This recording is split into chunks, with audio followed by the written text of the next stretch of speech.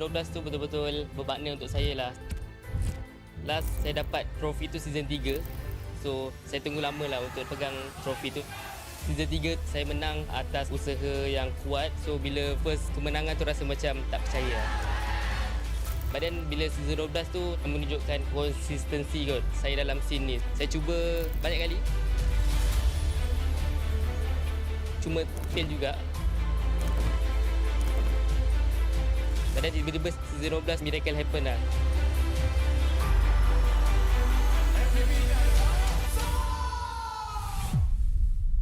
Season yang saya tak boleh lupakan is season 9 sebab itu first time saya champion. Dan saya dapat MVP pada season tu lah. Masa Grand Final season 9, saya ada teman Momo sebab dia gunakan sniper. Tapi sekarang saya baru sedar yang kita orang dua tak communicate dan saya pun nervous jugalah. So yeah, sorry Momo. SRG did it so handedly as well. Haven't had like champions who've dominated that hard in quite some time. Time season 13 bermula, Maria from WTM datang interview saya dekat sekolah saya and saya ada cakap saya boleh kalahkan Chibi or be better than him, then it's just come true lah what I said.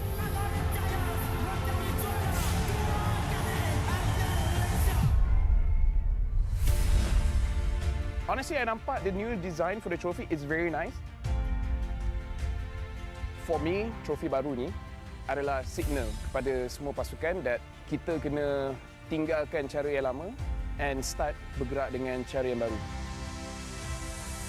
Disebabkan kita dah nampak usaha berkali-kali, hanya SRG je yang betul-betul boleh bawa nama Malaysia dekat international.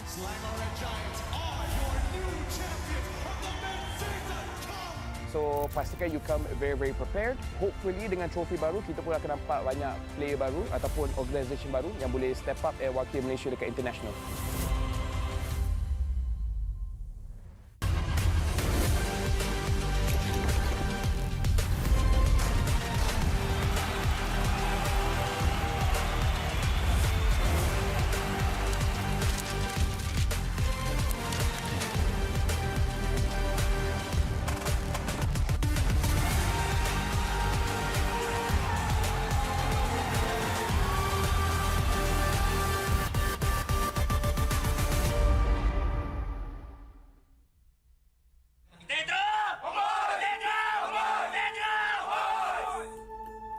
Aku yang binakan roster Homeboys dengan Bang Abe, dengan Bang Botak sekarang.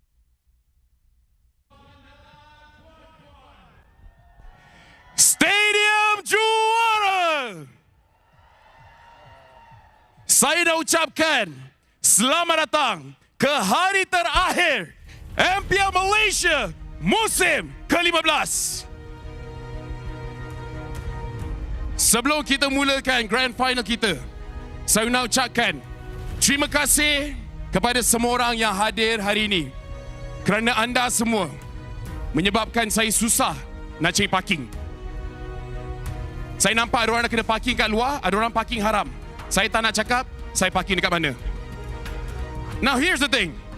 Before we begin the grand finals, I'll be speaking in English here. We have an award ceremony. We have the grand finals. But before that, I have the privilege to talk with an amazing person.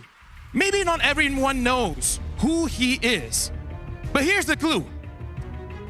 Currently, he is the technical director of SRGOG. You can already hear the applause. So, I want to invite on stage, Sam!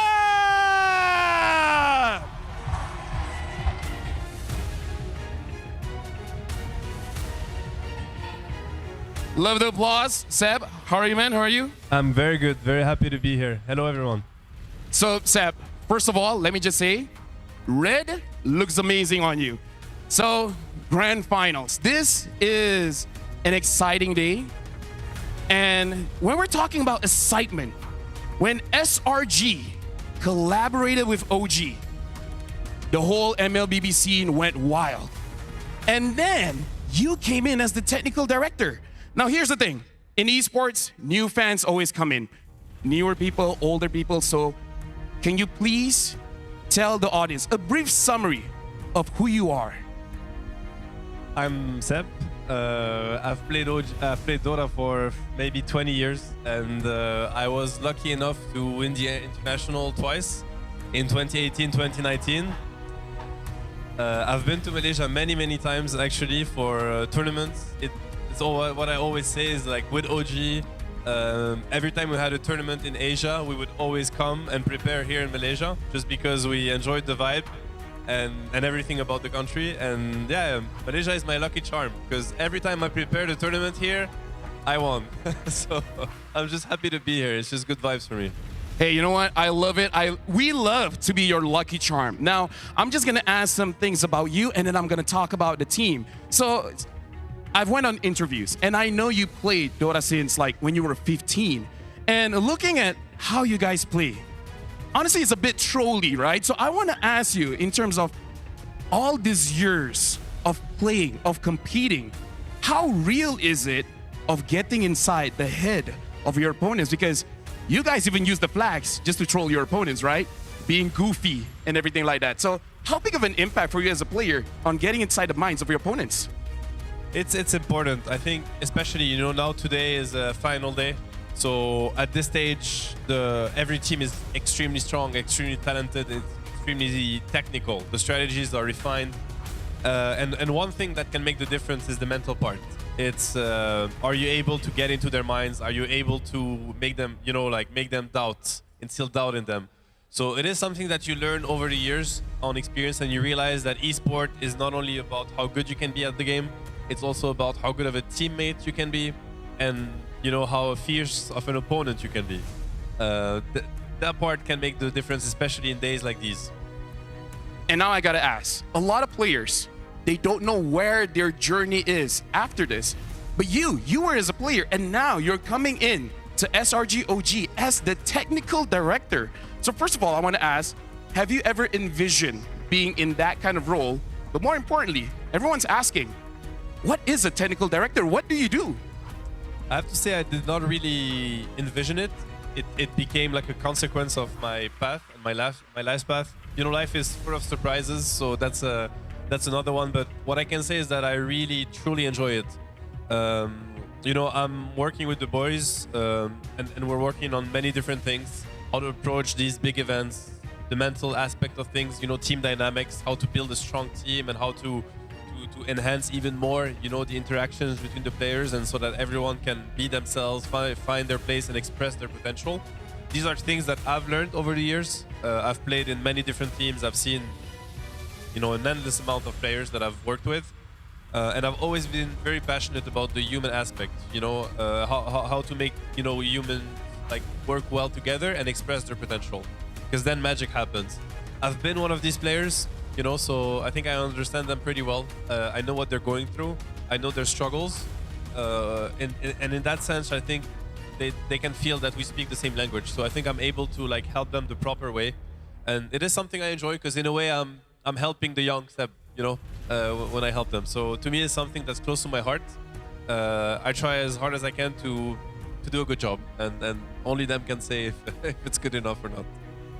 Let me just say, first of all, a big clap to Seb for that one, really helping out SRG OG. And I was too caught up, I was too excited talking to you. I actually forgot to translate all of that into BM. So you know what? I'm just gonna hope for you guys on TikTok to translate it for me. Now, I wanna move on.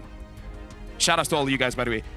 You talked about the human aspect of it. You say you were able to work with the boys a little bit. So can I ask just a little bit of insight? How has it been? How much time have you spent with the players, and how does it feel? What is your impression of the players? So a lot of time has been spent with the staff, with the with the team, with the coaches, because to me it's important to not disturb the players, and at the very last go and work with the players directly. Because I've been a player myself, I know what it feels to be in a team, and I know that everyone that comes from the outside can also bring interferences, because every team has its own culture, his own mentality, its own vibe, its own energy, and to me that is something that's really important to respect.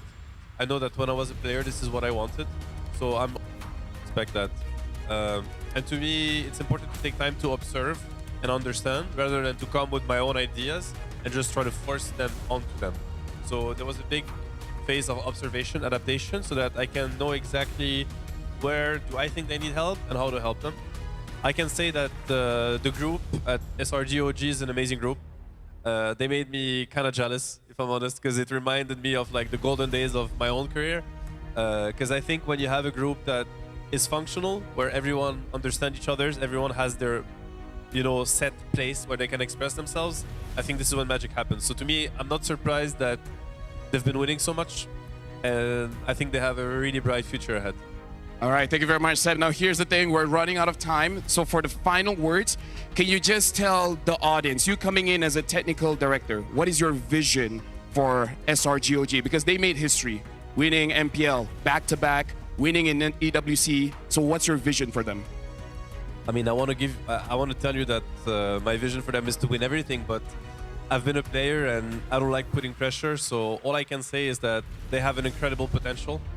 So I just want them to express that potential, to enjoy themselves while they do it, and then the results will follow. You know, winning is a consequence. So if they can be happy, enjoying, and performing, the rest will just happen naturally.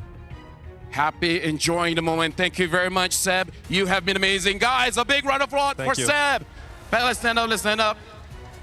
So after this will be the grand finals. And Seb, good luck to you and your team. May success come your way. And now, I don't know where we're going, but we're going somewhere. See you guys later.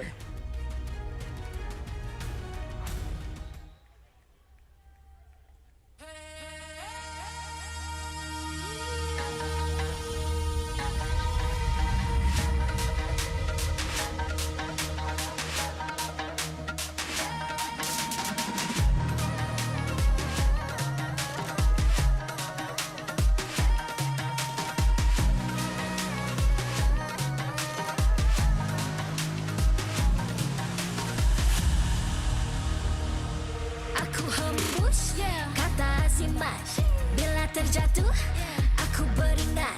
Jalan dah jauh, cari titik bermula. Krak, krak, krak, krak. Jangan patah semangat. Semarak api bukan calon cadangan. Biar apa menghalang, aku sambut datang. 1000 daya, 1000 alasan. Harungi semua sampai di akhir garisan. Eo, eo. Kami tak sedang mengalah. Kami luar biasa. Semangat membara, harungi bersama. Langkahlah sama-sama langkah. Bergema di kiri dan kanan. Tak berhenti marah ke hadapan. Tak mengalah berdepan cabaran. Jaga, jaga, kita jaga. Jaga, jaga, kita jaga.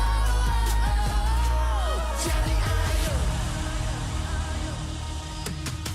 See me, watch me, hype me, gotta give it all. Don't matter how many times I fall, gotta get back up, yeah, yeah, gotta go. I can hear them calling, now I gotta serve. Now swim my clip, now you get what you deserve. We keep it tight, we keep it cool, they got me and I got them too. Rasa api tak kunjung padam. Marah ke hadapan kita, sehaluan jangan simpan-simpan. Kita anak Malaysia. Kami tak sedang mengalah. Kami luar biasa. Semangat membara, harungi bersama. Jaga, jaga, kita jaga. Jaga, jaga, kita jaga. Jadi ayo. Yeah.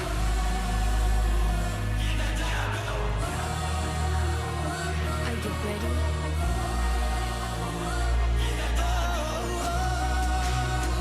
Can you feel me now? Yeah, yeah, yeah, yeah. Let me hear you say. Oh, yeah. Langkahlah sama-sama langkah. Bergema di kiri dan kanan. Tak berhenti marah ke hadapan.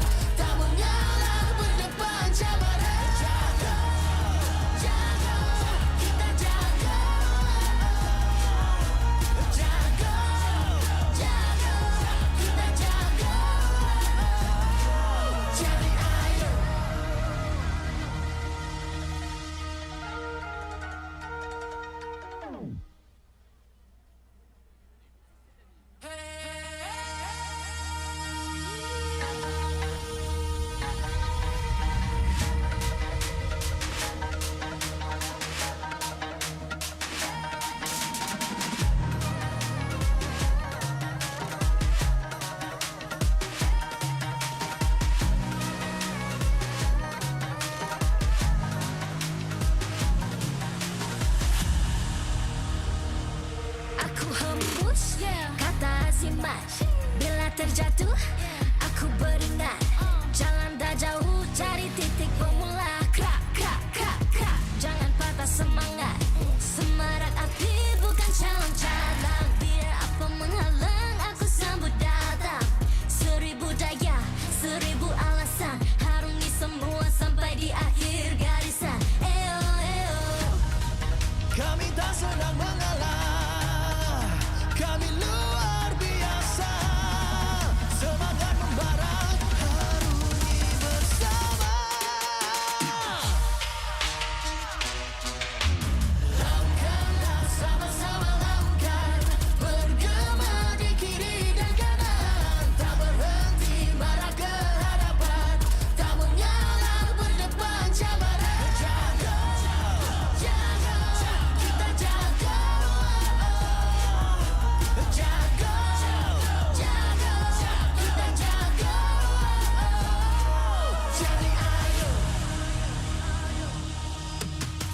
See me, watch me, hype me, gotta give it all. Don't matter how many times I fall, gotta get back up. Yeah, yeah, gotta go. I can hear them calling, now I gotta serve. Mess with my clique, now you get what you deserve. We keep it tight, we keep it cool. They got me and I got them too.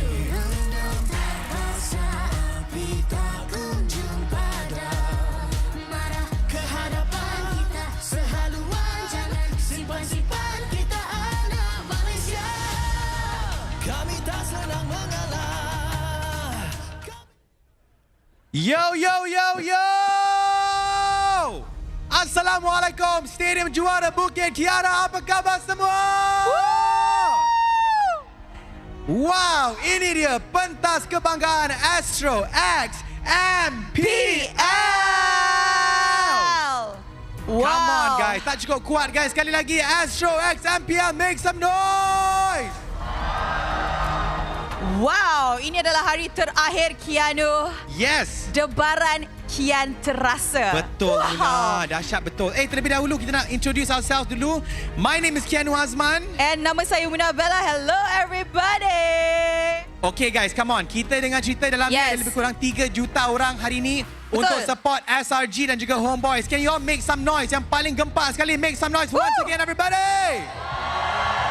Siap kibarkan bendera Malaysia kita. That's the spirit guys. Yes, of course. Sebab hari ini yang mana akan kita saksikan di antara dua ini siapakah yang akan menjadi champion Malaysia. Tapi yang paling penting sekali yang akan membanggakan kita, diorang akan pergi Riyadh nanti, Keanu Azman. Riyadh, Masya Allah, Masya Allah, anak Arabia. Anak Arabia. Jadi, kita nak dengar lah mana peminat-peminat SRG. Oh, baru kita tahu nak dapat diorang sorak kena sebut nama team. Yes. Okay, mana peminat-peminat Homeboys? Woo! Okay, kita nak buat perlawanan sekarang ni. Okay, siapa yang support SRG kena jerit SRG. SRG. SRG. Okay, not bad. Okay, Homeboys, are you guys ready? Okay? 3, 2, 1. Homeboys, homeboys, homeboys, homeboys, homeboys, homeboys. Ada yang macam tak cukup semangat lagi tapi mungkin sebab itulah kita bawa banyak performer hari ni buat konsert sebelum dia main game. Betul. Selain daripada itu, of course ini adalah tahun kedua collaboration Astro bersama dengan MPL. And of course takkanlah tak payung, Keanu. Dah pergi dekat booth Astro belum? Booth Astro? Okey, tadi I ada singgah booth Astro. Dengar cerita dekat sana boleh dapat diamonds guys. Dah pergi booth Astro ke belum guys? Dah pergi ke belum? Belum lagi pergi booth Astro. Tak apa, jangan risau. You have all day untuk korang singgah dekat luar, dekat booth Astro. Boleh dapat diamond supaya korang boleh main ML korang gempak-gempak. Kalau Muna Bella pula nak cari diamond yang ML diamond ke diamond atas cincin? Mana satu? Kalau saya, kalau boleh dapat dua-dua, why not? Wow. Okay, diamond ML pun kita kena of course dapatkan banyak-banyak hari ni, of course sebab free. Diamond biasa pun of course takkanlah tidak kan? Exactly. Okay guys, tadi kita orang dikabarkan yang korang semua empat gila. Jenis yang kalau kita orang suruh berdiri, korang akan berdiri juga. Betul ke guys? Okay ke? Betul? Kita nak try. Okay? Nanti bila SRG datang, kita nak tengok. Everybody, can you all stand up real quick guys? Okay, everybody. Stand up. SRG. Come on guys. SRG. SRG. SRG. SRG. Okay, cantik. Okay, stay. Nice, Jangan duduk lagi. Homeboys, stand up, homeboys. Come on, guys. Come on, guys. Come on, guys. Homeboys. Okay. They have passed the energy check already, Muna. Nampak korang memang gempak. Okey lah. Sebab kita kesian dengan korang, boleh duduk balik lah, guys. Sila. Tak apa, bukannya nak nyanyi lagu negaraku. Jadi boleh sambung duduk balik, Sekejap lagi guys. kita sambung. Sebab lagu next yang akan kita nyanyikan, kalau raya hari tu, kita selalu macam nyam-nyam, ketupat nyam-nyam, ketupat nyam-nyam, ketupat nyam. Ini semua ada buat trend-trend ada ketupat ni dekat TikTok, I rasa. Tapi kali ini, dia akan bawakan lagu yang berbeza, Kiano. Lagu lain? Lagu lain lah. Bukan lagu raya lah kali ni? Bukan. Okay guys, siapa dekat sini yang minat dengan Wani Kerry? Korang akan enjoy lagu terbaru daripada Wani Kerry yang dia akan perform kejap je lagi. Are you guys ready for our performances, guys? Alright, tanpa melengahkan masa lagi, kita persilakan the one and only Wani Kerry.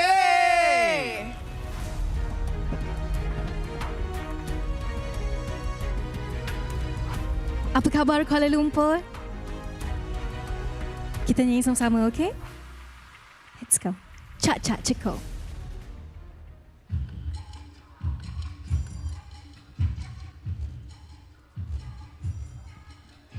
Ke kedai tengok cincin, buka dompet dia licin.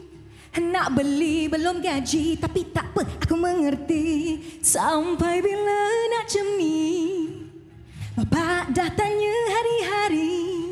Nak beli belum gaji, tapi tak apa, aku mengerti. Walau banyak nak duri, akan ku jadi isteri. Takkan ku berhenti demi di kau cinta hati. Sama-sama boleh? Cak cekuk udang gamit. Kalau dah kata sayang, aku tak tarik balik. Pak kepuk kompang bunyi. Kalau dah nama jodoh, ai usah tunggu lagi. Cak cekuk, cak apa dia? Thank you. Tak payah nak beria, intan emas permata. Nak beli belum gaji, tapi tak apa, aku mengerti. Walau banyak nak duri, akan ku jadi isteri. Tak akan ku berhenti demi di kau cinta hati. Semua boleh? Cak cekuk udang gamit. Kalau dah kata sayang, aku tak tarik balik. Pak kepuk kompang bunyi. Kalau dah nama jodoh, ai usah tunggu lagi. Macam ni boleh? Perlahan dayung sampai hujung, kita jadi raja sehari. Satu kampung datang berkunjung, encis rencis pengantin. Apa dia? Cak cekuk udang gamit. Kalau dah kata sayang, aku tak tarik balik. Pak kepuk kompang bunyi. Kalau dah nama jodoh, ai usah tunggu lagi. Cak cekuk udang gamit. Kalau dah kata sayang, aku tak tarik balik. Pak kepuk kompang bunyi. Kalau dah nama jodoh, ai usah tunggu lagi. Cak cekuk, cak. Tunggu apa lagi? Wow! Lah, jauh Wani pergi. Wani Kerry. Wani, come back, Wani. Saya ke sana? Tak apa, kita pergi awak. Kita pergi ke awak lah. Sebab awak princess. So kita akan cak cekuk. Guys, tepukan sekali lagi untuk Wani Kerry, everybody. Korang kena tengok music video Cak Cekuk. Dah lebih 300,000 view dekat YouTube ya. Wah. Dahsyat betul. Terus rasa macam kita pergi ke satu zaman yang lain. Love kan? Zaman-zaman dulu ni. Cak cekuk udang gamit. Macam tu. Boleh pula dijadikan lagu. Dia modern kan. Dahsyat. Best tak guys? Performance Wani Kerry. Best tak guys? Best So jadi siapa-siapa yang Gen Z dah ada anak tu, Cak cekuk dia nyanyikan anak dia. Dia version Wani Kerry punya version, bukan version nenek kita siapa kan. yang dah guna sound Cak Cekuk boleh tag Wani lah. Okay, Wani nak repost. Ya, cantik. Terus okay, diorang buat Homeboys, lagi. Homeboys, okay lagi guys? Okay, Ons. Oh ni Okay. punya fans Ini ke? homeboys Ni yang belah homeboys. ni SRJ. SRJ, okay? Oh sebelah-sebelah macam ni. Yes. Dahsyat Okay. betul lah. Wow, power. Tapi Muna dengan Ha. Wani, I tengok muka korang lah. I tengok lah. you tengok? Pada I lah. Macam Ya. korang berdua patut berlakon drama. Wow. Apa? Love. Drama yang macam agak banyak action-action. Sebab diorang kat sini, I rasa banyak suka tengok cerita action-action. Dan Kan? dari bawa pistol, tembak-tembak apa semua. Betul? Ya, betul lah. Abang Betul, memang tengah mood ML Abang layan je lah Sebab apa? Sebab Astro ada show terbaru guys yang akan keluar 20 Jun ini. Betul tak Muna? Yes. Nama drama ni Honey Trap katanya. Itu kejap lagi. Tapi first kita tanya dulu dekat Wani. Tanya Wani apa tu? Wani, kalau drama, awak suka drama yang macam mana? Saya suka drama yang macam action jugalah. Oh. Dan saya paling suka drama saya tak layan sangat. Saya suka layan cerita hantu. Cerita hantu. Kita geng. Cerita hantu. Baru ada peminat cerita hantu kat sini. Mana peminat-peminat cerita hantu kat sini? Okay, let's say kalau Wani. Conjuring semua Okay, sebab kita kan, kalau dekat Astro ni ada banyak sangat cerita. Yap. Kita kadang-kadang suka dengar recommendation daripada Wani Carey. Okay. Kalau ada cerita apa yang diorang kena tengok juga. Okay. Untuk recommendation, antara cerita yang saya kurang pasti. Tapi boleh ke saya nak suruh orang tengok cerita saya nanti? Boleh. Kita awak nanti. Wani berlakon cerita apa lepas ni? Saya berlakon cerita yang akan dikeluarkan insyaAllah sempena Hari Malaysia. Okey. Tajuknya Tangkis.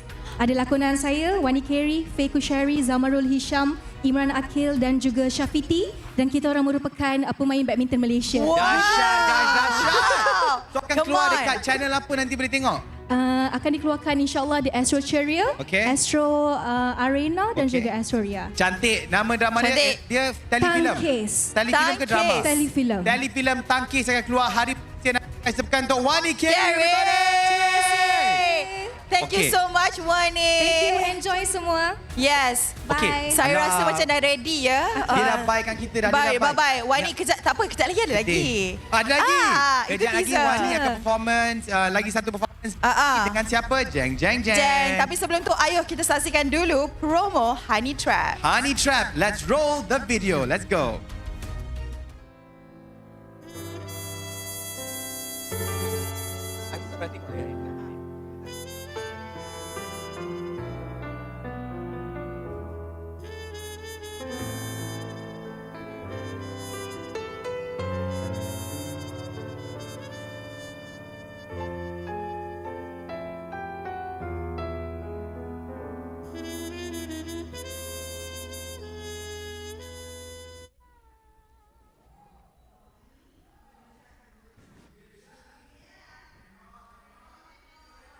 I team SRG, you team Homeboys. Sorry, I We team two Homeboys. different team, bro. No. You cannot trap me. Tapi, apa kata kalau macam ni kita angkat satu dulu? Nak angkat apa pula? Kita kena angkat game hari ini. Tapi kita kena lagu yang bagi semangat. Guys. Siapa kat sini peminat Mimi Fly? Hari ni kita nak belajar sign language atas pentas tau guys. Sebab Mimi Fly datang nak perform bukan satu lagu tapi dua lagu dengan cerita Muna. Yes, apa kata kita persembahkan Mimi Fly.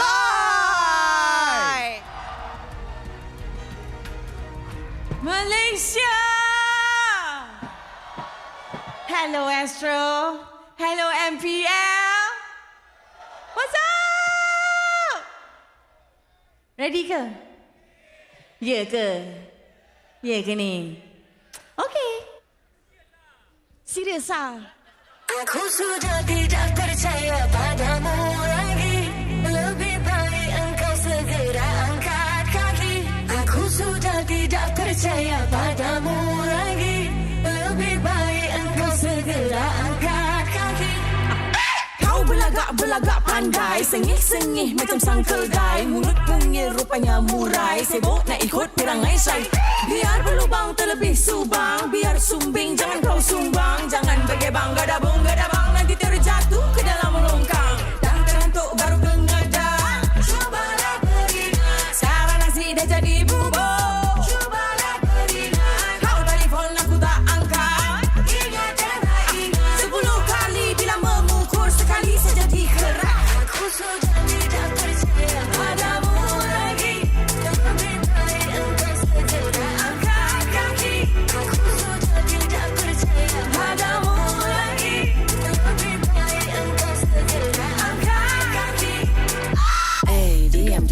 Salah orang dicari-cari, salah sendiri dikemam-kemam. Depan-depan tak ada pun bunyi. Mengapa di belakang? Sebab masih di belakang.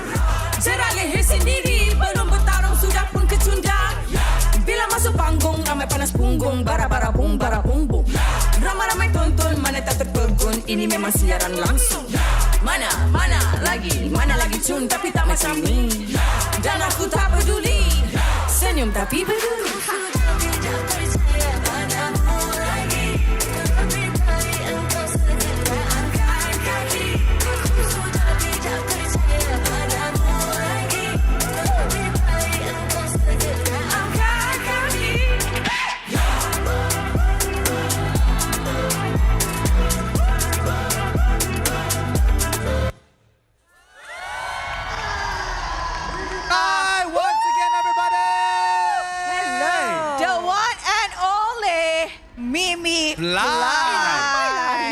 Mimi ada 3 juta manusia kat sini hari ni. 3 juta 3.5 million today kan. Betul lah guys, 3 juta manusia hari ni kan. Mimi tahu tak? Tunjuk tangan sikit.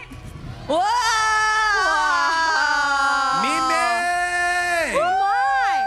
Okay guys, siapa dekat sini orang ada orang Sabah tak? Ada orang Sabah bah? Orang ada Sabah. Bah. Mimi Fly baru balik Sabah bah.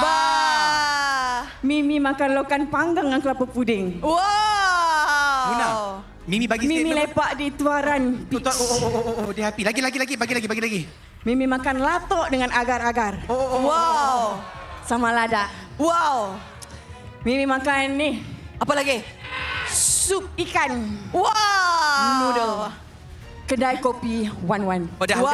Mimi udah. Aku lapar. Mimi, kita lapar makan ni. lunch lagi ni. Kita lapar ni. Aduh. Okey lah guys. Mungkin Mimi pun dah standby makanan Sabah dekat backstage. Mimi dah kena tinggalkan kita dah sekarang ni guys. Give it up once again untuk Mimi Fly. Yes, thank you so much Mimi. Thank you. And rasanya kita dah boleh ready untuk persembahan yang seterusnya. That's right guys. Siapa dekat sini layan lagu-lagu rap, lagu-lagu hip hop? Because sekarang ini guys.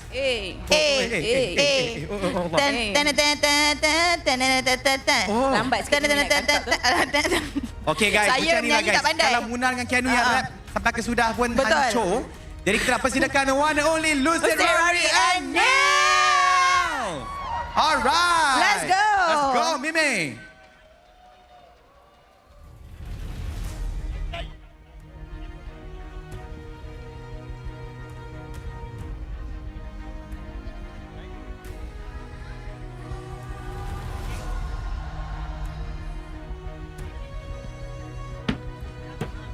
Test. Apa khabar Kuala Lumpur? Make some noise!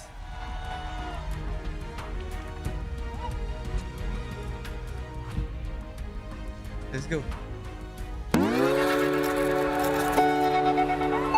Put your hands up. Let's go. Let's have fun. Okay. Loki adalah mengendap. Perasaan ini teringat masa dulu. You janji nak bersatu, tapi sekarang coba jadi nak get along. Just wanna get along with you. Okay. Loki adalah mengendap. Perasaan ini teringat masa dulu. You janji nak bersatu, tapi sekarang sombong jadi nak get along. Just wanna get along with you. Lama perasaan ini teringat masa dulu. You janji nak bersatu, tapi sekarang sombong jadi nak get along. Just wanna get along with you. Berdua dekat situ, ku lemah, nampaknya ku lemah. Kenapa diri you berubah? Aku tak nak lagi, baby jangan pergi, baby jangan pergi. Kalau fokus bila ada you, orang tengok semula warna. Melody tukar remedy. Kita dua tak tahu about us. Trust, tapi yang dah jadi tu dah. Loki adalah membendam perasaan ini. You janji nak bersatu, tapi sekarang sombong jadi nak get along. Just wanna get along with you. Berdua dekat situ, yeah. Loki adalah membendam perasaan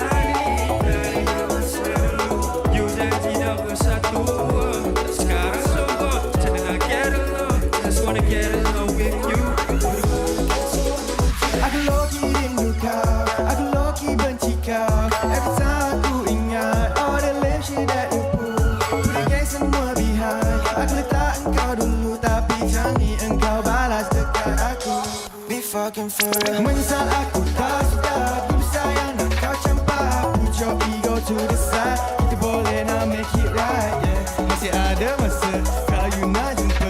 Just wanna get along with you. Hanya kita kat situ. I'm not where I wanna be. At least I'm not where I used to be. Standing on being all lonely. Hanya aku dengan family. Loki aku dah faham. Nak berjadi macam ni, baby. Boleh nak adapt dengan lifestyle sini. Aku nak get more and get so lagi. Compare me. Kenapa you dah tak dekat? Kita berbeza lain cara, tapi kita okay. Dalam memendam perasaan ini teringat masa dulu. You janji nak bersatu, tapi sekarang sombong. Cuma nak get along, just wanna get along with you. Berdua dekat situ, yeah. Dalam memendam perasaan ini teringat masa dulu. You janji nak bersatu, tapi sekarang sombong. Cuma nak get along, just wanna get along with you. Berdua dekat situ, yeah.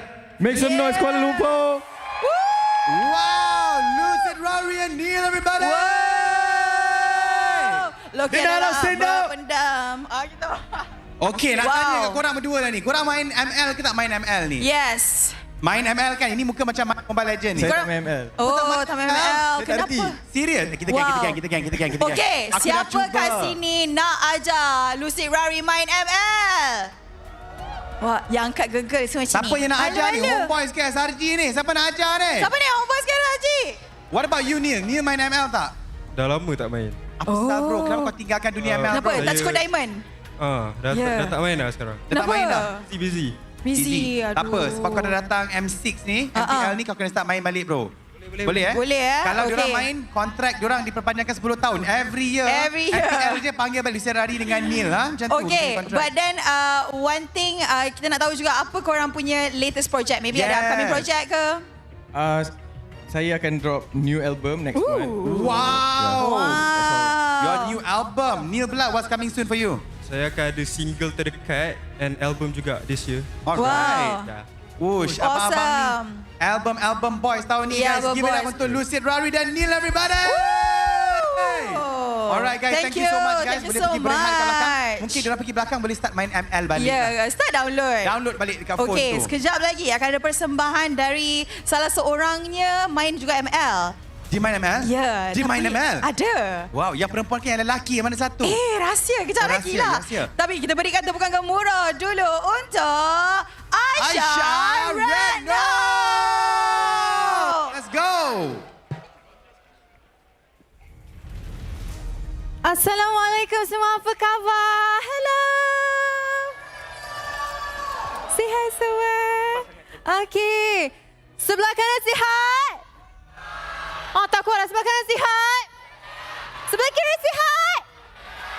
Are you guys ready, MPL? Are you guys ready? Alright. Aisyah ingin memperkenalkan diri Aisyah. Aisyah Retno. Dan semua okey? Alright, terimalah. This is Sutra.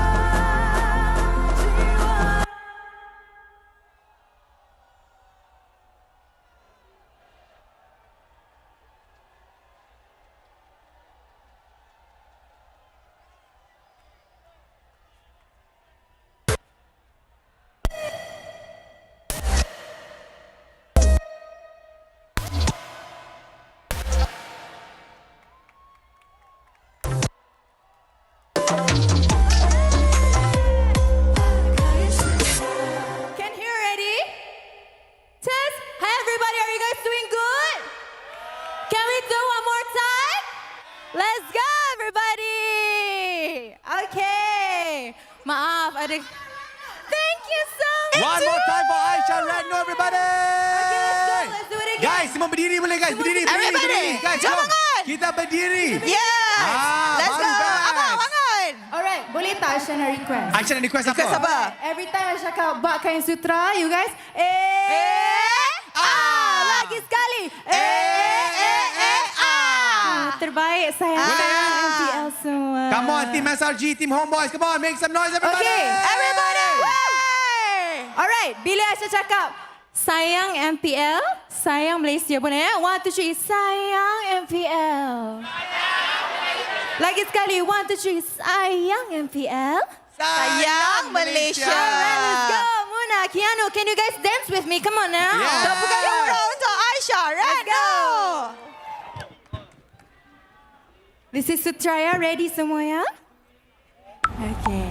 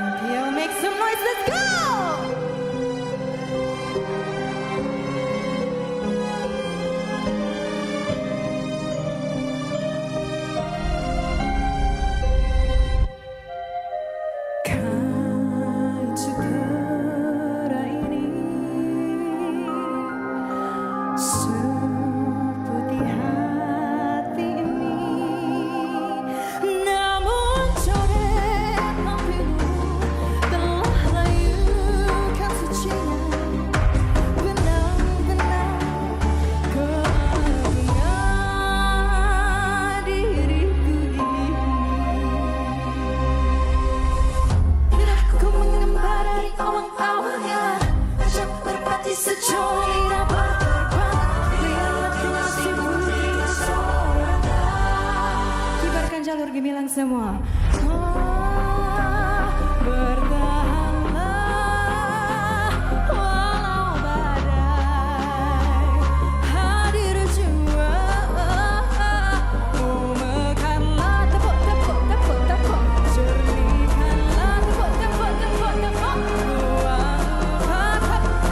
Ruang jiwa raga bahkan saudara.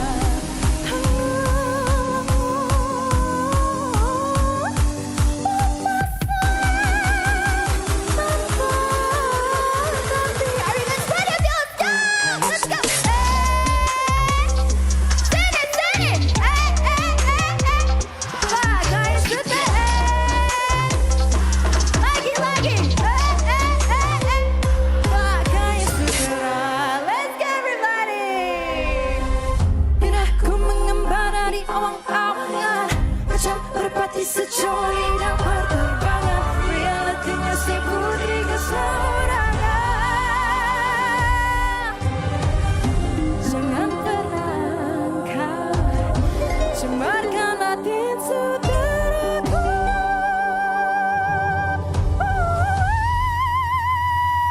Oh mekarlah, bertahanlah. High five, let's go. Walau badai.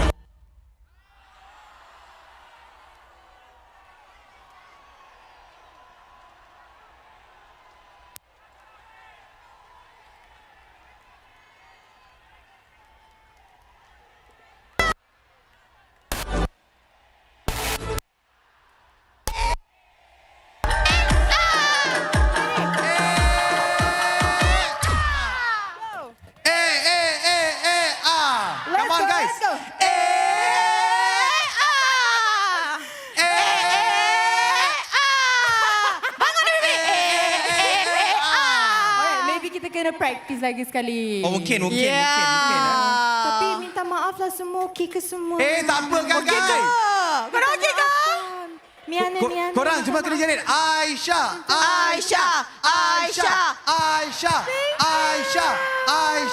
Maksudnya Aisyah, lagu you gempak sangat. You gempak sampai speaker LCD pun tak boleh handle. Maksudnya kita kena ada wakil 2 orang sini, 2 orang sini untuk menari dengan Aisyah. Seriously. Boleh tak? Sebelah sini nak. Okey, kita perlukan 2 wakil SRG. Okey, come 2 on. wakil Homeboys. Come on. Siapa? Seorang perempuan, seorang lelaki. Okey, cantik. Come Okey. on. Daripada Let's go. SRG, jom. Aku nak tarik sekarang ni. Let's come go. Come on. Siapa nak menari dengan Aisyah? Sebelum kita tarik. Keanu, what are you getting? Adik, main sini adik. Jomlah adik. Mel lah. Oh salah, bukan dia. Bukan dia, orang lain. Come on, siapa yang dah bergaya-bergaya ni? Jom. Come abang. Ni yang pakai baju Homeboys ni. 2 orang aja, 2 orang. Bawa geng. Perempuan. Jom, ada. Siapa? Homeboys, come on. Takkan nak kalah. SRG dah ada seorang. SRG dah ada seorang. Lari. 2 orang. Siapa nak? Yes. Datang je. Sini. Lelaki seorang Sini. Come on, takkan nak kalah Homeboys. Siapa pandai menari? Homeboys. Acap. Okey, Acap. Homeboys. Aisyah. Ada Acap seorang nak join. Wow. Acap. Homeboys. Jom ni atas. Sini.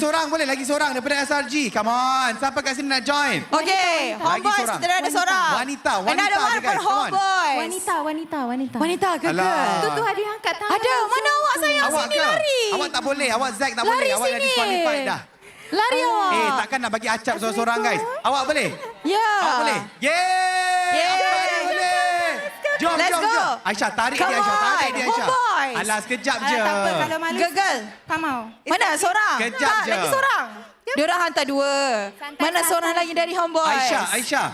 Let's go. Aisyah, apa kata diorang berdua je, boleh? Boleh. Alright. Okey. Seorang nama Acap, nama ni nama siapa? Haziq. Okay guys, give it up. Sekejap. Oh. Nama you apa?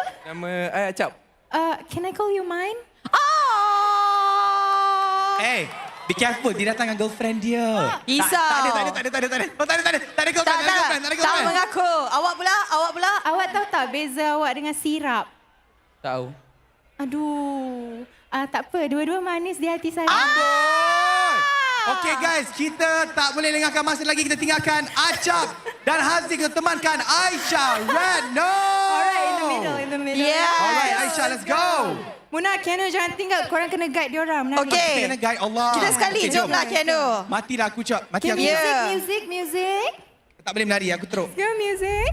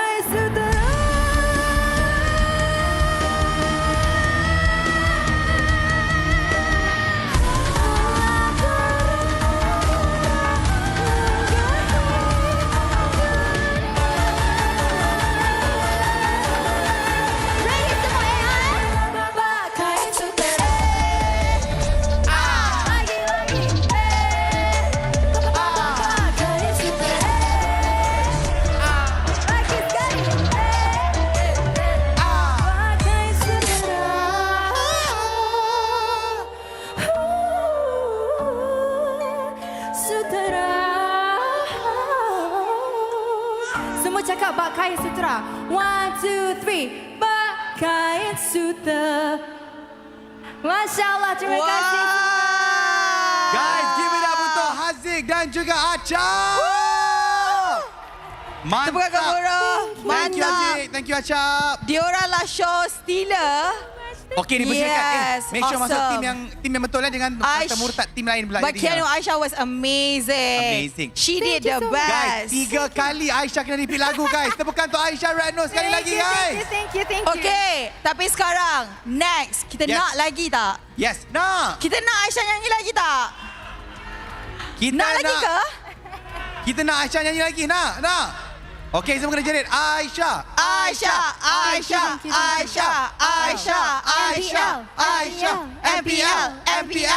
MPL. Alright guys, kita persilakan Aisyah Redno dan juga Isaac. Isaac, go. Give it up everybody. Alright. Semua tahu lagu Malaysia Faizal Tahir? Alright. Boleh ke Aisyah minta tolong semua kibarkan jalur gemilang? Alright. Isaac, everybody.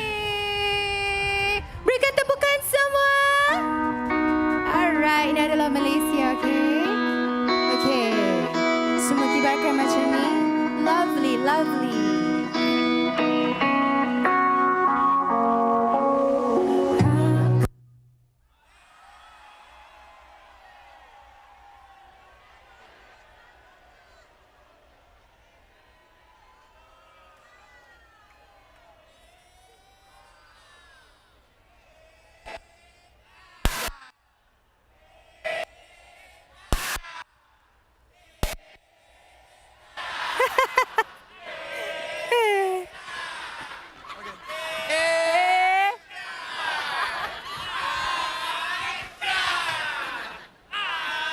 Alright. Boleh ke Isaac start di situ, Aisyah start di sini, boleh? Okay. Aisyah nak test sorang-sorang hafal tak lagu Malaysia Faizal Tahir? Alright, let's go music. Okay. Thank you so much. Cuma nyanyi sikit. Malaysia, pertahankan sepenuhnya Malaysia. Let's go. Kibarkan jalur gemilang. Isaac, are you ready, Isaac? Let's get it.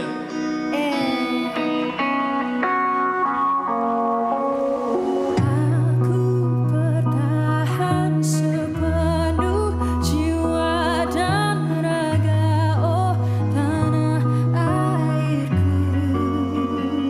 Isaac. Aku berikan sesemua dan sesungguhnya, oh tanah airku.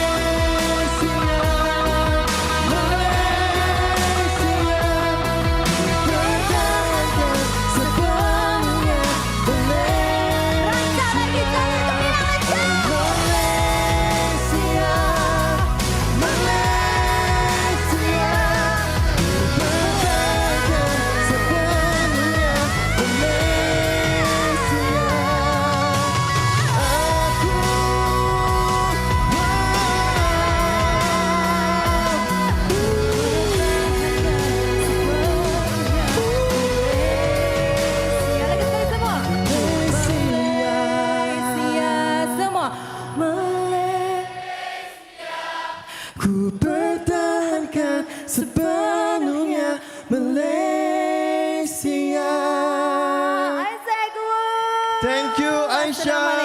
Bye-bye. Wow. Wow, persembahan hebat Aisyah dan Isaac. Okay, jom lah. kita borak. Let's go. Jom. Let's go, kita jalan kat sini. Guys, tepukan sekali lagi untuk Aisyah Retno dan Isaac Vu. Wow, best tak persembahan dia orang tadi? Wah, tapi rasa kan biasalah macam dalam ML jugalah. Tiba-tiba ada je battle, tiba-tiba ada benda jadi tengah jalan. But then, Tapi kan Muna, rasa macam hari ni konsert Aisyah Retno tau. Sebab dia semua lagu dia repeat. Semua lagu dia encore. Siapa yang selalu pergi konsert-konsert ni, make some noise sikit, jerit-jerit sikit yang pergi konsert-konsert ni. Kan. Sebab inilah Astro X MPL best gila. Sebab kita bawa konsert ke pentas kebanggaan Malaysia, guys. Betul. And cakap pasal ML, kalau korang nak tahu, sebenarnya Isaac sementara menunggu tadi before performance, dia daripada tadi lepas dah bersiap terus main ML. You memang dah lama main ML ke? Ya, saya pernah, bukan, saya sedang main ML sekarang. So, sekarang saya ada 50 star sudah. Wow! Approve tak? Jap. Belum. You tak nak jadi professional e-sports player ke? Jadi No, tak boleh. I think dia orang lagi pro. Sebab I main satu karakter saja. Saya main Cyclops. Wah. Okay, mungkin tahun depan Homeboys akan serap masuk Isaac Vu lah. Mungkin, yes, mungkin ada grup yang nak scout nanti. But then, last for Homeboys dan juga SRG yang akan berlawan pada hari ini. Isaac nak cakap something ke? I would like to say fighting dan juga jangan sedihlah kalau kalah, tapi kalau sudah menang, you will menang. Okay, cantik. Jangan sedih-sedih kalau kalah. Aisyah pula, apa yang you nak katakan pada SRG dan juga pada Homeboys? Alright, tadi kita ada trademark sayang MPL, sayang Malaysia. Boleh kita buat sini? Boleh. 1, 2, 3, sayang MPL.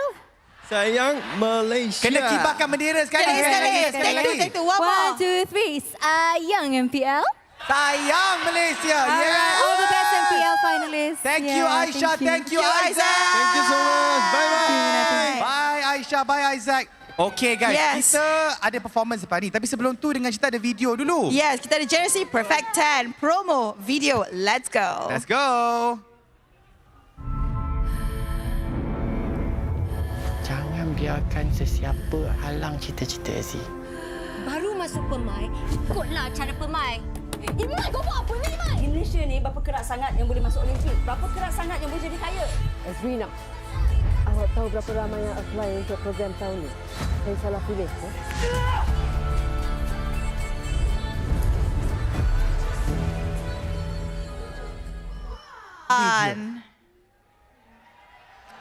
Hai. Yes.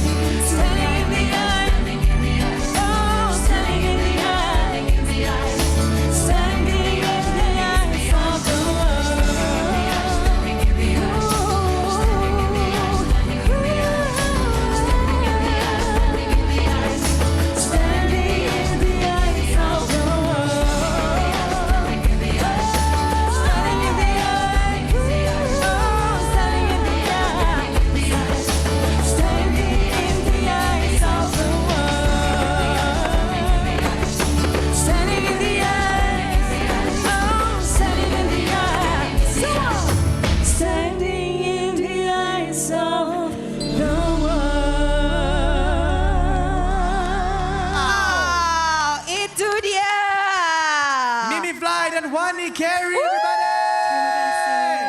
What a great closing performance. kan, Muna? Betul. Sebab apa hari ini dua tim akan membawa nama Malaysia ke Riyadh nanti untuk World Championship. Dan rasanya tadi kita generasi Perfect 10, dia tak bagi video. Terus video keluar. tak main tadi, tapi yang penting kita bawa cast generasi Perfect 10 terus, guys. We've got Daniel Fong dan juga Arena One in the house. Okey, kita nak sembang-sembang sikit lah. Okey, Wani ganti tempat saya kejap, Wani. Kejap je. Cak cekok lah. Sila. Okey, Arina, ceritakan sikit. Generasi Perfect 10 ni berkisahkan apa? One thing, gymnastics. Wow. Okey, jadi nampaknya Arina akan buat banyak stunt dalam generasi Perfect 10 lah. Terbalik-terbalik, cartwheel apa semua tu ada. Wow, ada ke? Ada jugalah. Wow. So kalau macam Daniel pula, berapa lama you kena train untuk lakonkan watak sebagai seorang gimnastik ni? Lama juga ni, 3 bulan lebih kurang. Tapi 3 bulan, guys. Tapi untuk arena je. Dalam drama ni I tak buat gimnastik. Jadi you bawa watak macam mana? I buat gimnastik. Backflip. Dia boxer pula. And I cheerleader. Cheerleader, boxer, gimnastik. Maksudnya kalau korang nak tengok dia shirtless, mungkin ada shirtless scene lah kat dalam tu. Mungkin Daniel Fong mesti ada tengok muka dia. Of course. Pernah dia training kan. Okey, generasi Perfect 10 akan keluar di Astro bermula bila tu? Do you have a date already? For now, September. Okay, jadi korang boleh tengok generasi Perfect 10 di Astro bermula September ini. Tepukan untuk Arina One dan Daniel Fong, everybody.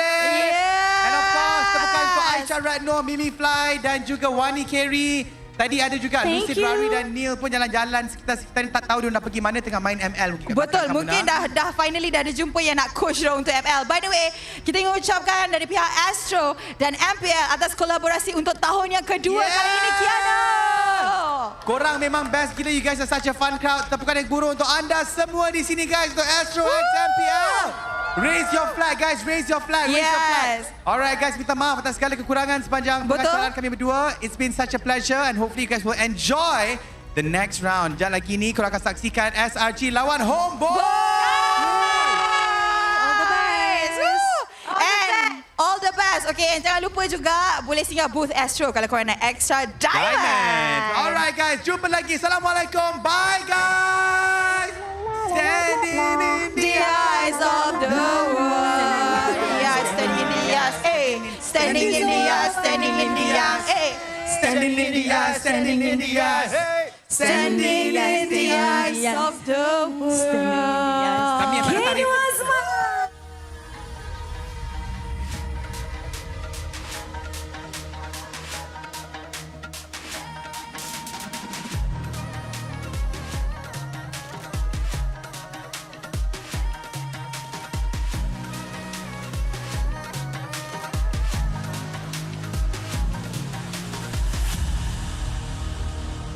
Aku hembus kata simat. Bila terjatuh aku beringat. Jalan dah jauh cari titik bermula. Krak, krak, krak, krak. Jangan patah semangat. Semarak api bukan calon cadangan. Biar apa menghalang aku sambut datang.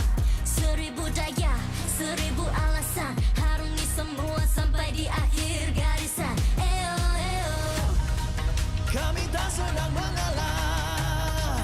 Kami luar biasa. Semangat membara, harungi bersama. Lakukanlah sama-sama lakukan.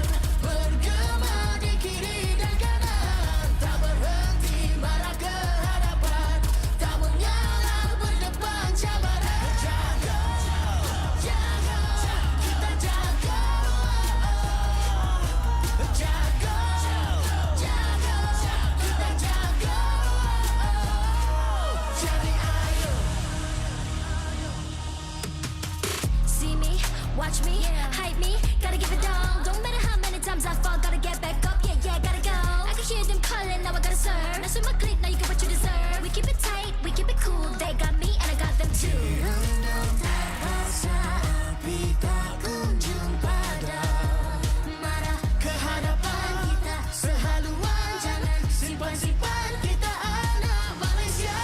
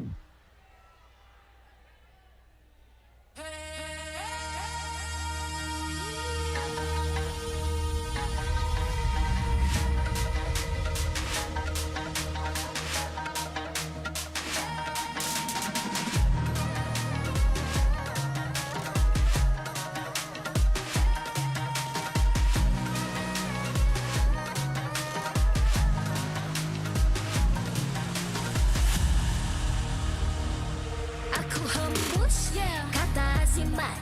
Bila terjatuh aku beringat. Jalan dah jauh cari titik bermula. Krak, krak, krak, krak. Jangan patah semangat. Semarak api bukan calon cadangan. Biar apa menghalang aku sambut datang. 1000 daya, 1000 alasan. Harungi semua sampai di akhir garisan. Eo, eo. Kami tak senang mengalah. Kami luar biasa. Semangat membara. Harungi bersama. Lakukanlah sama-sama lakukan. Bergema di kiri dan kanan. Tak berhenti marah ke hadapan. Tak mengalah berdepan cabaran. Jaga, jaga, kita jaga.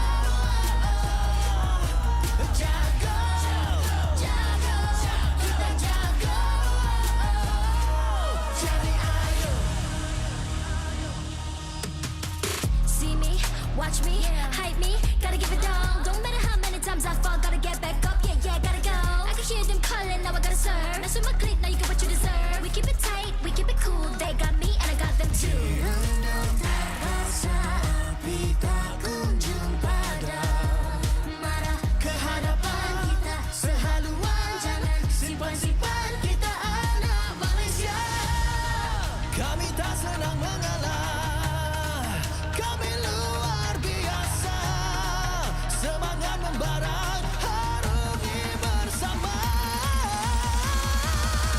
Jaga, jaga, kita jaga. Jaga, jaga, kita jaga. Jadi ayo. Yeah.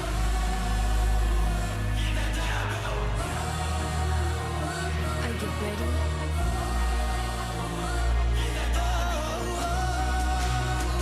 Can you feel me now? Yeah, yeah, yeah, yeah. Let me hear you say.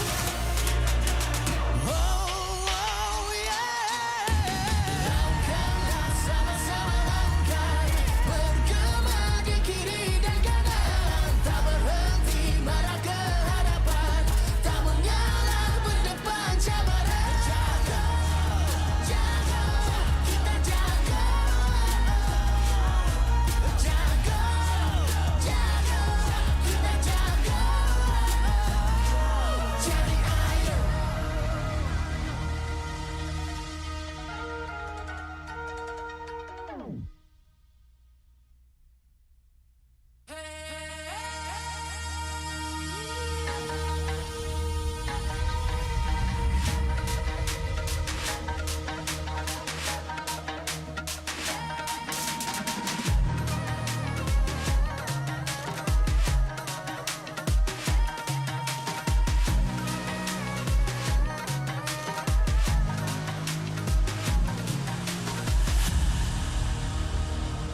Aku hembus kata simat.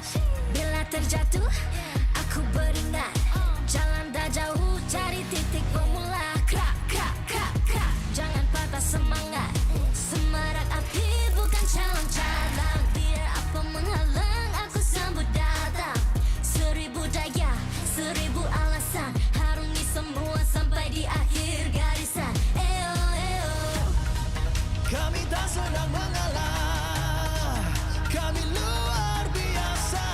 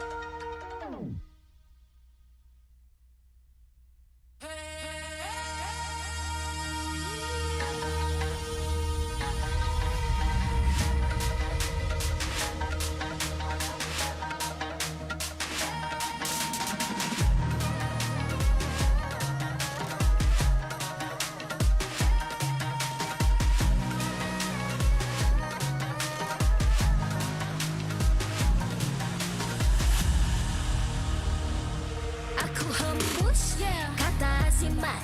Bila terjatuh aku beringat. Jalan dah jauh cari titik bermula. Krak, krak, krak, krak. Jangan patah semangat.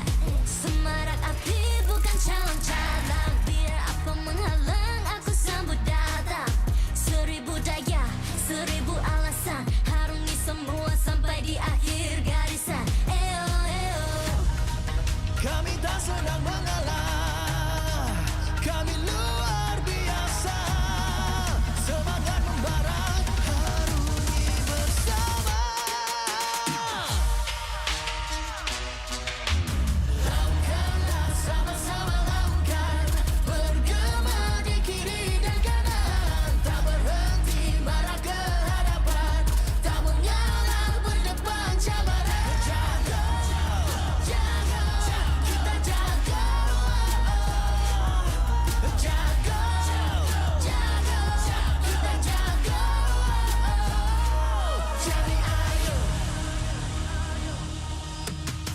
See me, watch me, hype me, gotta give it all. Don't matter how many times I fall, gotta get back up, yeah, yeah, gotta go. I can hear them calling, now I gotta serve. Mess with my clique, now you get what you deserve. We keep it tight, we keep it cool, they got me and I got them too.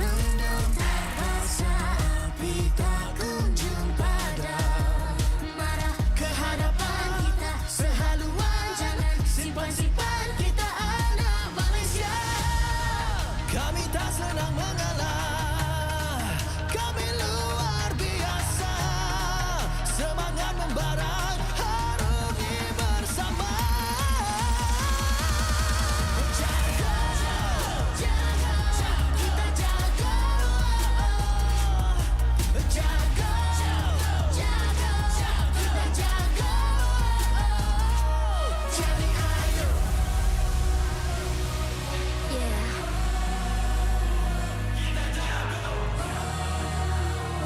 Are you ready?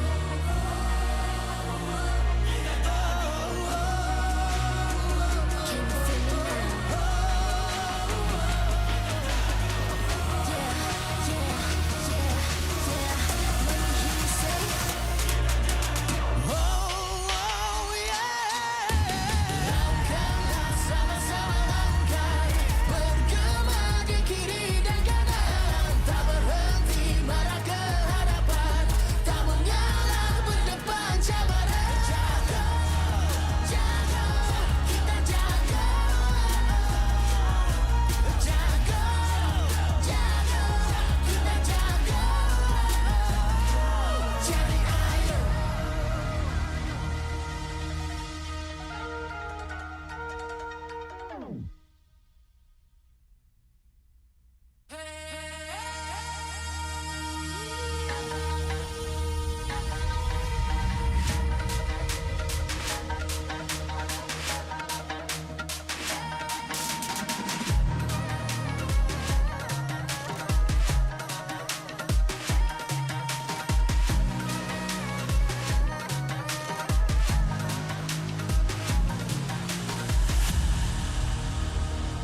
Aku hembus kata simat.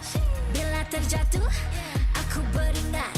Jalan dah jauh cari titik bermula. Krak, krak, krak, krak. Jangan patah semangat. Semarak api bukan calon cadangan. Biar apa menghalang aku sambut datang.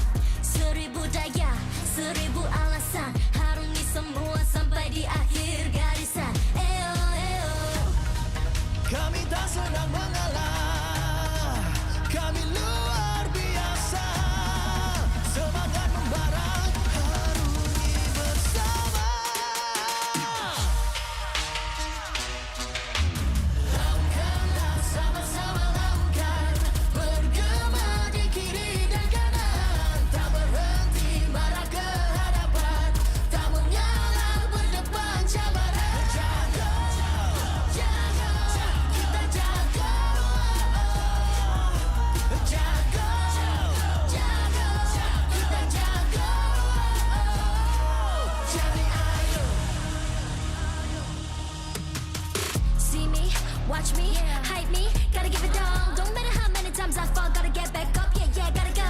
I can hear them calling, now I gotta serve. Mess with my clique, now you get what you deserve. We keep it tight, we keep it cool, they got me and I got them too.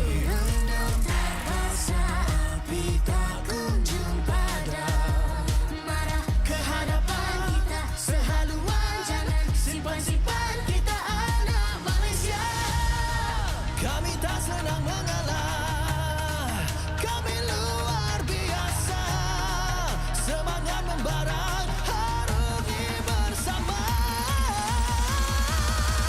Jaga, jaga, kita jaga. Jaga, jaga, kita jaga. Jadi ayo.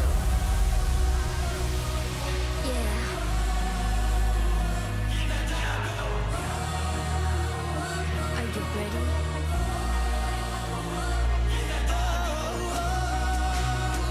Can you feel me now? Yeah, yeah, yeah, yeah. Let me hear you say. Oh, yeah. Langkahlah sama-sama langkah, bergema di kiri dan kanan, tak berhenti marah ke hadapan, tak mengalah berdepan cabaran. Jaga, jaga, kita jaga. Jaga, jaga, kita jaga.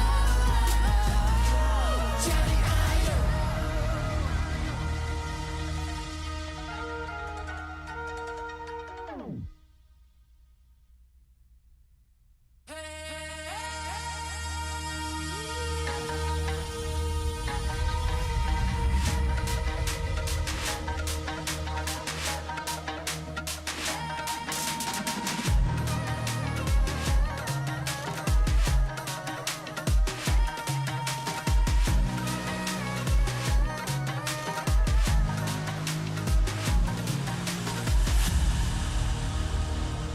Aku hembus kata simat, bila terjatuh aku beringat, jalan dah jauh cari titik bermula. Krak, krak, krak, krak, jangan patah semangat. Semarak api bukan calon cadangan, biar apa menghalang aku sambut datang. 1000 daya, 1000 alasan, harungi semua sampai di akhir garisan. Eo, eo. Kami tak senang mengalah, kami luar biasa. Semangat membara, harungi bersama.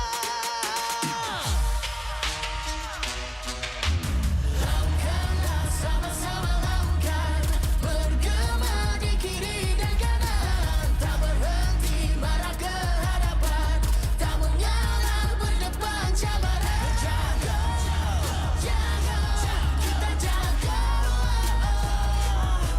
Jaga, jaga, kita jaga. Jadi ayo. See me, watch me, hype me, gotta give it all. Don't matter how many times I fall, gotta get back up. Yeah, yeah, gotta go. I can hear them calling, now I gotta serve. Mess with my clique, now you get what you deserve. We keep it tight, we keep it cool. They got me and I got them too. Rasa api tak kunjung padam, marah ke hadapan kita sehaluan. Jangan simpan-simpan, kita anak Malaysia. Kami tak senang mengalah, kami luar biasa. Semangat membara, harungi bersama.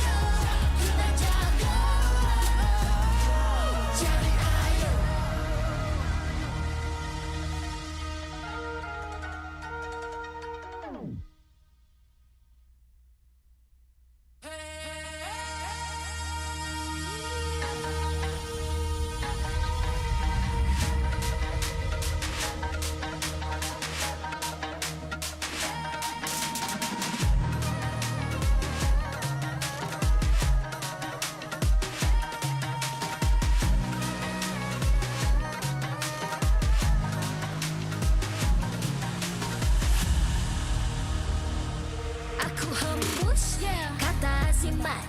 Bila terjatuh aku beringat. Jalan dah jauh cari titik bermula. Krak, krak, krak, krak. Jangan patah semangat. Semarak api bukan calon cadangan. Biar apa menghalang aku sambut datang. 1000 daya, 1000 alasan. Harungi semua sampai di akhir garisan. Eo, eo. Kami tak senang mengalah. Kami luar biasa. Semangat membara, harungi bersama. Lakukanlah sama-sama lakukan. Bergema di kiri dan kanan. Tak berhenti marah ke hadapan. Tak mengalah berdepan cabaran. Jaga, jaga, kita jaga. Jaga, jaga, kita jaga.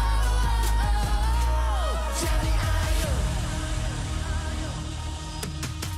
See me, watch me, hype me, gotta give it all. Don't matter how many times I fall, gotta get back up, yeah, yeah, gotta go. I can hear them calling, now I gotta serve. Mess with my clique, now you get what you deserve. We keep it tight, we keep it cool, they got me and I got them too.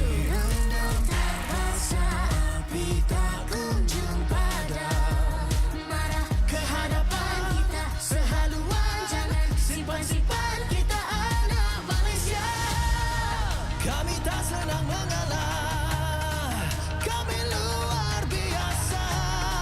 Semangat membara, harungi bersama. Jaga, jaga, kita jaga. Jaga, jaga, kita jaga. Jadi ayo. Yeah.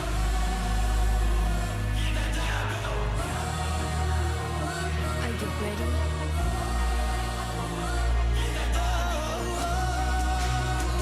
Can you feel me now? Yeah, yeah, yeah, yeah. Let me hear you say.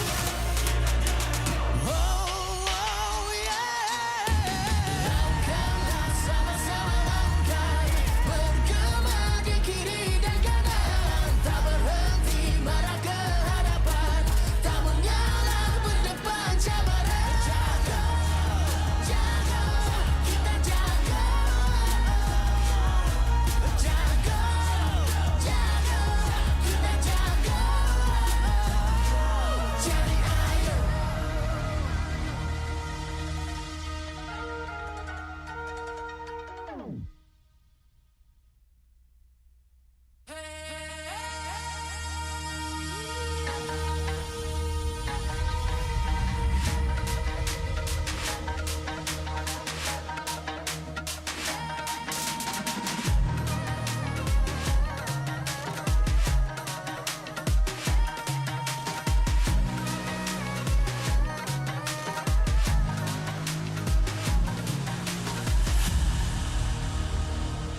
Aku hembus kata azimat. Bila terjatuh aku beringat. Jalan dah jauh cari titik bermula. Krak, krak, krak, krak. Jangan patah semangat. Semarak api bukan calon cadangan. Biar apa menghalang aku sambut datang. 1000 daya, 1000 alasan. Harungi semua sampai di akhir garisan. Eo, eo. Kami tak senang mengalah. Kami luar biasa. Semangat membara, harungi bersama. Lakukanlah sama-sama lakukan. Bergema di kiri dan kanan. Tak berhenti marah ke hadapan. Tak mengalah berdepan cabaran. Jaga, jaga, kita jaga. Jaga, jaga, kita jaga. Jadi ayo. See me, watch me, hype me, gotta give it all. Don't matter how many times I fall, gotta get back up, yeah, yeah, gotta go. I can hear them calling, now I gotta serve. Mess with my clique, now you get what you deserve. We keep it tight, we keep it cool, they got me and I got them too.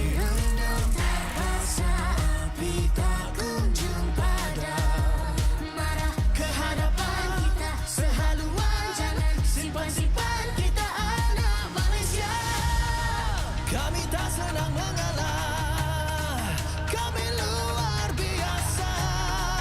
Semangat membara, harungi bersama. Jaga, jaga, kita jaga. Jaga, jaga, kita jaga. Jadi idol.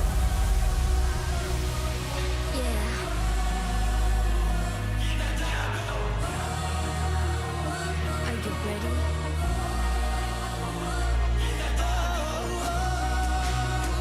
Can you feel me now? Yeah, yeah, yeah. Let me hear you say.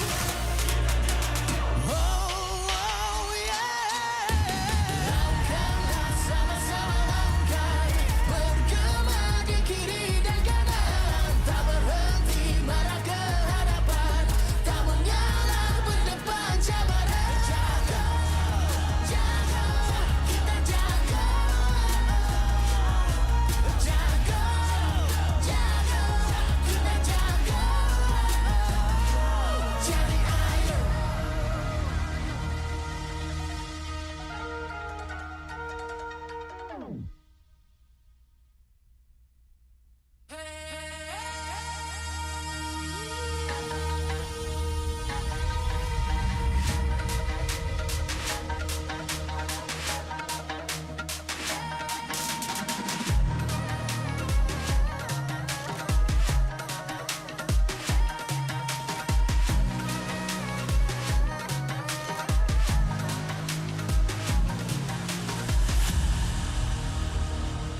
Aku hembus kata azimat.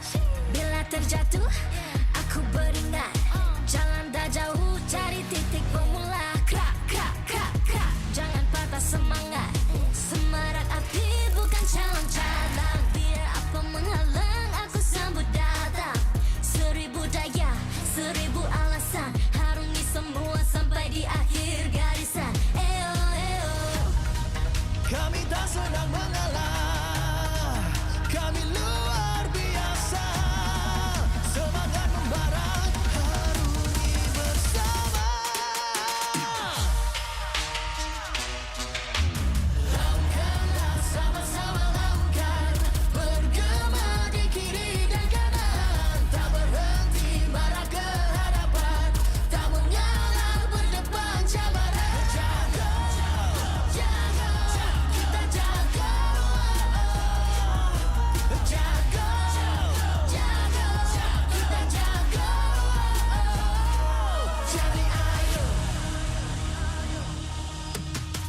See me, watch me, hype me, gotta give it all. Don't matter how many times I fall, gotta get back up, yeah, yeah, gotta go. I can hear them calling, now I gotta serve. Now swim my clip, now you get what you deserve. We keep it tight, we keep it cool, they got me and I got them too. Api tak kunjung padam, Marah ke hadapan kita sehaluan. Jangan simpan-simpan, kita anak Malaysia. Kami tak senang mengalah, kami luar biasa. Semangat membara, harungi bersama. Jaga, jaga, kita jaga. Jaga, jaga, kita jaga. Jadi idol. Yeah.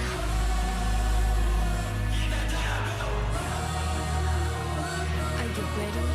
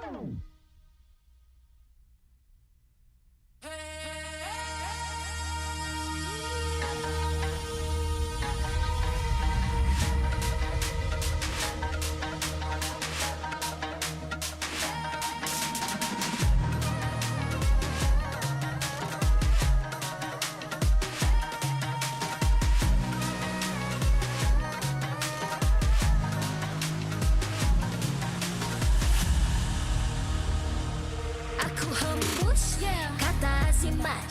Bila terjatuh, aku beringat. Jalan dah jauh, cari titik bermula. Krak, krak, krak, krak. Jangan patah semangat. Semarak api.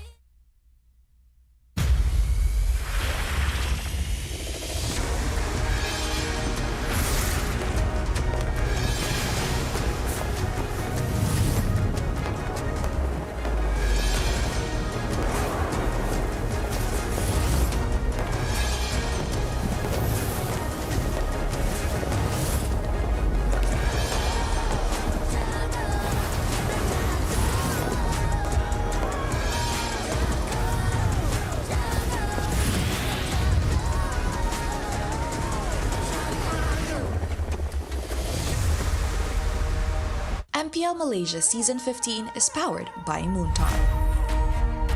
Official gaming smartphone, Infinix GT30 Pro. Are you ready to carry like a pro? The ultimate gaming smartphone is finally here. Introducing the GT30 Pro.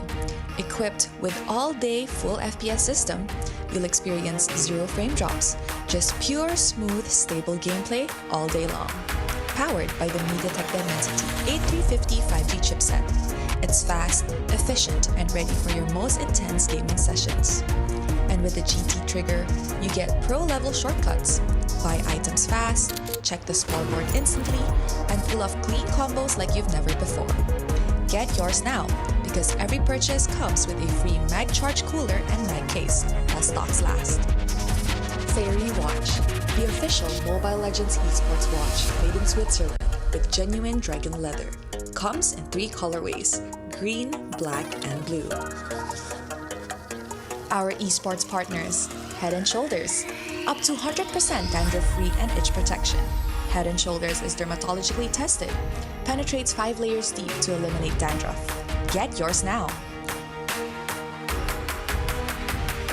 And thank you to all our strategic partners. 100 Plus, Playas, Astro Arena, MPL Merchandise, MPL Ticketing, supported by KBS, ESI, Rakan Muda, MESF, PSN. Ladies and gentlemen, welcome to the MPL Malaysia Season 15 Awards Ceremony, where legends rise and dreams are made.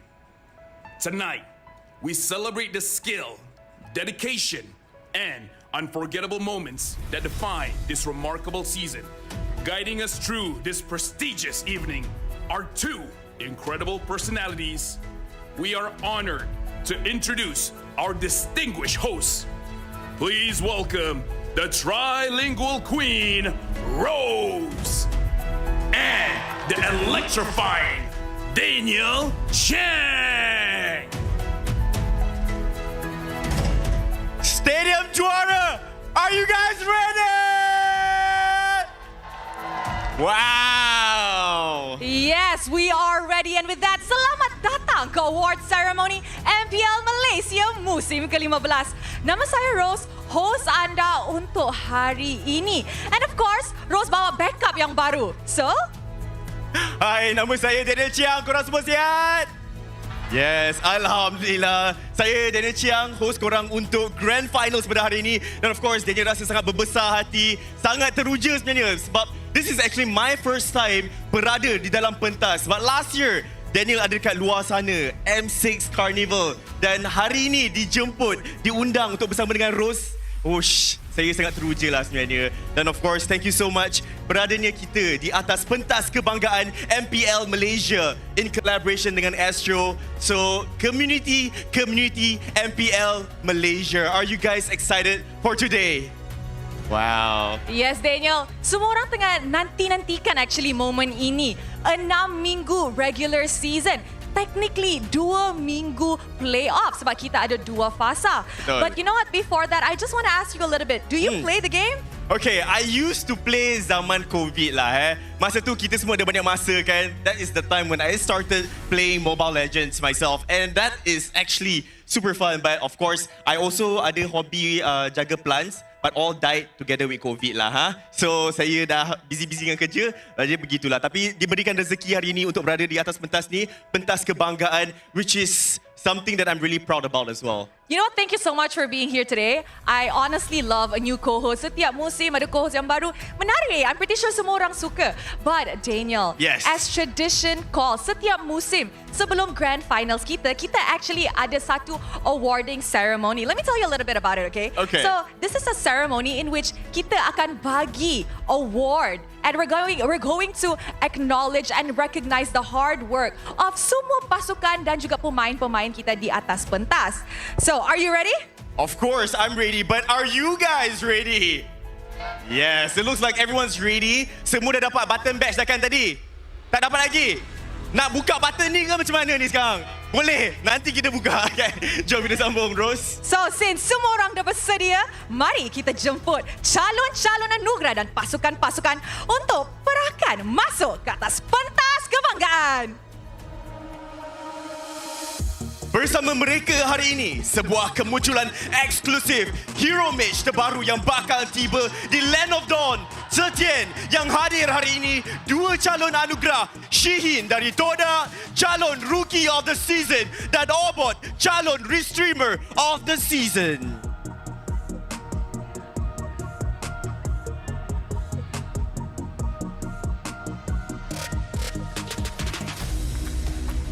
Beraksi penuh semangat sepanjang musim dan meletakkan mereka di top 6 Monster Vicious. Setiap daripada mereka juga merupakan calon Dream Team Award musim ini, mengiktiraf kehebatan mereka di setiap peranan dalam Land of Dawn. Tepuk sikit! Dan yang seterusnya, jom kita sambut pasukan yang penuh dengan bakat muda dan sokongan pengalaman, Tim Vamos! Antara yang mencuri perhatian era 404 bukan sahaja calon Rookie of the Season, juga tersenarai dalam Gameplay of the Season. And there we go, the Dark Horse, MPL Malaysia musim ke-15, Raja Full Series. Dan satu-satunya pasukan yang lahir dari MAL untuk menamatkan musim ini di top 3. Pasukan rookie yang kita semua banggakan. Beri tepukan untuk DX Soul!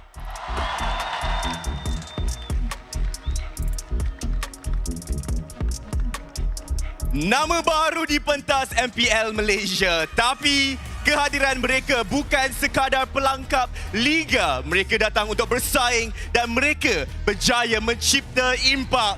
Mereka adalah Aero Esports.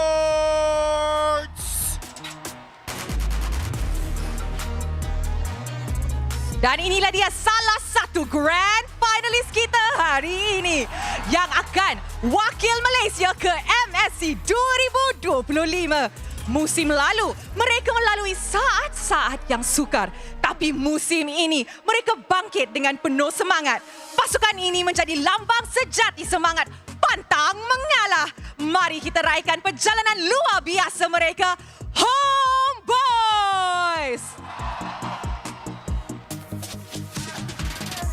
Dan seterusnya, pasukan yang bukan sahaja tiba ke Grand Final pada hari ini. Mereka adalah satu-satunya pasukan yang pernah menjadi back-to-back champion dalam MPL Malaysia.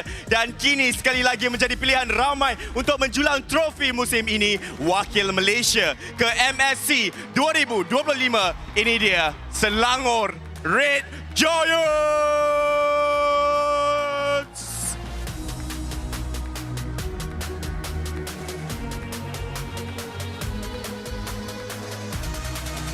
They have brought the heat, the hype, and the heroics moments, keeping us on the edge of our seats from week 1 until now. From game-winning calls to unforgettable banter, ladies and gentlemen, let us welcome the voices behind the English broadcast of MPL Malaysia Season 15. Give it up for Lapel, Gideon, Staffa, and Husky.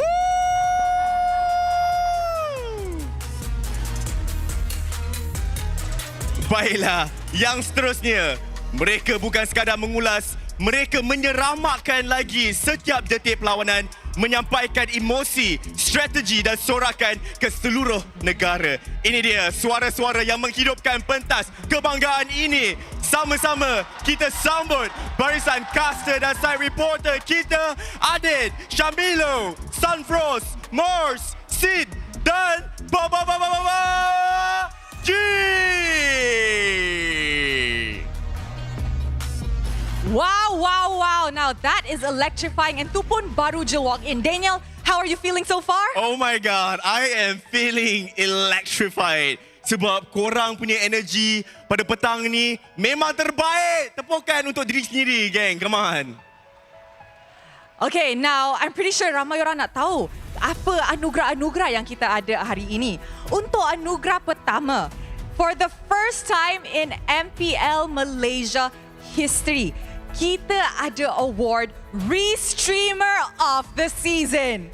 And I tahu ramai orang dekat sini bila diorang tak boleh datang ke venue, diorang tengok daripada rumah mereka, diorang masing-masing tengok stream MPL, tapi kadang-kadang bosan lah kan. Betul. They need an entertainer. And that is why kami nak recognize the Restreamers behind this. Kini dengan segala hormatnya kita jemput Wuyang Kau, Esports Manager from Malaysia Moonton Games untuk menyampaikan hadiah kepada pemenang kita. Let's find out who takes home the very first Streamer of the Season award.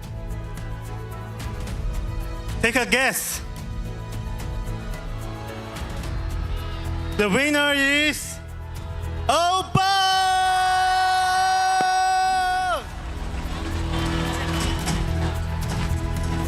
Daripada video kelakar hingga kandungan MLBB yang berkualiti, Obot sentiasa aktif dalam komuniti dan menghasilkan video kreatif dengan konsistensi. Membina penonton setia menerusi setiap restream. Pencipta kandungan yang disayangi dengan ramai orang. Sekali lagi, tahniah kepada Obot!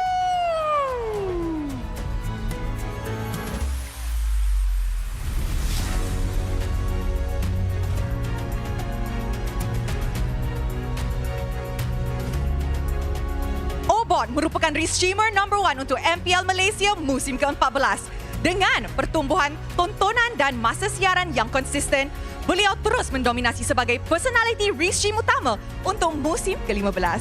Selain daripada restreaming, Obot turut menunjukkan dedikasi yang tidak berbelah bahagi terhadap ekosistem Mobile Legends Bang Bang dan MPL Malaysia melalui kandungan yang dihasilkannya. Tahniah sekali lagi kepada Obot. Yes.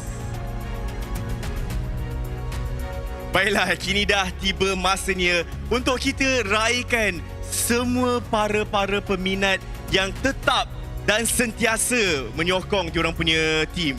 Jadi anugerah ini mengiktiraf kelab peminat yang paling bersemangat dan berdedikasi sepanjang musim. Mereka lah yang membawakan sorakan, warna dan semangat kepada setiap perlawanan. Wow. Rose? Yes, indeed. Ini adalah award Fan Club of the Season. Dengan segala hormatnya, kami ingin menjemput Mr. Iqbal Krisman Iqbal Hakim, Head of League Operations for Esports Malaysia from Moonton's Game untuk menyampaikan hadiah kepada pemenang. Mari sama-sama kita saksikan kelab peminat manakah yang paling bersemangat sepanjang musim ini. Korang rasa who is the winner? Siapa? Who do you guys think will be? The winner untuk Fan Club of the Season is Selangor Red Giants OG Esports. Penerima anugerah ini 2 musim berturut-turut, sama seperti pasukan mereka SROG Esports dari musim lepas hingga musim ini. Penyokong SRG sentiasa hadir dengan semangat yang membara. Sokongan mereka tak pernah terhenti. Kehadiran mereka tak pernah kurang. Yes, indeed. Without these supporters, MPL Malaysia will not go as far. Satu sorakan daripada SRG. Yeah.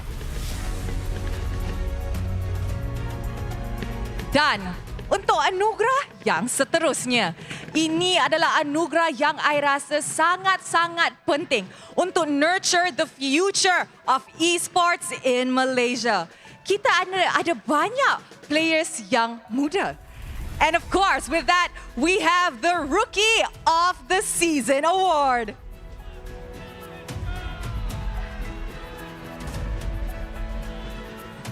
Namun sebelum kita umumkan siapakah yang bawa pulang gelaran Rookie of the Season, apa kata kita dengar daripada salah seorang calon? Let's go over to Sith and Pochi. Over to you now. Hello, thank you sama diucapkan kepada Rose dan juga Daniel. Sekarang ni bersama saya Sid dan juga of course kita bersama dengan Pochi untuk kita interview salah seorang ataupun dua orang calon yang tercalon dalam Rookie of the Season. Saya bersama dengan Siska dan Pochi bersama dengan siapa? Zakif daripada Aero Esports. Yes, tepat sekali. Semalam korang dah main, korang tengok satu perlawanan yang cukup menarik tapi tercalon sebagai pemain rookie yang terbaik sepanjang season 15. Apa perasaan Siska apabila melihat nama diri sendiri tercalon? Rasa dengan bangga dengan diri saya lah. Sebab dapat calon dengan best rookie. Tapi saya tak rasa saya boleh menang award ni lah. Wow, humble. Alright, dia rasa dia humble tapi Zakif sebenarnya dekat dalam bilik talent pun kita selalu cakap Zakif ni dia punya playnya aneh-aneh dan juga sangat nampak bijak. Zakif, boleh tak kongsikan perasaan dah lah tercalon dan juga sebenarnya nama tu selalu disebut-sebut sebagai pewaris Roma Malaysia. Wow. Perasaan yang pertama memang bersyukur dan sangat happy sebab dapat tercalon jadi salah satu best rookie untuk season ni. And saya sangat bersyukur. Alright, dia kekal humble sebab macam kita biasa tahulah, belum menang, belum boleh riak. Ya, tapi saya harapkan mereka memang nama rookie tapi persembahan mereka sepanjang musim yang ke-15 ini nampak macam pemain yang dah lama berada dekat dalam MPL Malaysia. Jadi kalau korang nak tahu siapakah pemenang untuk rookie, kita akan terus bersama semula dengan Rose dan juga Daniel dekat pentas utama. Let's go boys! Thank you lah Sith dengan Pochi. Okay, now sebelum kita umumkan pemenangnya, mari kita saksikan video calon-calon Rookie of the Season.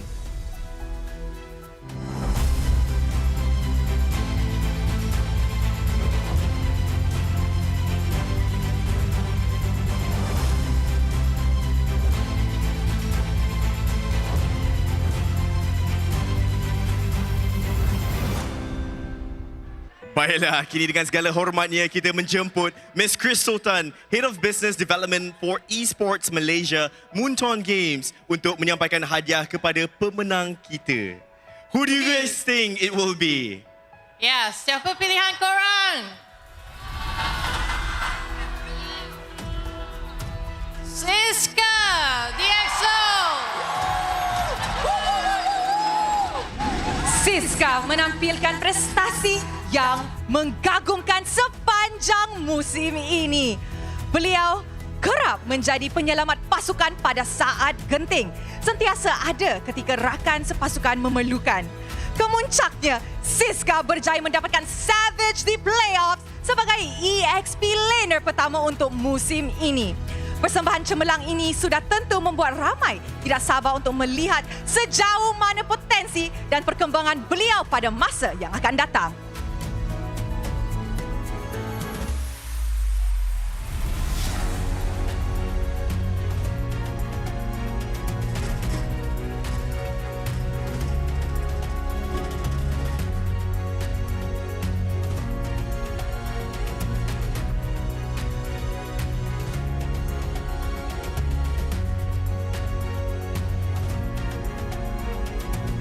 Tanya diucapkan, Siska mungkin sepatah dua kata? Yes. Tak ada? Ada speech. Yes. Siska mungkin sepatah dua kata. Alah. Assalamualaikum. First kali saya cakap Alhamdulillah, bersyukur. Saya tak expect saya dapat award ni. Sebab bagi saya season ni rookie banyak perform macam Zakif, Kimin. Diorang pun deserve dapat award ni. Tapi mungkin rezeki lebih pihak pada saya. Second, saya nak cakap terima kasih kepada semua orang yang menyokong saya. Especially my family, fan-fan di Excel, kawan-kawan dan budak-budak taman. Tak lupa juga terima kasih juga kepada semua teammate saya dan coaching staff, management dan bos-bos di Excel lain. Terima kasih. Tahniah Siska. Sekali lagi tanya Siska. Baiklah, yang seterusnya. Award yang seterusnya, kita ada Most Improved Player, Rose. Anugerah ini diberikan kepada pemain yang telah menunjukkan peningkatan yang paling ketara sepanjang musim ini dari segi prestasi dalam permainan, kepimpinan dan juga kekuatan mental. Pemain ini telah berkembang pesat dan membuktikan bahawa kerja keras akan membawa hasil. Yes, you are right, Daniel. So with that, sebelum kita umumkan pemenang untuk anugerah ini, mari kita dengar, maybe kata-kata daripada calon-calon kita. So, let's throw it to Poji and Sith.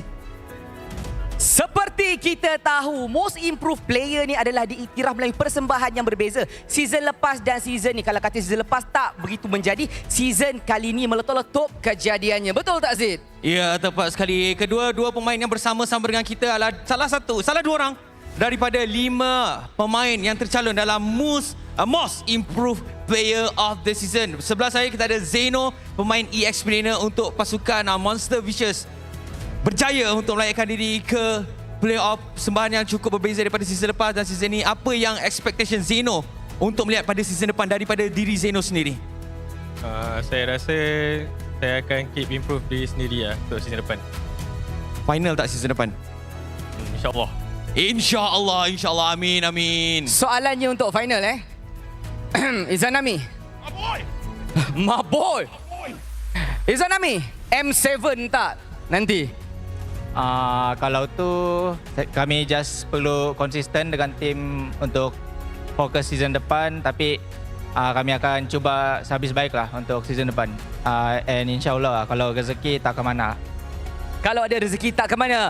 So korang nak siapa menang? Nak tahu keputusan tak? Okey, kita dengar apa keputusan dekat Daniel dan juga Rose. Happening Sith dengan Poji dekat sana. Of course, thank you so much Sith dengan Poji. Sebelum kita umumkan pemenangnya, mari kita saksikan calon-calon Most Improved Player. Let's go.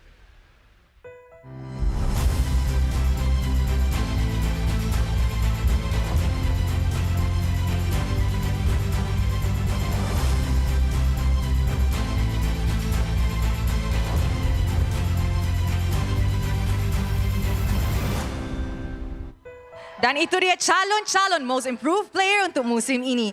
Dengan segala hormatnya, kami menjemput sekali lagi Miss Crystal Tan, Head of Business Development for Esports Malaysia, Moonton Games, untuk menyampaikan hadiah kepada pemenang. Okey, siapa? Okey. Izanami Homeboys.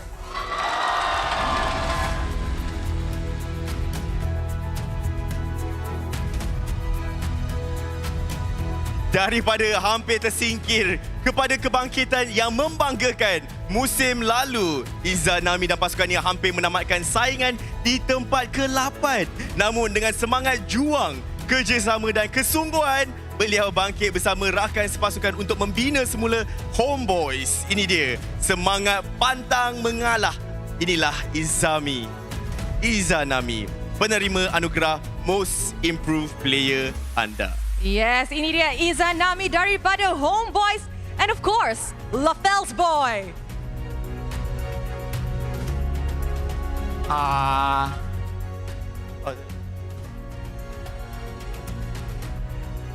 Tahniah sekali lagi diucapkan.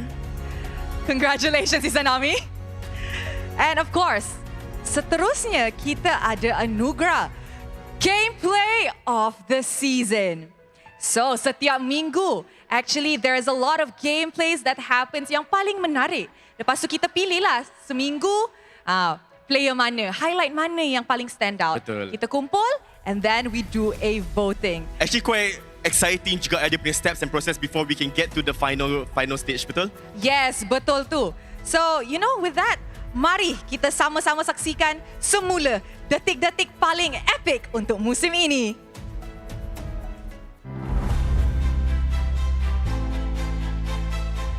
His team, Sakai comes in for the flank. Falcon and Espesco endangered, but they will still get out. Move, eats up all the damage. Crab to the backline, finds it. Falcon goes down, and Innocent uncontested. And now Crab will have to do as much work as he can. Innocent with the passion! Blows all of them out!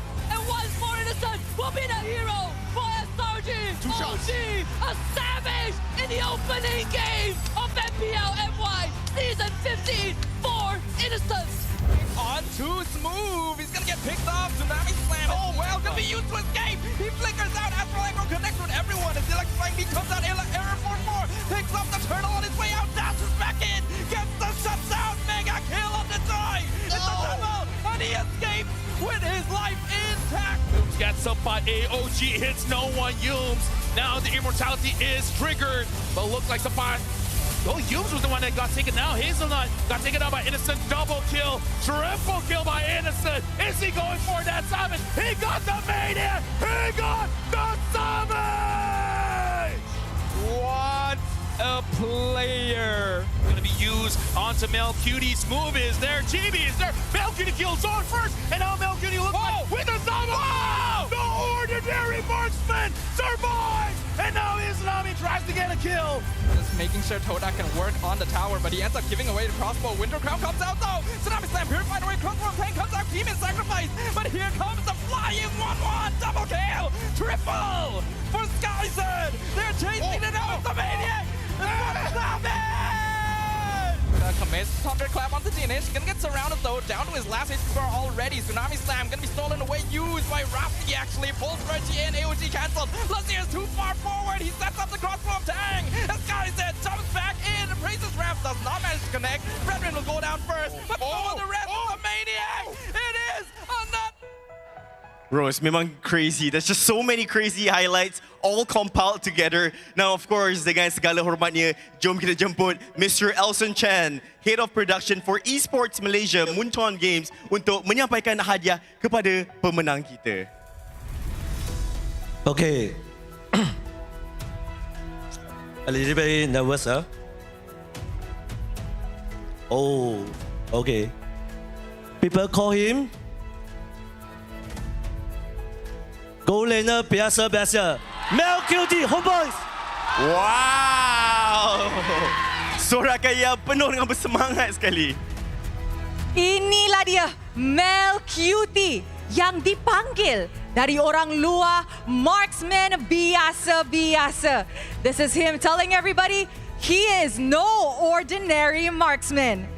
Dengan kawalan mechanical yang luar biasa, beliau bukan sahaja menggantungkan penonton tetapi berjaya meloluskan diri daripada kepungan 4 pemain dengan hanya sedikit nyawa yang tinggal. Satu gameplay yang benar-benar layak digelar terbaik untuk musim ini. Once again, Stadium Juara Melcute!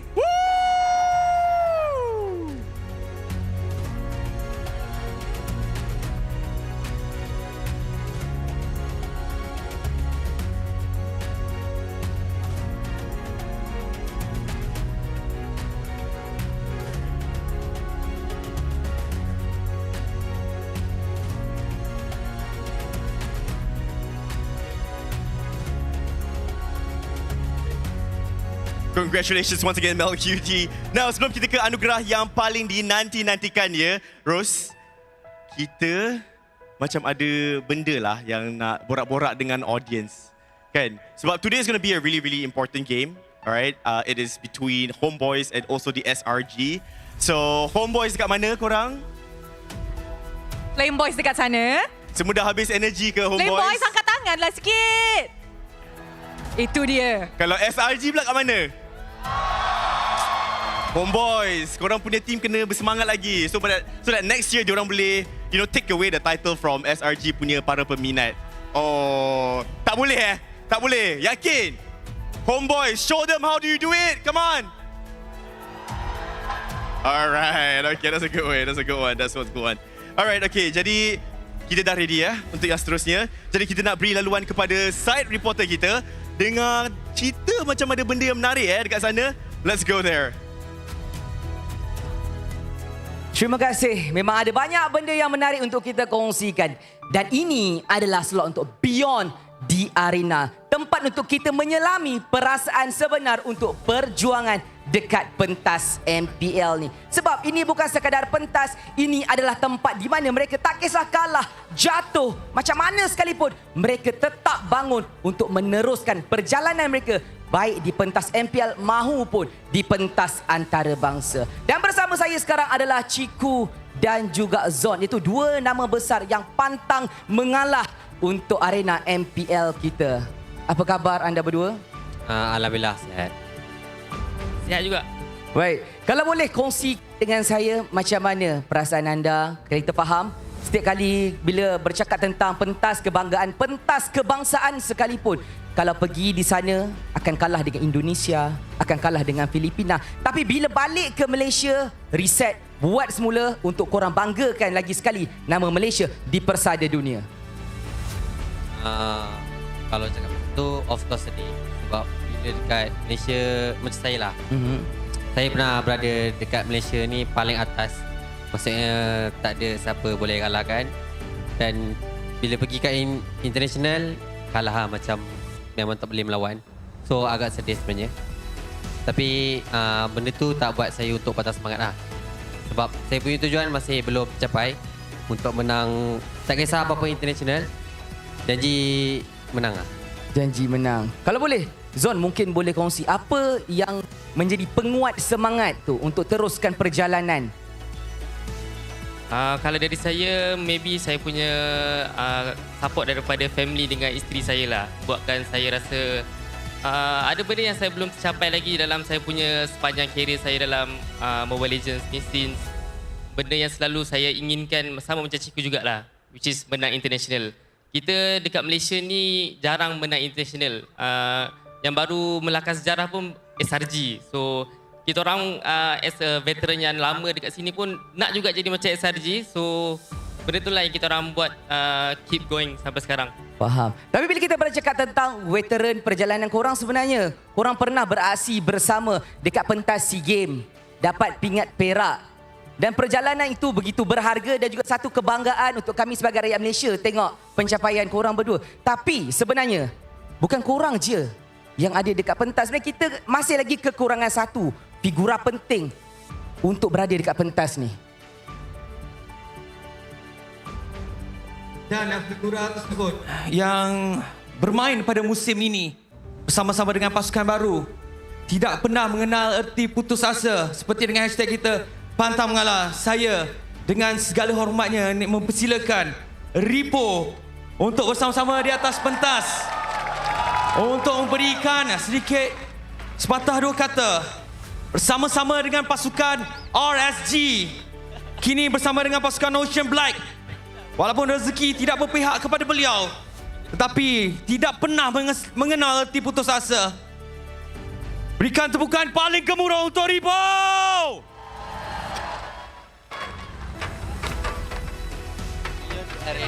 Dan ini adalah satu masa untuk kita bagi Zon dan juga Ciku yang masih lagi berjuang daripada pentas MPL by ML untuk memberikan penghargaan kepada Ripo untuk kekal pantang mengalah.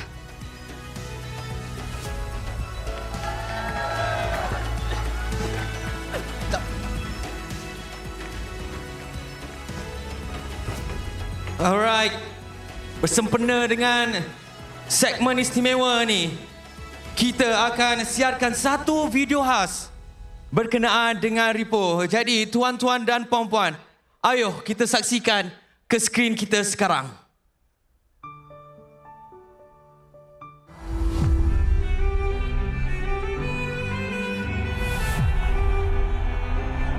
Ripo telah menjadi ikon dalam MPL MY. Beliau telah melalui jatuh bangun dalam perjalanan karirnya sebagai pemain profesional.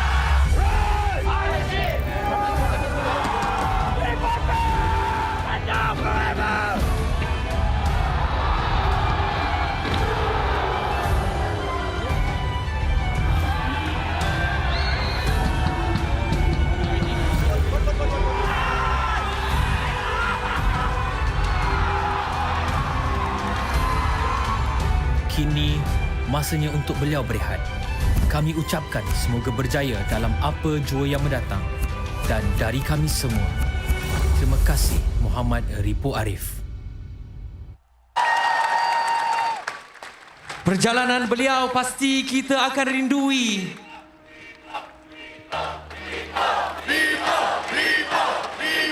Ini bakal menjadi pentas terakhir beliau di MPL MY. Jadi kita akan dengar kata-kata terakhir beliau. Apa yang ingin beliau katakan kepada komuniti-komuniti yang tak pernah berhenti menyokong sepanjang pelibatan beliau di MPL MY. Jadi kita akan mempersilakan Muhammad Arif ataupun Ripo untuk memberi sepatah dua kata. Okay. Untuk semua orang, terima kasih sebab dah support aku dari awal. Dari season 3 aku start MPL sampailah sekarang season 15. Dah berapa lama aku dekat MPL, korang still support aku. Walaupun aku naik, ada turun. Ya, kita tahu rezeki ada di mana-mana. Kadang-kadang kita naik, kadang-kadang kita turun. Tapi kali ni aku rasa aku kena rehat lah dari scene ML. Sebab aku dah cuba 2 season and tak menjadi apa. Aku rasa lebih better aku back off untuk bagi kat orang yang berpotensi untuk bermain dekat pentas MPL. Aku harap ada orang yang penerus aku lah, insyaAllah. Nama Ripo akan selama-lamanya terpahat di dalam MPL MY. Pastinya kita akan merindui taunting daripada Ripo. Ripo, kita nak tengok last taunting daripada Ripo selaku Raja Taunting Malaysia. Berikan semangat kepada Ripo. Last taunting daripada beliau. Korang nak aku buat apa? Taunting apa yang korang nak aku request untuk yang kali terakhir? Alright, dia buat dia semua sebab see you, alright?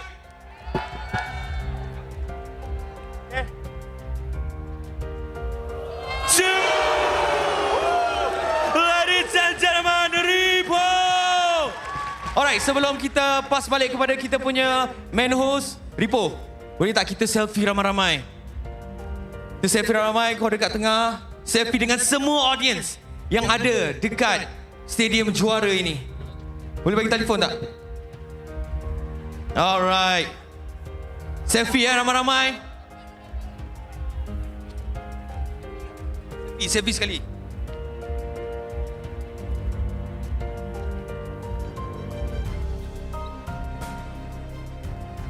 Inilah detik terakhir untuk kita menyaksikan Ripo berada di pentas MPL. Bermula daripada musim yang ketiga memenangi MPL bersama-sama dengan Geek Fam. Kibarkan bendera juga. Kibarkan bendera kerana beliau juga menyumbangkan pingat perak bersama dengan skuad Malaysia di pentas SEA Games. Ladies and gentlemen, sekali lagi berikan tepukan kepada Ripo. Terima kasih diucapkan kepada Ripo, Zon dan juga Chiku. Jadi kita akan terus pass kepada kita punya main host Rose dan juga Daniel Chang untuk meneruskan segmen kita yang seterusnya. Dipersilakan. Sid and Poji, thank you so much. That was really a heartfelt one, lah. I have to say, I can see the tears from his eyes and how everyone was just really sad about that. My God, it breaks me a little bit, but of course the day has got to go on. And anugerah yang seterusnya, are you guys ready? Korang rasa anugerah apa yang seterusnya? Semua tak tahu kan? Kini dah tiba masanya untuk satu lagi anugerah yang sangat dinanti-nantikan setiap musim, iaitu Dream Team Award. Yeah. Okay, now Daniel, I know you're new here, tapi a little fun fact tau. Okay. For the past 2 seasons, actually, SRG has been winning most of the Dream Team Award. But there's a but.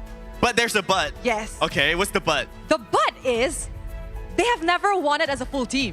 Somebody is always missing. Oh, okay. Adakah dorang akan complete it this season? Ataupun sekali lagi, history will repeat itself? Okay, jadi kini dengan segala hormatnya, jom kita jemput Daniel Fong dan juga Arena One, the actors from Astro Original Series Generasi Perfect 10 untuk menyampaikan hadiah kepada pemenang kita.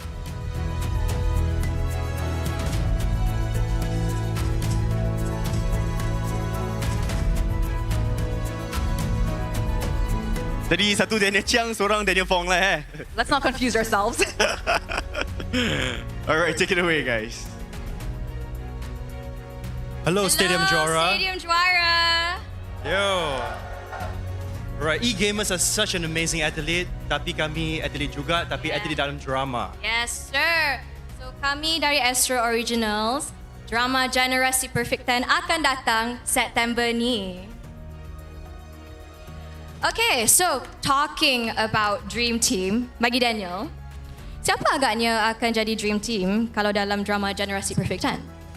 Okay, kalau dalam drama Generasi Perfect 10, mestilah gabungan watak yang berbeza tapi saling lengkap melengkapi. Barulah ada chemistry dan kekuatan sebenar kan? Perfect 10, right guys? Yes, sir. Yeah.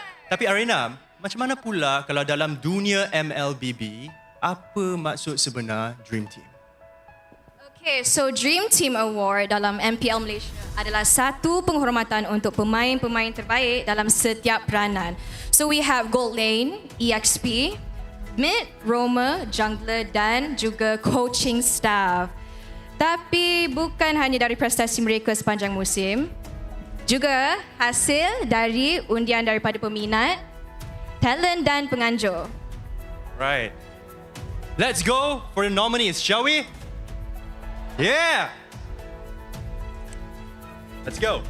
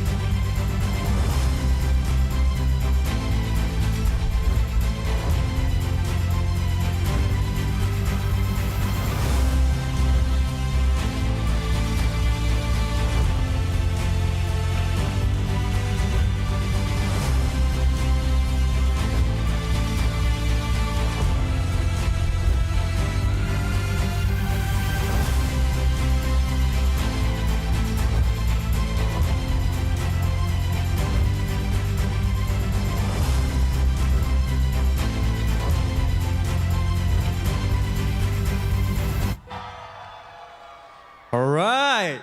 The first one, the best EXP laner. All right.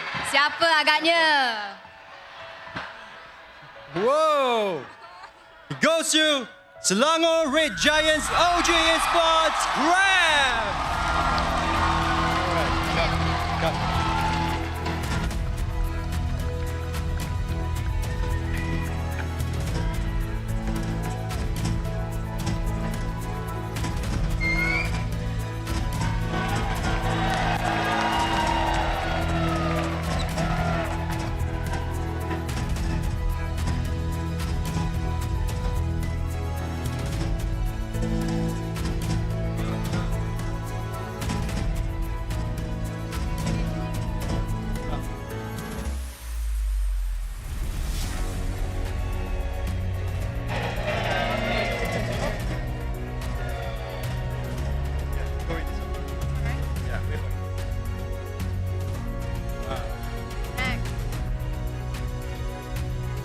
All right, the next one.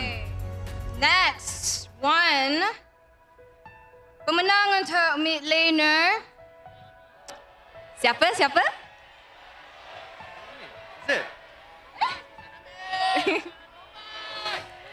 Selangor Red Giants OG Esports Stormy.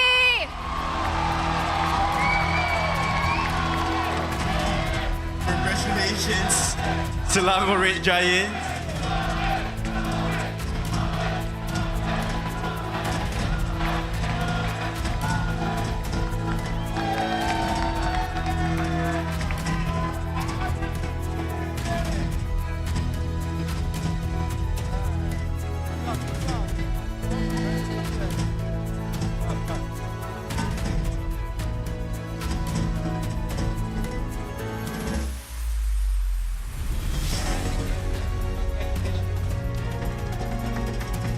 All right, the next award, Best Roamer.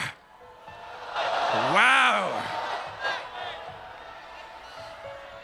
Best Roamer award goes to Selangor Red Giants OG Sport Yams.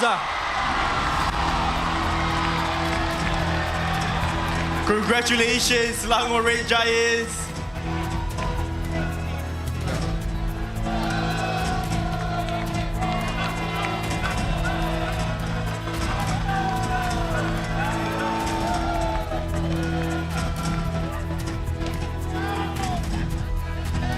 Energi korang macam bola sepak punya energi ah. Bagus ah. Power ah.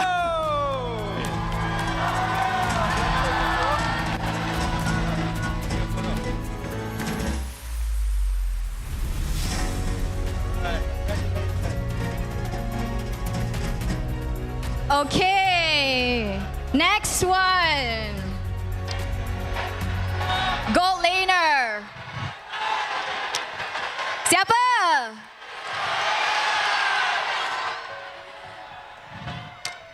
Alright, pemenang Gold Laner for Dream Team Award, Selangor Red Giants OG Esports Innocent! Sekali lagi congratulations, SRG. Bagi kategori Best Gold Laner.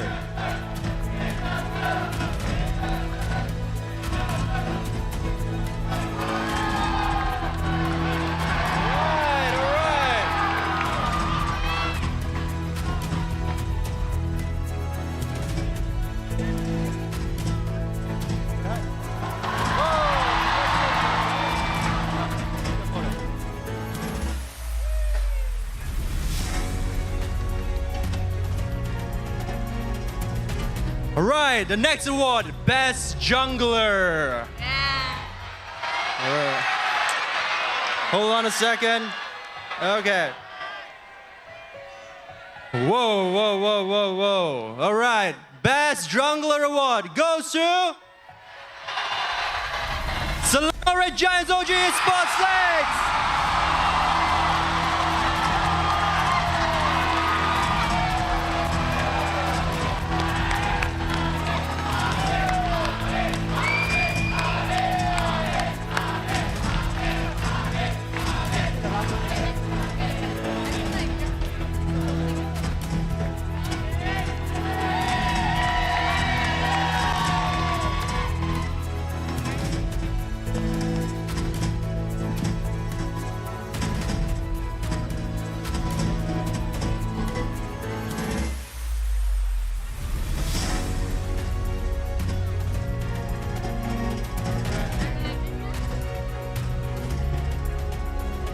All right, final one. Final one. Best Coaching Staff Awards goes to Selangor Red Giants OG Sports, Coach Arcadia, Ozorak, Zeki, and Winter.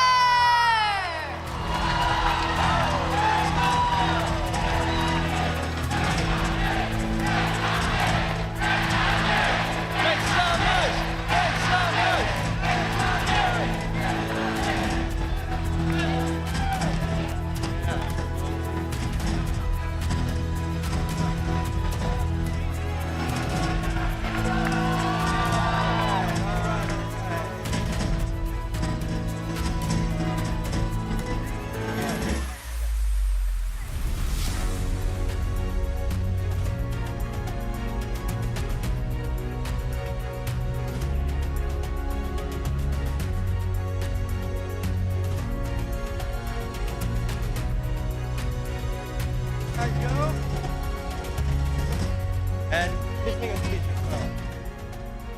We have some speech from them as well, guys. Yeah.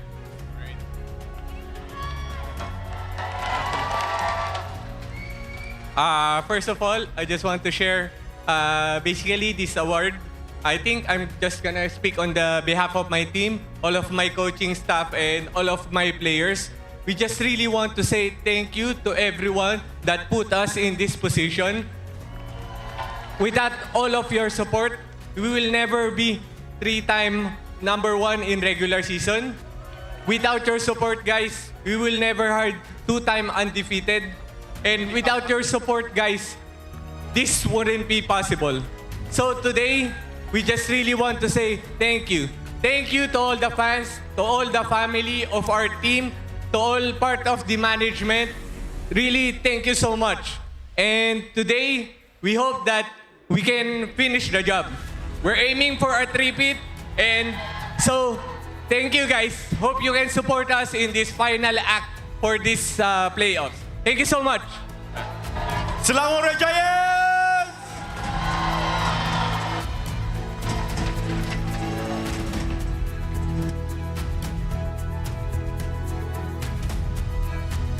Alright, I think this also calls for a photo opportunity since we have the entire dream team here.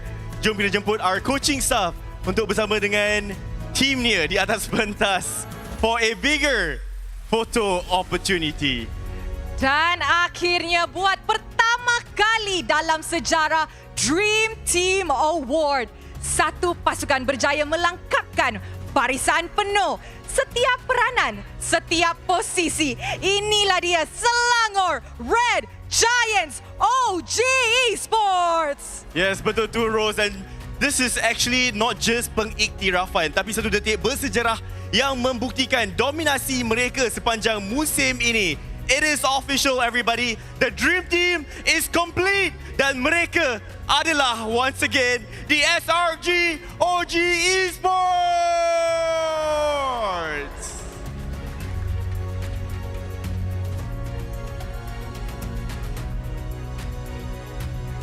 All right, thank you so much, everybody. Thank you. SRG, one more time. Yes. All right. Wow. Okay. All right, then up next is the talent of the season. Dan Rose, I rasa this is a little bit personal for you, kan? Betul?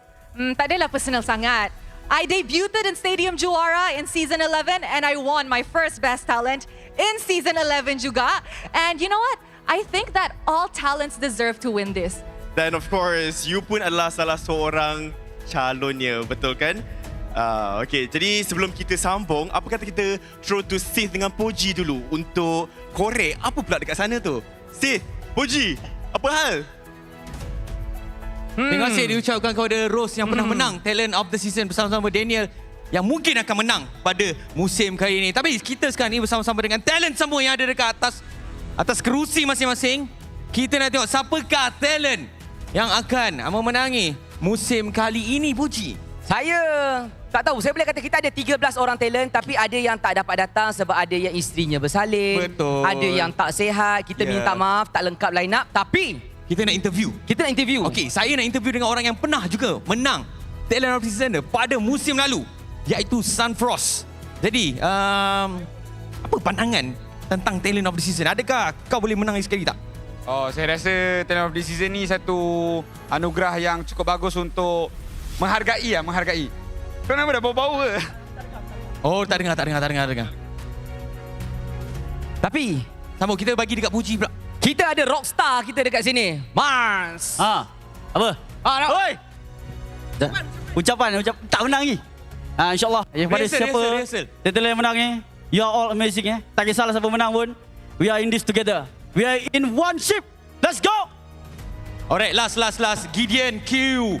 Antara veteran. So what do you think about this segment, Talent of the Season? I think it's great. I think it's great appreciation to all of our talents here who've worked very, very hard for all of you all out there. So please enjoy the show.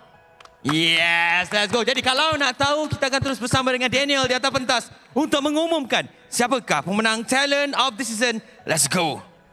It's always very happening over there dengan Sith dengan Poji. Wow, tapi banyak benda juga yang saya dah buka mata tu, which is actually quite interesting. Then of course, before we throw to the nominees punya video, I just want to ask. So I did mention earlier that you are one of the nominees, Rose. Betul? Awak tak nervous ke?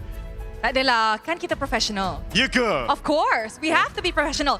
Menang kalah tu different story. On Betul. stage, everything is neutral. Faham? Kalau macam tu, homeboys, raise your flag sedikit.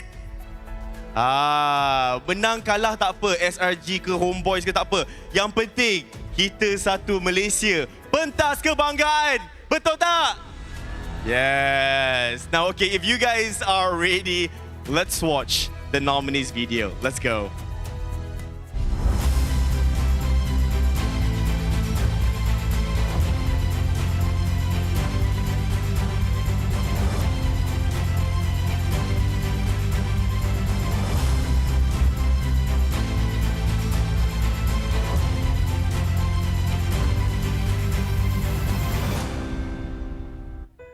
Alright. Kini dengan segala hormatnya, jom kita jemput Mr. Wai Kiat Hong, Marketing Director of Infinix Malaysia untuk menyampaikan hadiah kepada pemenang kita.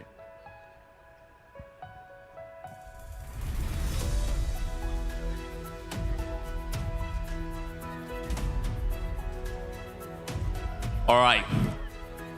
The best talent of the season goes to Mars.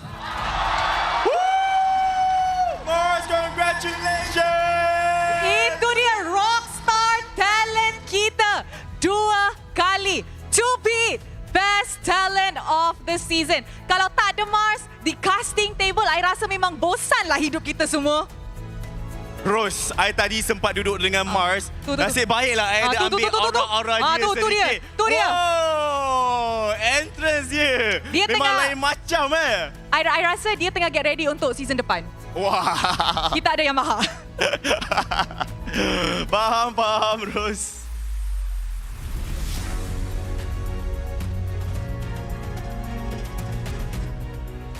Sekali lagi diucapkan tahniah kepada Mars.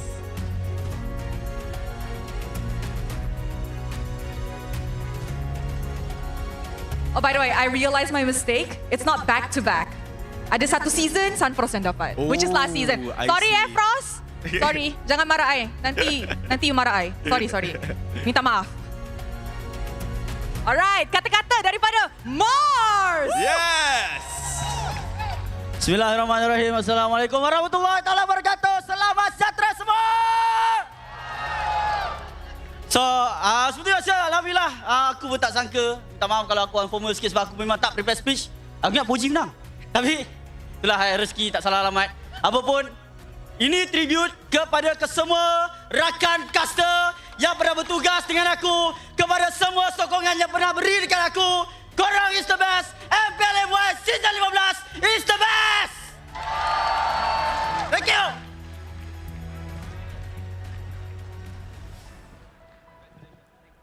Mars, congratulations. Wow. Dia nampak hype gila kan? I tak sangka. I was just sitting with him tadi dekat sana borak-borak, chill-chill macam tu. Tak sangka rupanya pemenang ni ada dekat belakang saya je. Of course. Maybe beginner's luck also lah kan. You got to rub shoulders with the talent of the season. Habis rub dah tadi. Yes. Okay. Baiklah, yang seterusnya, Rose, are you ready? And of course, untuk anugerah terakhir this ceremony. Ini adalah satu anugerah yang memang sangat dinantikan kepada semua orang, iaitu Regular Season MVP. Okey, jadi selepas semua perlawanan, segala persiapan dan tekanan, anugerah ini mengiktiraf seorang pemain yang benar-benar menyelah berbanding yang lain. Calon-calon untuk anugerah ini telah disenarai pendek berdasarkan prestasi yang paling konsisten dan cemerlang sepanjang regular season MPL Malaysia musim ke-15. Dan semestinya only one person yang akan bawa pulang gelaran regular season MVP. If you guys are ready, let's watch the nominees video.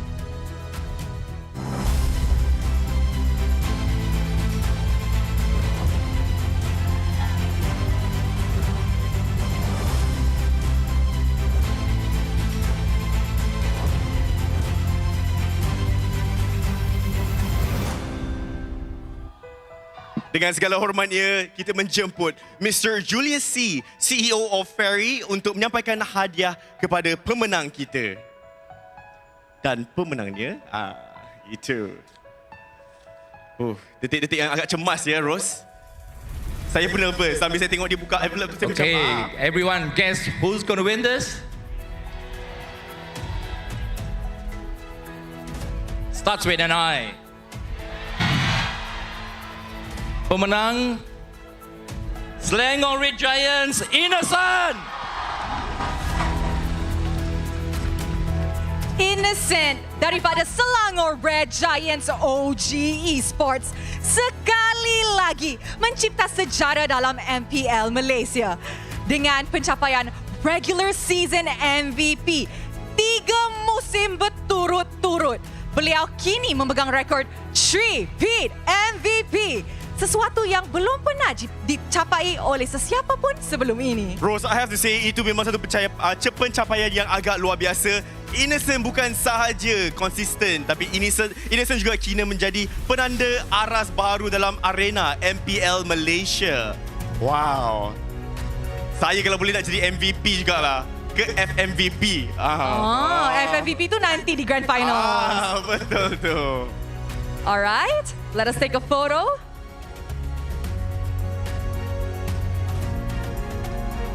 Rasanya tangan tak tangan lah nak bawa semua trofi balik. And of course, Innocent, any words?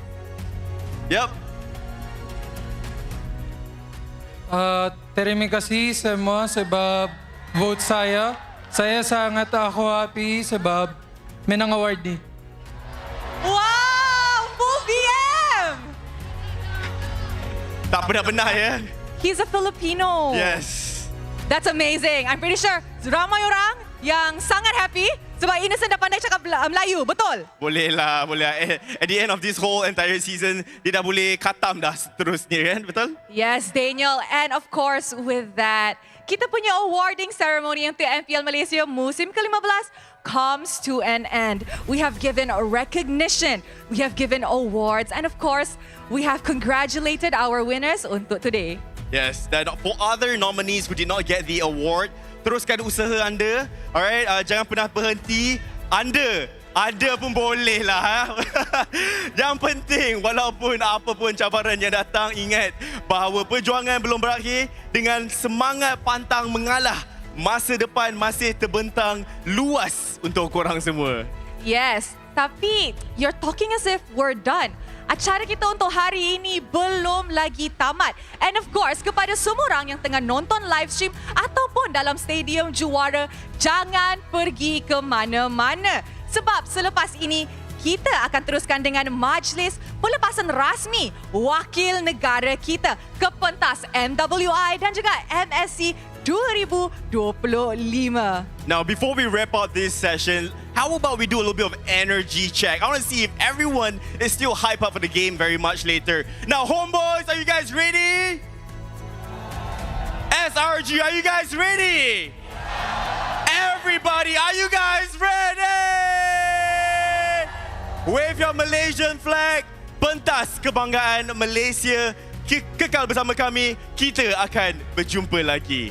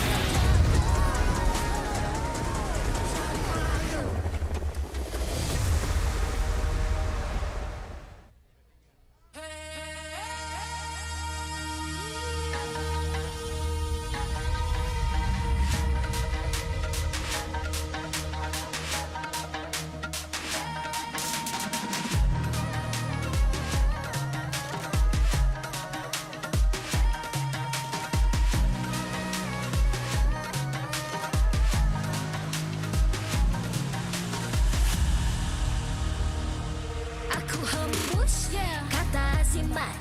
Bila terjatuh, aku beringat. Jalan dah jauh, cari titik bermula. Krak, krak, krak, krak. Jangan patah semangat.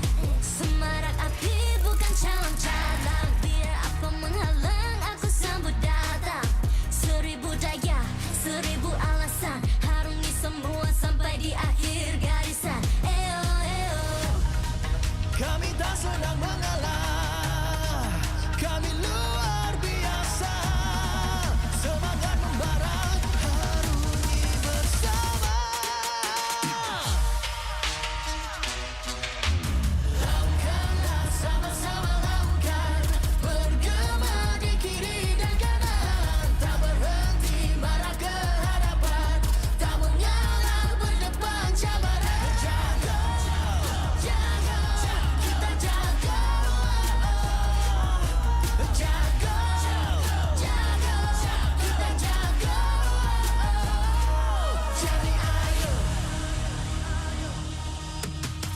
See me, watch me, hype me, gotta give it all. Don't matter how many times I fall, gotta get back up, yeah, yeah, gotta go. I can hear them calling, now I gotta serve. Mess with my clique, now you get what you deserve. We keep it tight, we keep it cool, they got me and I got them too.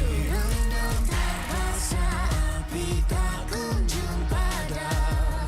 Marah ke hadapan kita, sehaluan jangan simpan-simpan. Kita anak Malaysia. Kami tak senang mengalah. Kami luar biasa. Semangat membara, harungi bersama. Jaga, jaga, kita jaga. Jaga, jaga, kita jaga. Jadi ayo.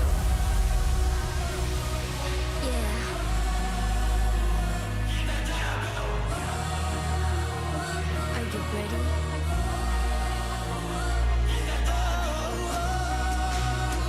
Can you feel me now? Yeah, yeah, yeah, yeah. Let me hear you say.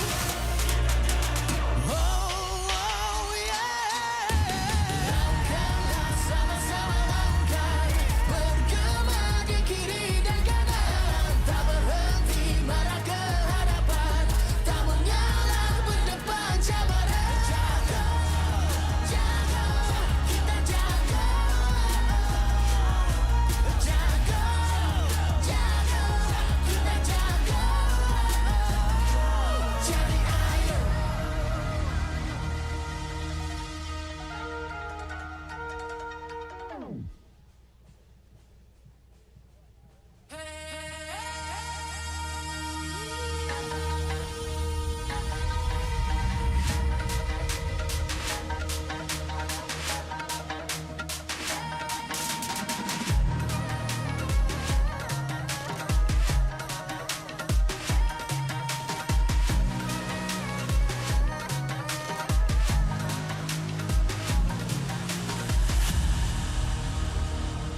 Aku hembus, kata simat. Bila terjatuh, aku beringat. Jalan dah jauh, cari titik bermula. Krak, krak, krak, krak. Jangan patah semangat. Semarak api bukan calon cadang. Biar apa menghalang, aku sambut datang. 1000 daya, 1000 alasan. Harungi semua sampai di akhir garisan. Eo, eo. Kami tak sedang mengalah. Kami luar biasa. Semangat membara, harungi bersama. Langkahlah sama-sama langkah. Bergema di kiri dan kanan. Tak berhenti marah ke hadapan. Tak mengalah berdepan cabaran. Jaga, jaga, kita jaga. Jaga, jaga, kita jaga. Jadi ayo. See me, watch me, hype me, gotta give it all. Don't matter how many times I fall, gotta get back up, yeah, yeah, gotta go. I can hear them calling, now I gotta serve. Mess with my clique, now you get what you deserve. We keep it tight, we keep it cool, they got me and I got them too.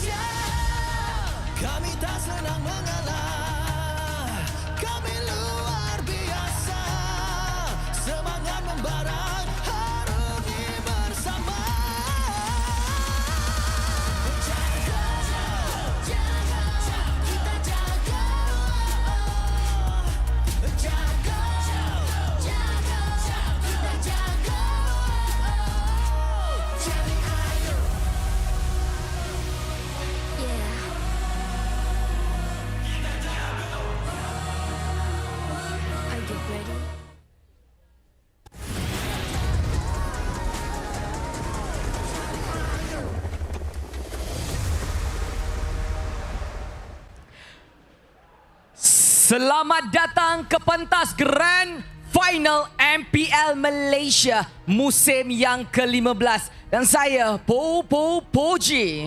Dan saya Sid, sebelum kita melangkah ke kemuncak acara pada petang ini, Poji, kita akan bersama-sama untuk memberikan perhormatan kepada wira-wira negara kita yang akan mewakili tanah air kita, iaitu Malaysia, yang akan membawa nama dan juga jalur gemilang ke pentas antarabangsa untuk kejohanan MWI dan juga MSC 2025.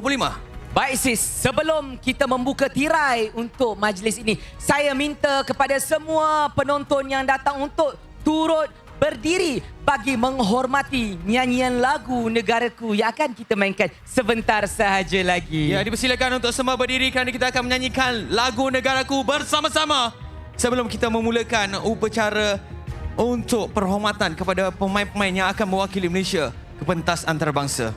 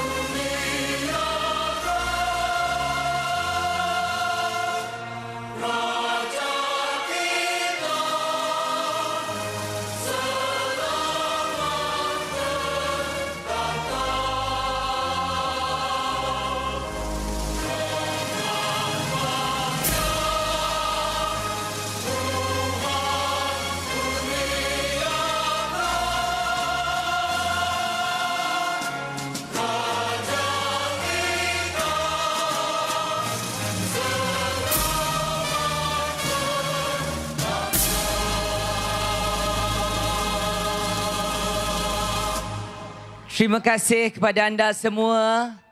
Dan sekarang anda boleh duduk semula. Terima kasih atas sokongan anda semua. Baiklah, sebagai tanda sokongan rasmi dari pihak penganjur, dengan segala hormatnya, kami menjemput ke atas pentas Encik Fikri Rizal Mahrudin, Malaysia Esports League Muntons Game. Dipersilakan.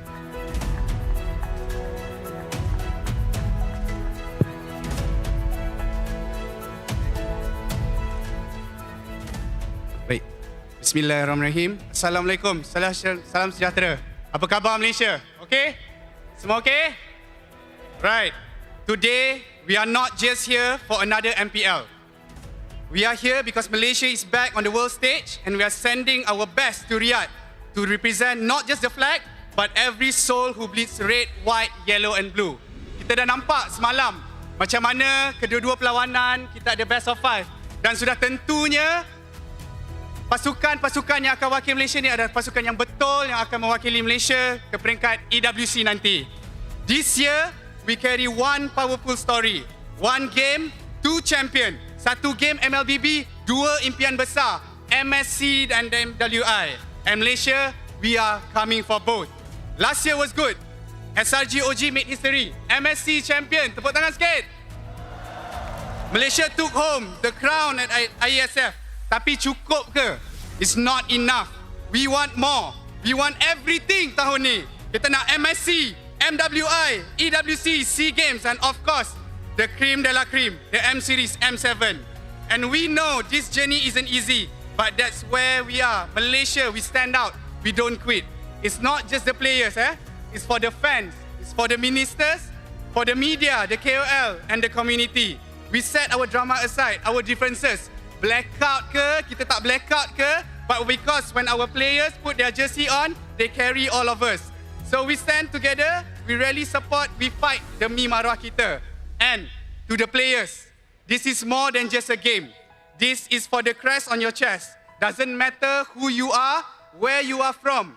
When you wear that jersey, you carry our nation. So berjuanglah demi lencana di dada. Know that behind every flick, every rotation, every outplay, we are here with you all the way.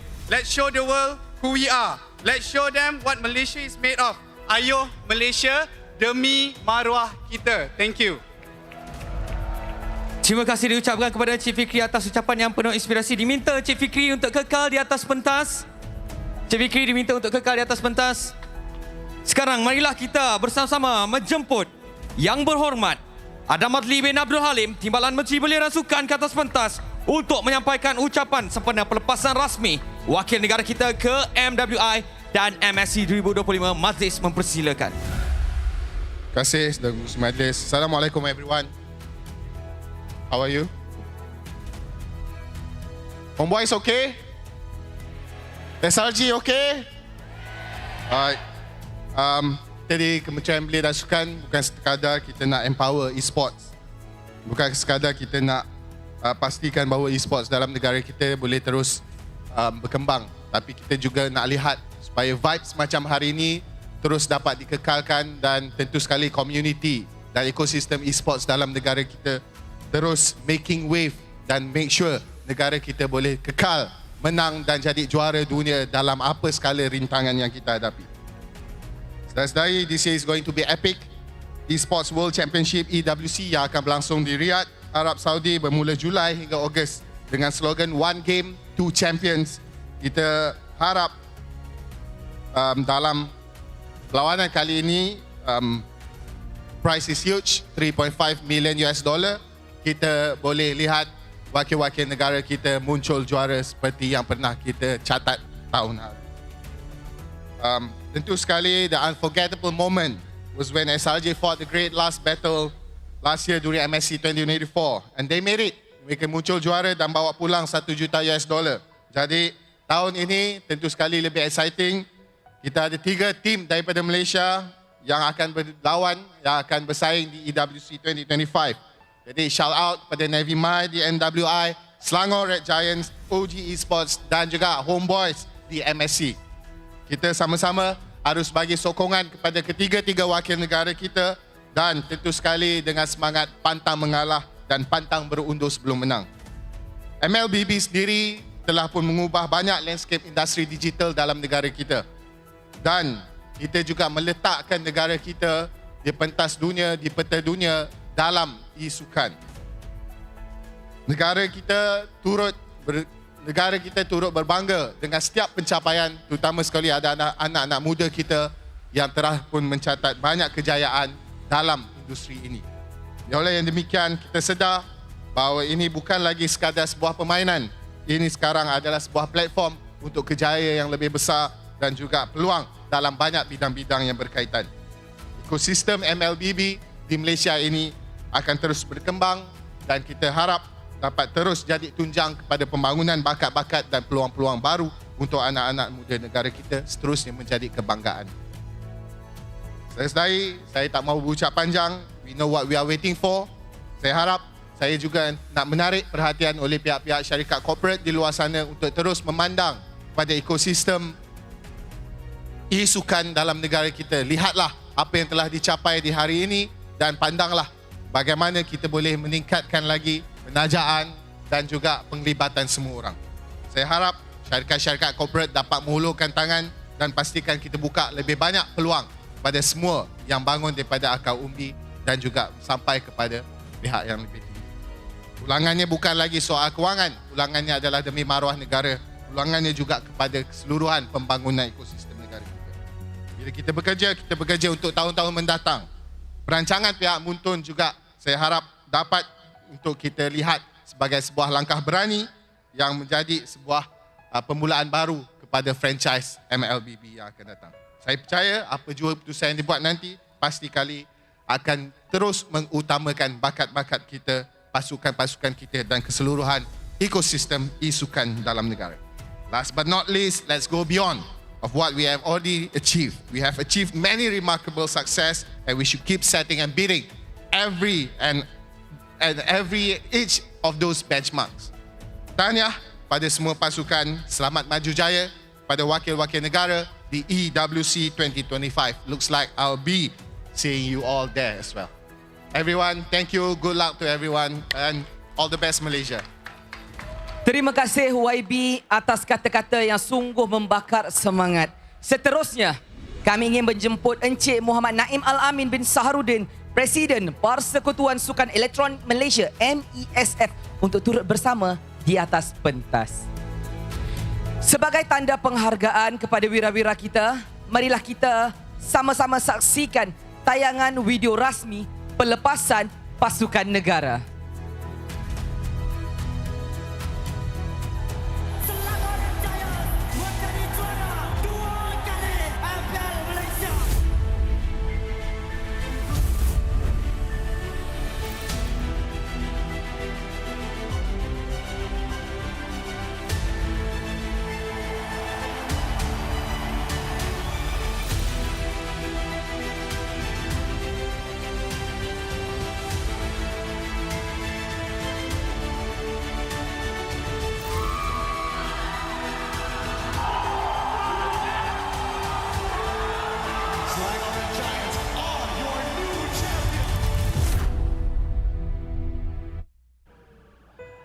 Video yang baru kita saksikan sebentar tadi bukan sekadar visual. Ia adalah cerminan semangat, air mata dan harapan setiap pemain yang bakal mewakili negara. Kini, tibalah masa untuk kita raikan wira-wira kita yang akan bermain demi tanah air. Kita mulakan dengan wakil rasmi Malaysia ke kejohanan Mobile Legends Bang Bang Women Invitational MWI 2025. Pasukannya akan membawa nama negara kita. Berikan tepukan gemuruh kepada Navi MY. Setiap pasukan ini menunjukkan komitmen dan semangat luar biasa di MWI Qualifier. Hari ini mereka berdiri sebagai simbol kebanggaan dan harapan negara. Navi MY terdiri daripada Rina, Raimundo, Fafal, Shah, Hani, Yuki dan jurulatih mereka, Coach Aish.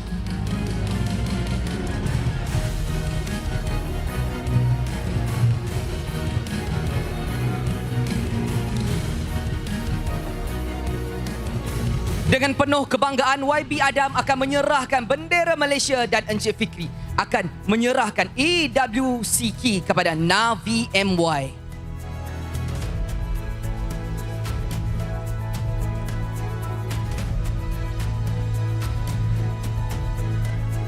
Inilah wakil Malaysia untuk MWI. Kita akan berikan 100% sokongan kepada mereka di bumi Riyadh nanti. Sekarang sesi bergambar bersama-sama dengan wakil tunggal untuk kategori wanita.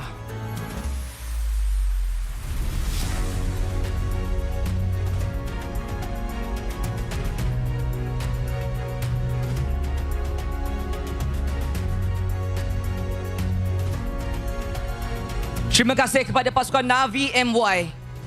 Seterusnya kita beralih kepada wakil Malaysia ke kejohanan Mobile Legends Bangs Bang Mid-Season Cup MSC 2025.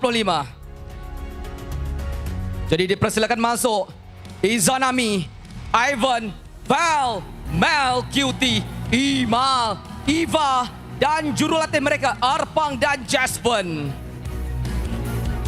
Nama Homeboys tidak asing lagi di bumi Riyadh. Mereka juga mewakili Malaysia melalui wildcard. Sekaligus ada dua pasukan Malaysia yang bertanding di MSC 2024. Kini mereka tampil semula dengan The New Era of Homeboys. Sekali lagi mewakili Malaysia untuk ke MSC 2025.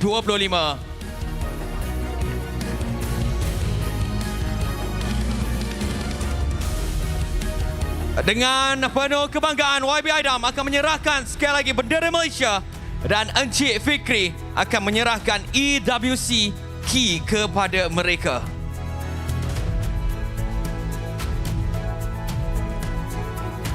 Satu harapan kita, Fauji. Ya, kita mengharapkan final MSC kali ini adalah pasukan Malaysia, berhadapan dengan pasukan Malaysia. InsyaAllah, andai itu yang diinginkan, apa sahaja halangan pasti bakal ditempuhi. Dan sekarang adalah untuk sesi bergambar bagi pemain Homeboys supaya ini menjadi memento sepanjang perjalanan nanti.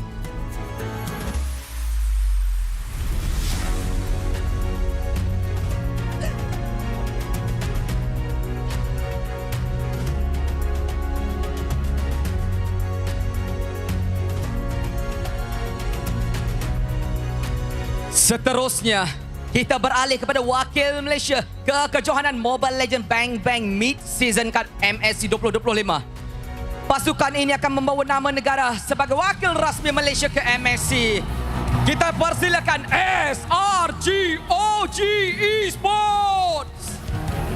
SRGOG Esports telah membuktikan keunggulan mereka sepanjang musim ini. Mereka kini bersedia untuk menggalas tanggungjawab besar sebagai wakil negara.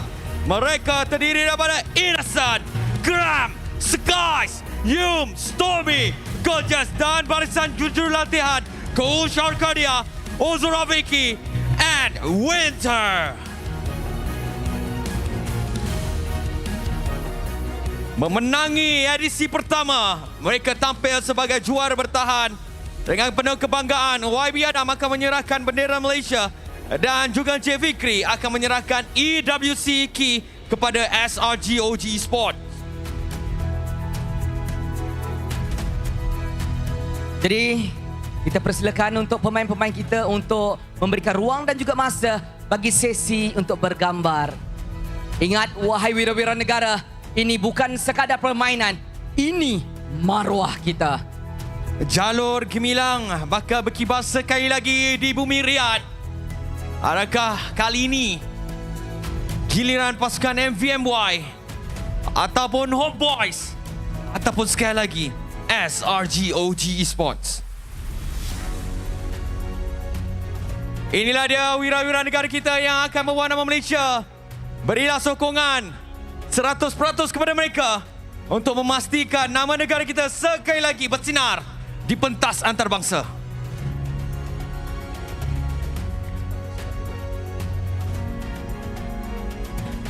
Sekali lagi jutaan terima kasih diucapkan kepada YB Adam Adli, Encik Fikri dan Encik Naim kerana sudi bersama-sama dengan kita untuk upacara yang cukup terhormat dan tak henti memberikan sokongan dan semangat kepada wira-wira negara kita. Sekali lagi terima kasih diucapkan kepada mereka.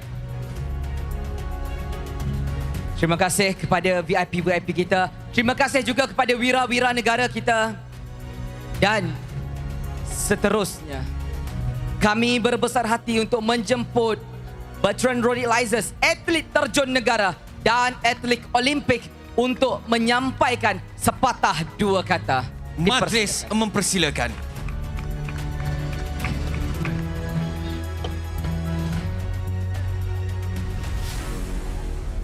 Hello?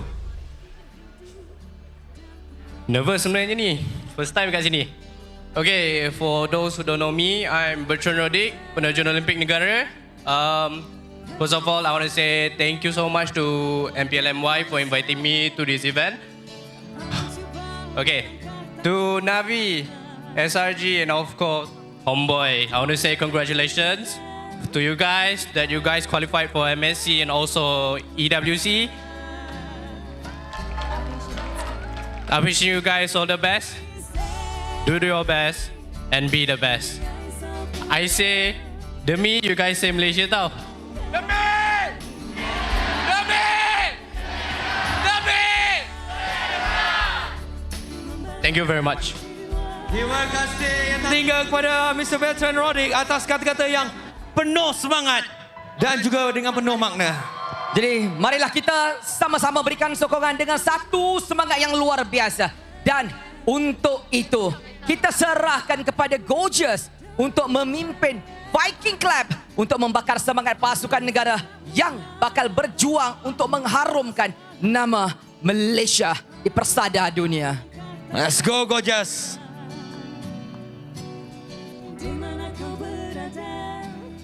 Beliau akan mengetuai Viking Club. Jadi sama-sama kita menyertai Viking Club demi wira-wira Malaysia ini.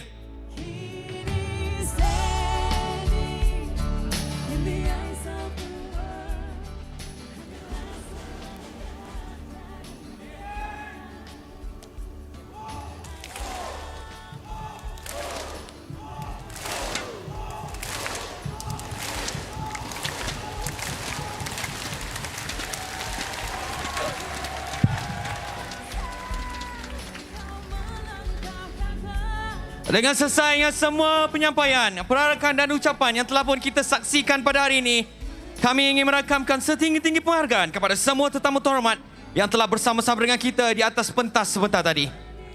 Benar, Sid. Dan sebentar sahaja lagi, apa yang kita tunggu itu Grand Final untuk MPL MY season yang ke-15. Pertembungan di antara SRGOG bertemu dengan Homeboys. Hanya satu juara Malaysia. Benar, mereka yang akan mewakili Malaysia, tetapi ini perhitungan terakhir sebelum mereka terbang ke bumi Riyadh. Siapakah yang akan dinobatkan selaku juara MPL Malaysia musim yang ke-15? Teruskan menonton MPL dan kita akan berhenti rehat sebelum kita sambung kepada acara terunggu pada petang ini untuk Grand Final MPL Malaysia musim yang ke-15. Jumpa anda selepas ini. Let's go.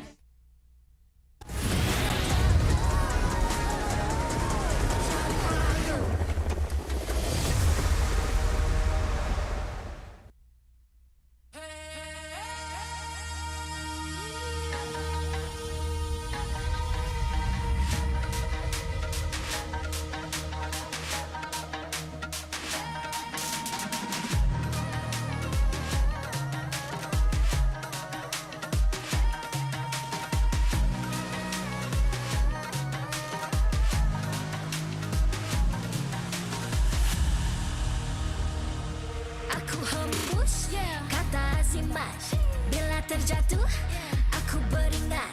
Jalan dah jauh, cari titik bermula. Krak, krak, krak, krak. Jangan patah semangat. Semarak api bukan calon cadangan. Biar apa menghalang, aku sambut datang. 1000 daya, 1000 alasan. Harungi semua sampai di akhir garisan. Eo, eo. Kami tak senang mengalah. Kami luar biasa. Semangat membara, harungi bersama. Lakukanlah sama-sama lakukan.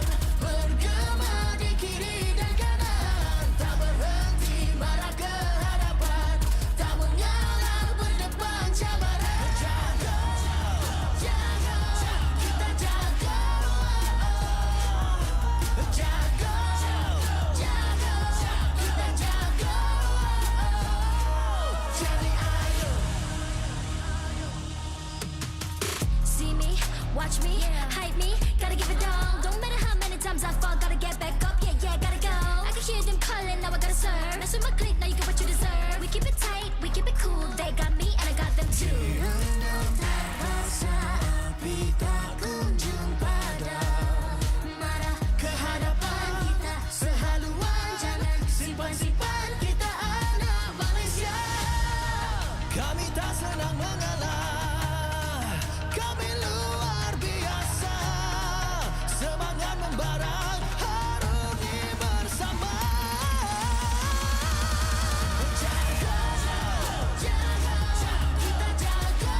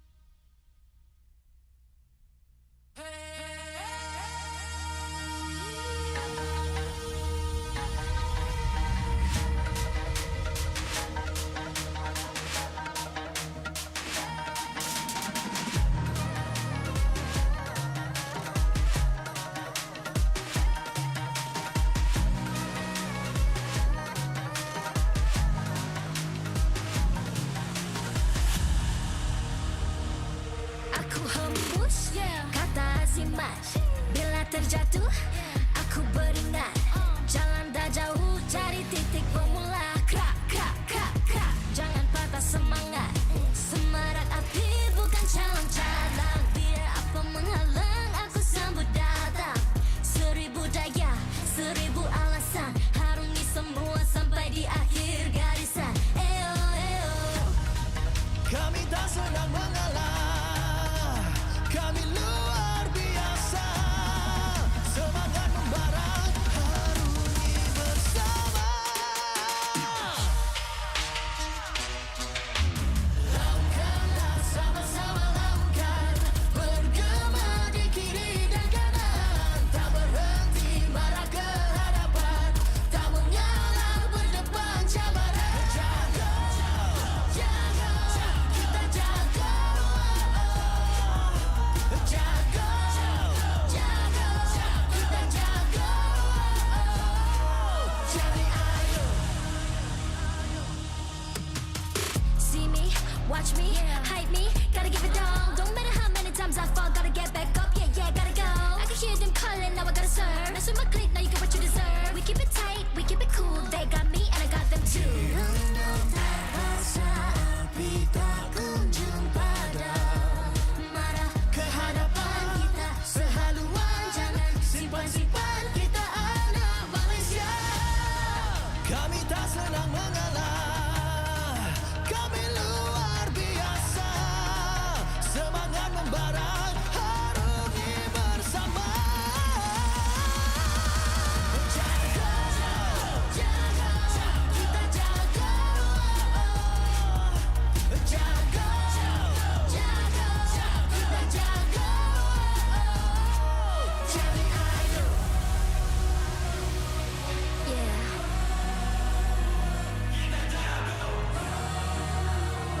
Are you ready?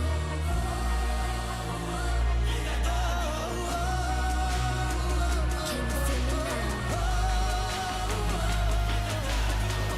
Yeah, yeah, yeah, yeah.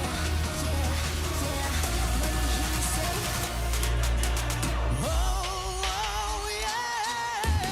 Lakukanlah sama-sama lakukan. Bergema di kiri dan kanan. Tak berhenti marah ke hadapan. Tak mengalah berdepan cabaran. Jaga, jaga, kita jaga. Jaga, jaga, kita jaga. Jadi ayo.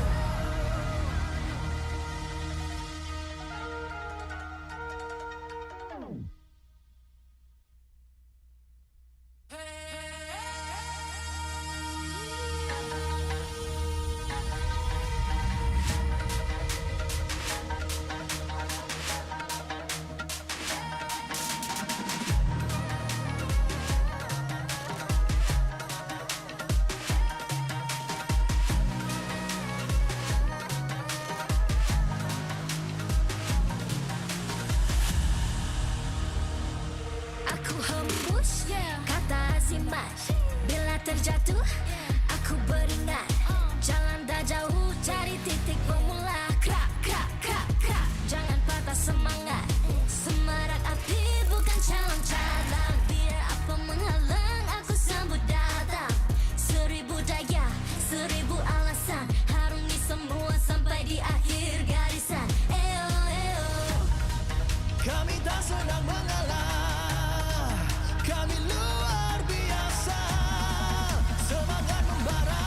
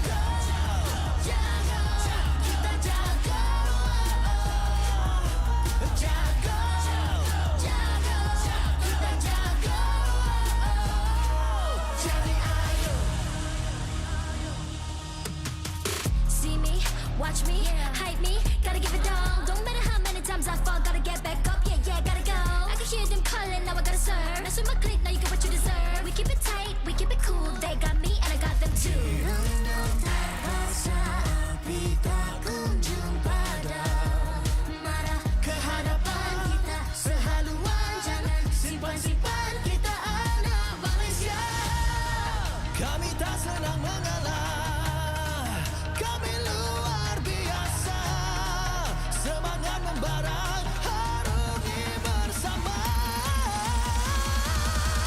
Jaga, jaga, kita jaga. Jaga, jaga, kita jaga. Jadi ayo.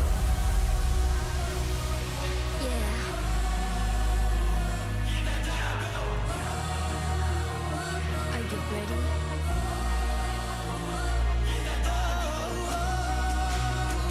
Can you feel it?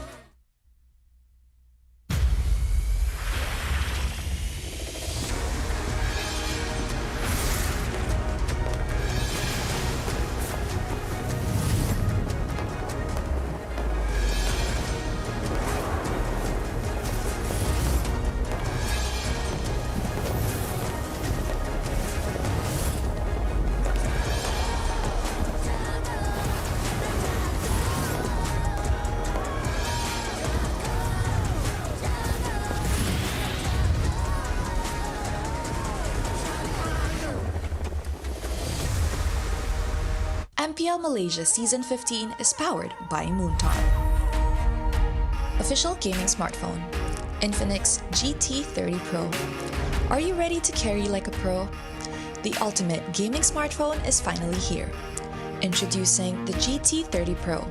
Equipped with all-day full FPS system, you'll experience zero frame drops, just pure, smooth, stable gameplay all day long. Powered by the MediaTek Dimensity A350 5G chipset. It's fast, efficient, and ready for your most intense gaming sessions. And with the GT trigger, you get pro-level shortcuts. Buy items fast, check the scoreboard instantly, and pull off clean combos like you've never before. Get yours now, because every purchase comes with a free mag charge cooler and mag case, while stocks last. Fairy Watch, the official Mobile Legends esports watch made in Switzerland with genuine dragon leather. Comes in 3 colorways, green, black, and blue. Our esports partners, Head & Shoulders, up to 100% dandruff-free and itch protection.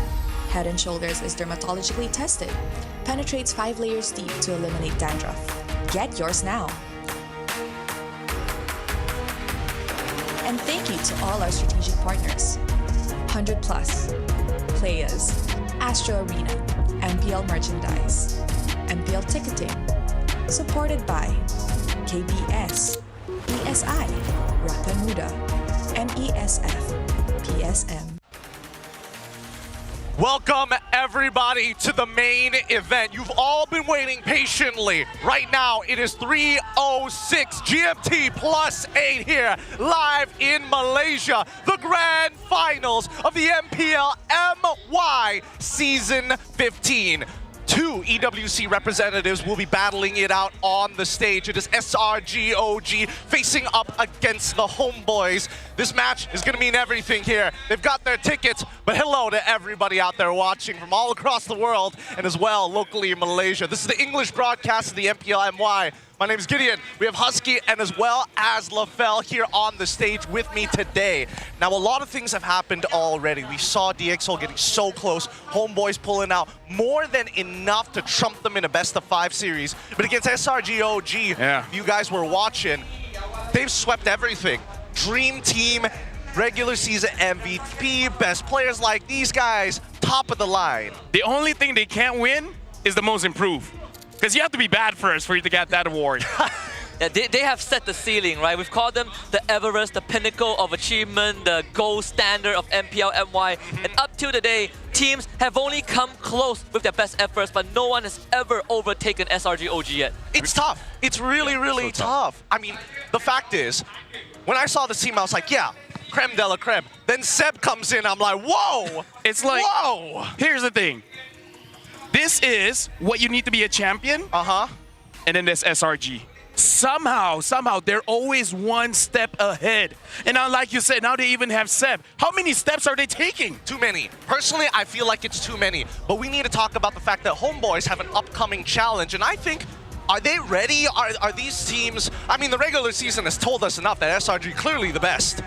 Hey, they warmed up because remember, the last time they fought, they actually pushed them to all 5 games. Yeah. We haven't seen SRG being pushed that far here in Malaysia. Yeah, you can say that, but also at the same time, it's also both teams having to play a super long day. With SRG having a longer break in between, it could be a reasoning, but I also could chalk it up to what Innocent said in his previous interviews, where he said that for Phase 2, they only play one best of 7. They don't have the momentum coming in after a 2-week break. But for Homeboys, they have plenty of momentum after yesterday's BO5 against DXS. I love the fact that he brought up momentum. Because LaFell, we've seen many seasons where teams with momentum, a completely different beast altogether. With that being said though, let's have a quick look at our graphic up on screen here. Because again, as we have talked about these teams time and time again, the momentum from that Homeboys is looking great. Here's the thing. First time they met, 2-0. SRG OG sweep Homeboys, made it look like nothing, but then Homeboys came back, pushed them to 5 games, 3-2, and now SRG OG, so far in Malaysia, I think that's the only time Homeboys have pushed them to all 5 games. Every grand finals ever since SRG, we've never had a 4-3. Yeah. Like 4-1, 4-2, like, you can't push them hard enough. And I think the craziest part about SRG's whole legacy since they started winning in Season 13 was that from the span of Season 13 to Season 15, they have lost, what, 3 series max. They've lost against Toda, they lost against Monster Vicious. Wait, that's 2 series max. They've lost 2 series max, be it best of 3, best of 5, best of 7. And if we talk about series that's BO5 and BO7, they have not been pushed to the fullest extent until Homeboys in phase number 1.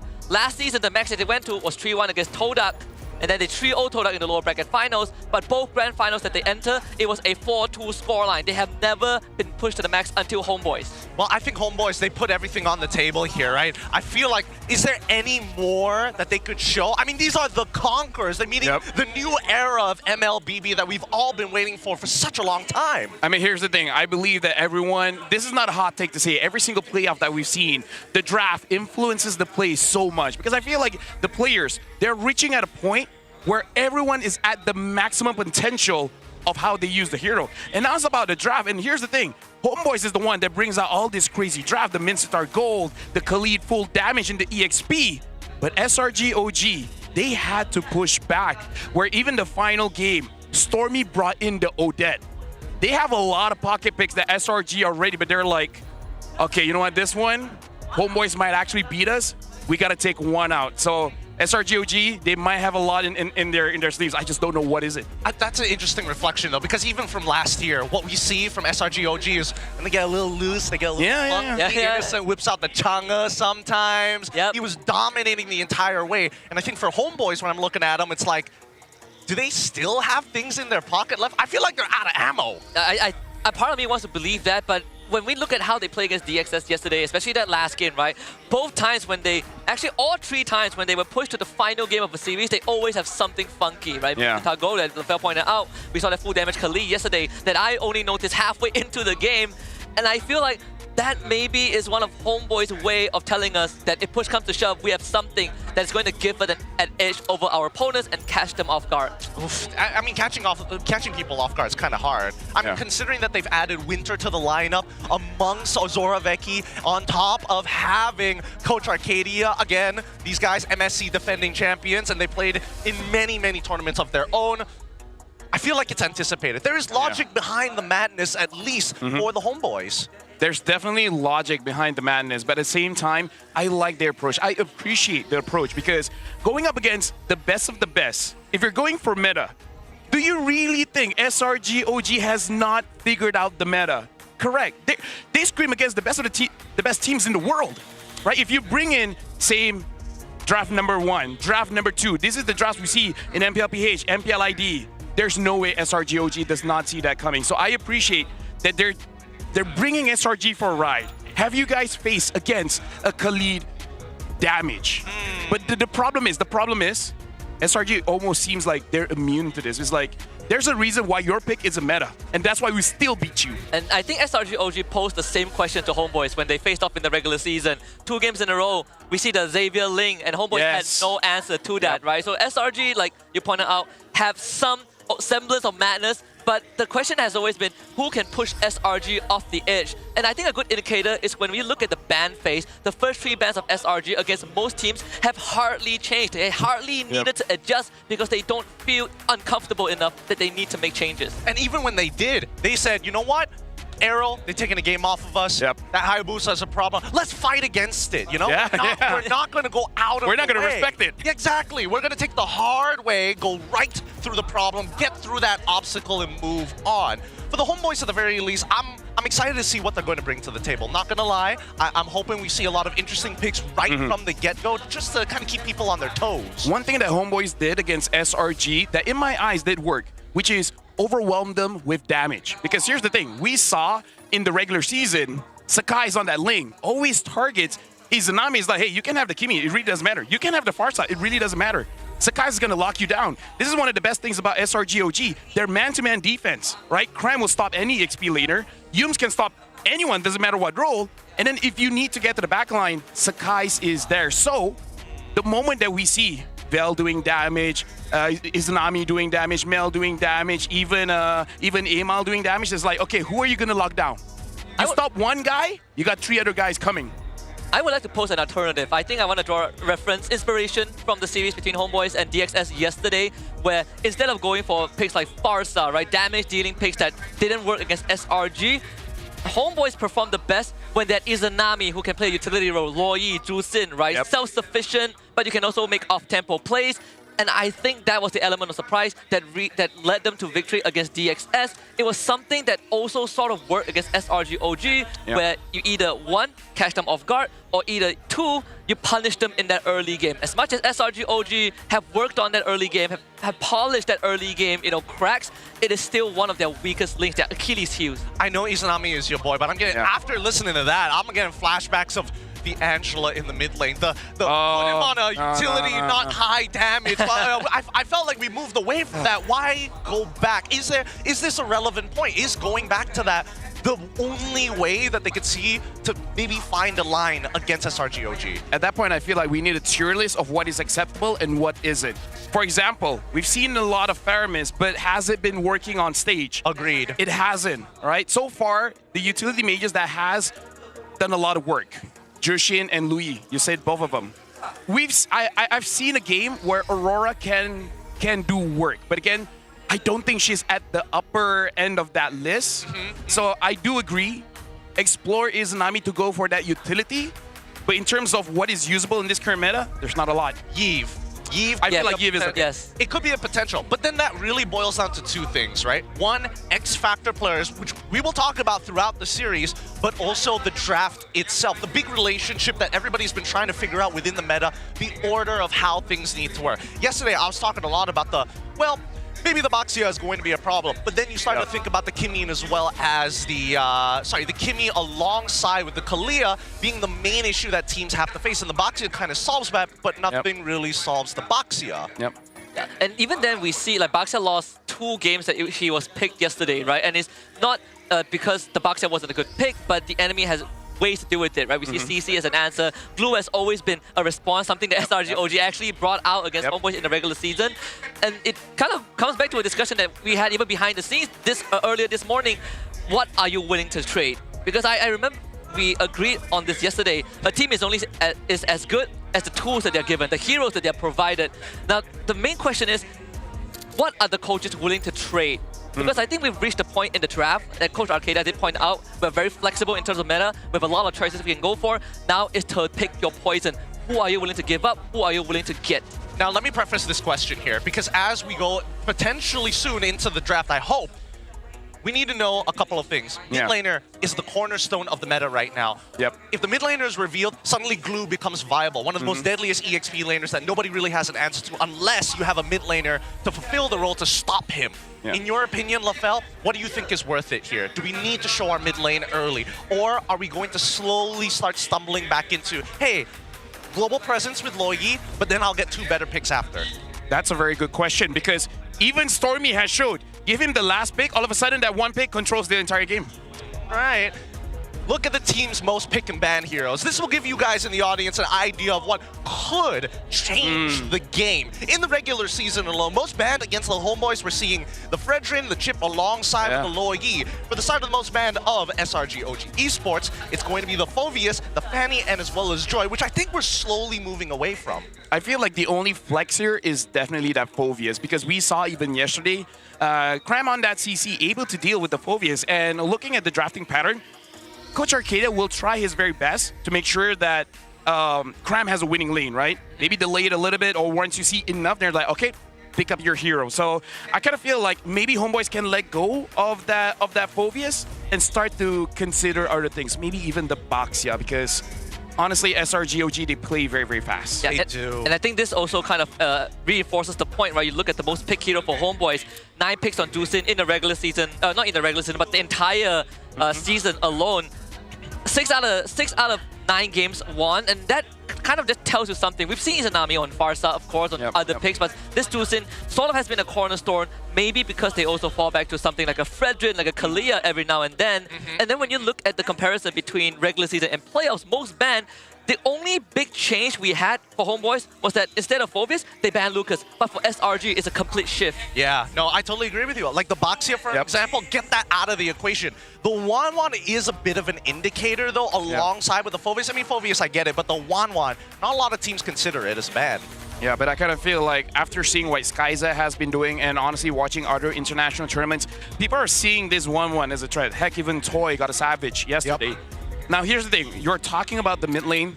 Now in my head, I thought of another hero that does damage and utility. Selena? And Valentina. I kind of feel like both Valentina as well as Selena might be contested. I don't know if it's going to be picked early, but at the same time, you know those two heroes can wreak havoc in a draft. It was actually a pick that I thought would show up yesterday at least once between Homeboys and DXS, but it actually didn't. It was Valentina that was picked by, I think, Stoem once or twice. I think in 2 games, right? He won 1 and lost 1 with it. But overall, I think to add on to the 1-1 ban, not only is 1-1 a threat, and she can be picked early, a lot of teams have been doing that, but also we can chalk it up to SRG OG shifting their approach to the game because they started playing Fredrin into Homeboys in phase 1. Fredrin into the Homeboys. I don't know, looking at those stats, I think that red side is going to be a really powerful area here unless we're going to see teams. I mean, to be fair, yesterday alone, we saw a lot of blue side wins, although the percentiles are showing 92% coming in from SRG OG, 72% coming out from the side of Homeboys. Yeah, I think that one is a bit of a skew statistic just because SRG was sweeping everyone. But like you said, yesterday was a good frame of reference. DxO against Homeboys, all 5 games, blue side win. I mean, like, here's the thing. Even Arcadia, right? He has this superstition where he does like that first pick, to the point where if he doesn't win the coin toss, he's gonna let someone else, like say Veki, to deal with the picks after that. So we can definitely see that SRGOG, they really like that first pick because they really want to control the tempo of the game. So yeah, honestly, in terms of numbers, sure, blue side first pick looks good, but we're talking about this kind of stakes. I feel like in this grand finals, I feel like in a best of 7. Getting a combo early, that could be crucial. Okay, combo, oh, you agree with the combos? I personally have been a red side person. Yeah, same. Even when red side isn't doing well, and I can fully understand that, I still think that red side is such a strong place to be on. I feel blue side is strong during the time where Bruno was broken.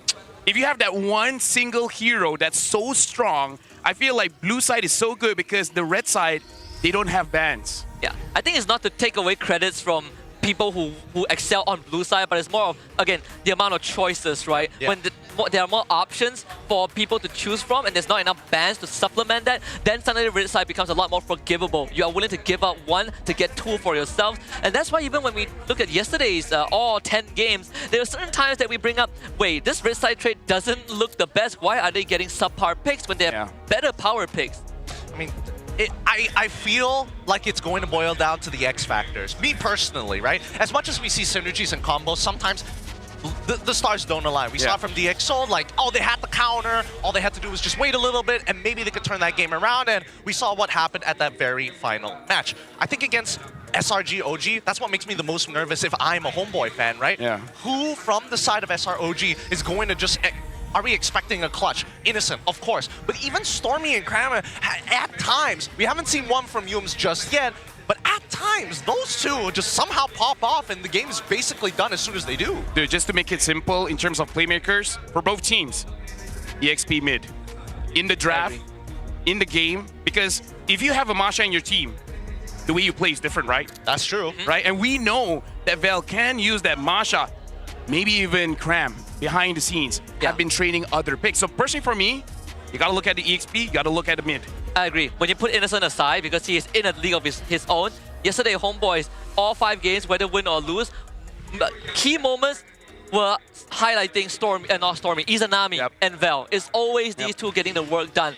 And their work laid the foundations for the rest of the team, like Amal, MelQT, and Ivan to follow up. But every single time, Izanami was the one under a lot of threat. Vel is the one that needs to extinguish the threat coming in from DXS, and both of them always deliver. All right, we're missing something here. We're missing one thing from the equation, and that's the junglers, Amal and as well as Sakai's. Sakai's already crowned with the moniker of Sky Prince for a reason. He is one of the best junglers that we have and developed from a very young age here in Malaysia. But Amal has never been able to kind of get into that spotlight. He's always overshadowed.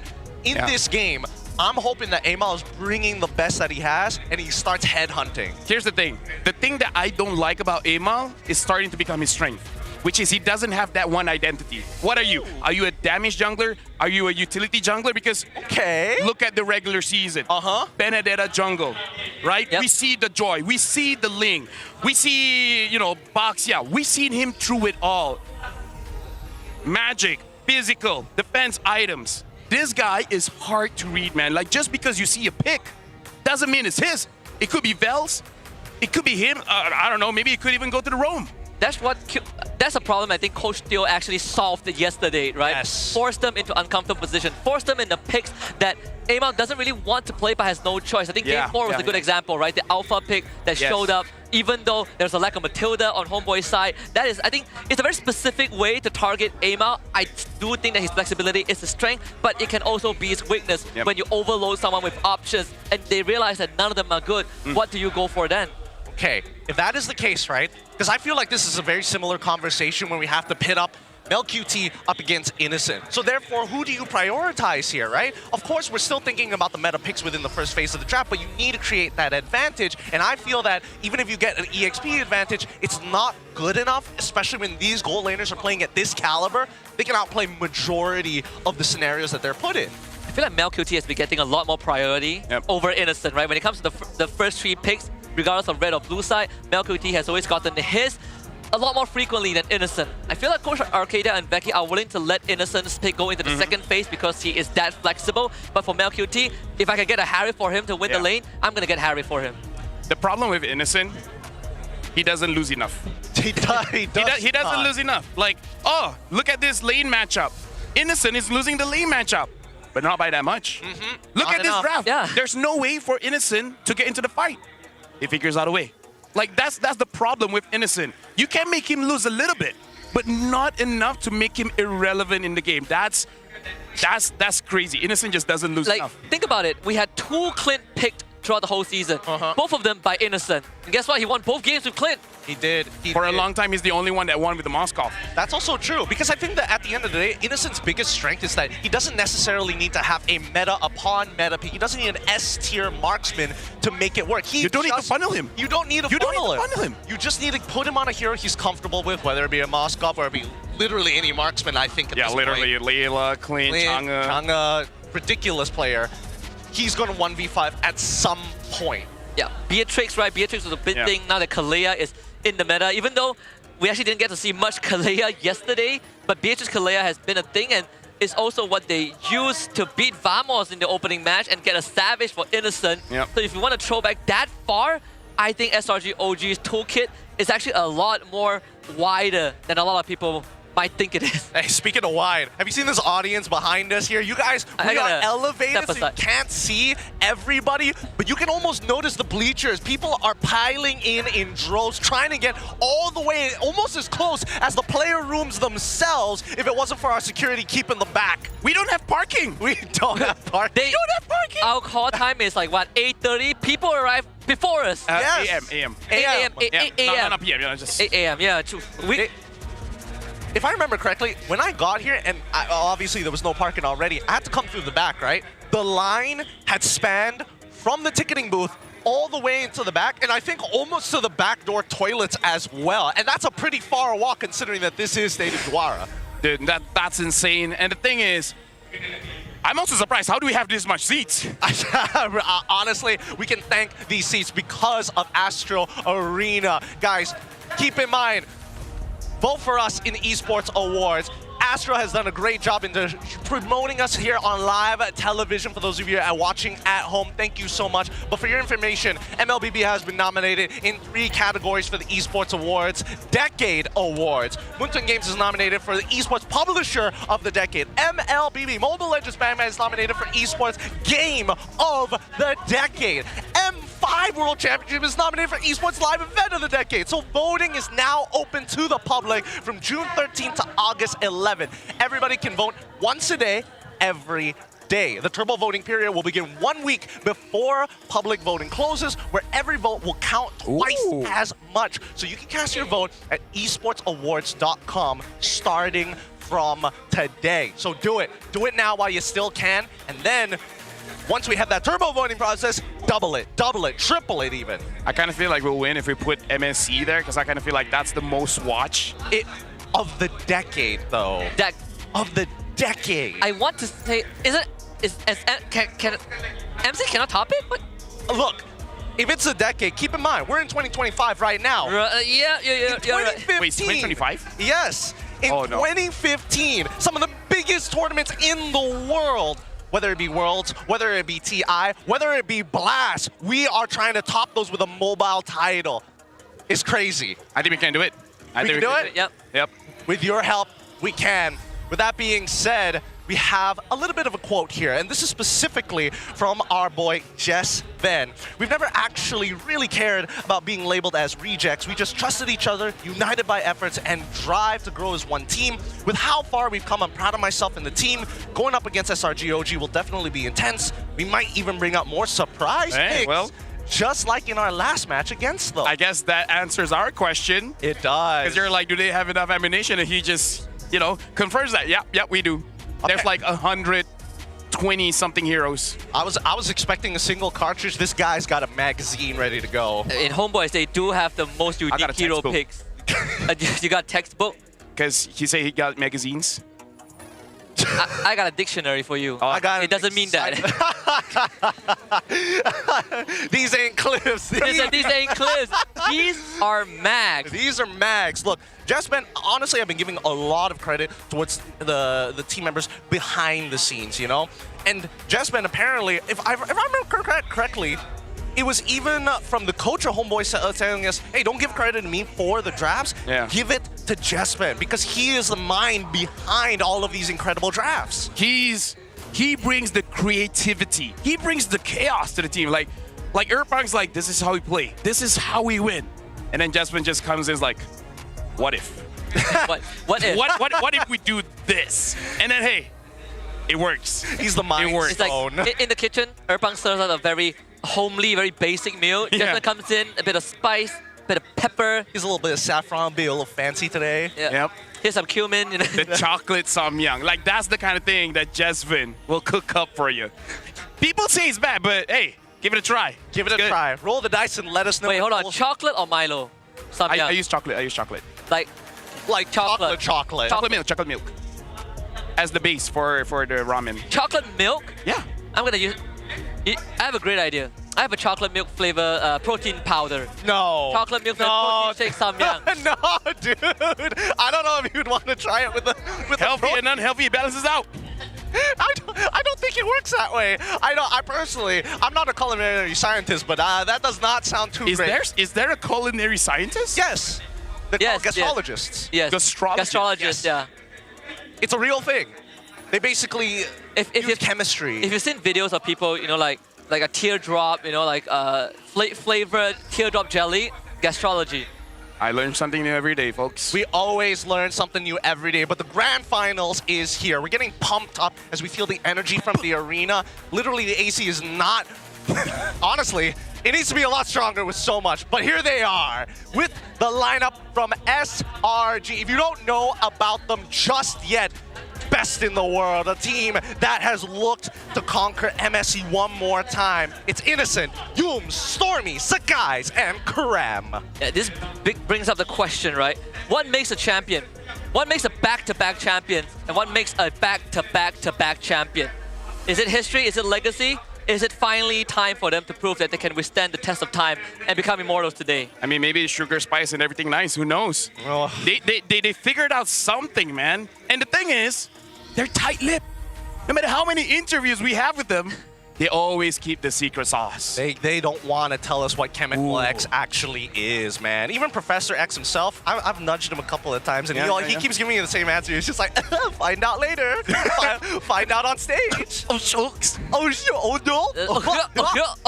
It's painful. It's painful. But at the very least, despite their unique flavor, the homeboys on the opposite end looking to try and take this title, this championship away from SRG OG with Mel QT, Ivan, Izanami, Amal, and Bell labeled as rejects, now finding a home. Hey, MPL MY, like our tagline is, one man's trash is another man's treasure, man.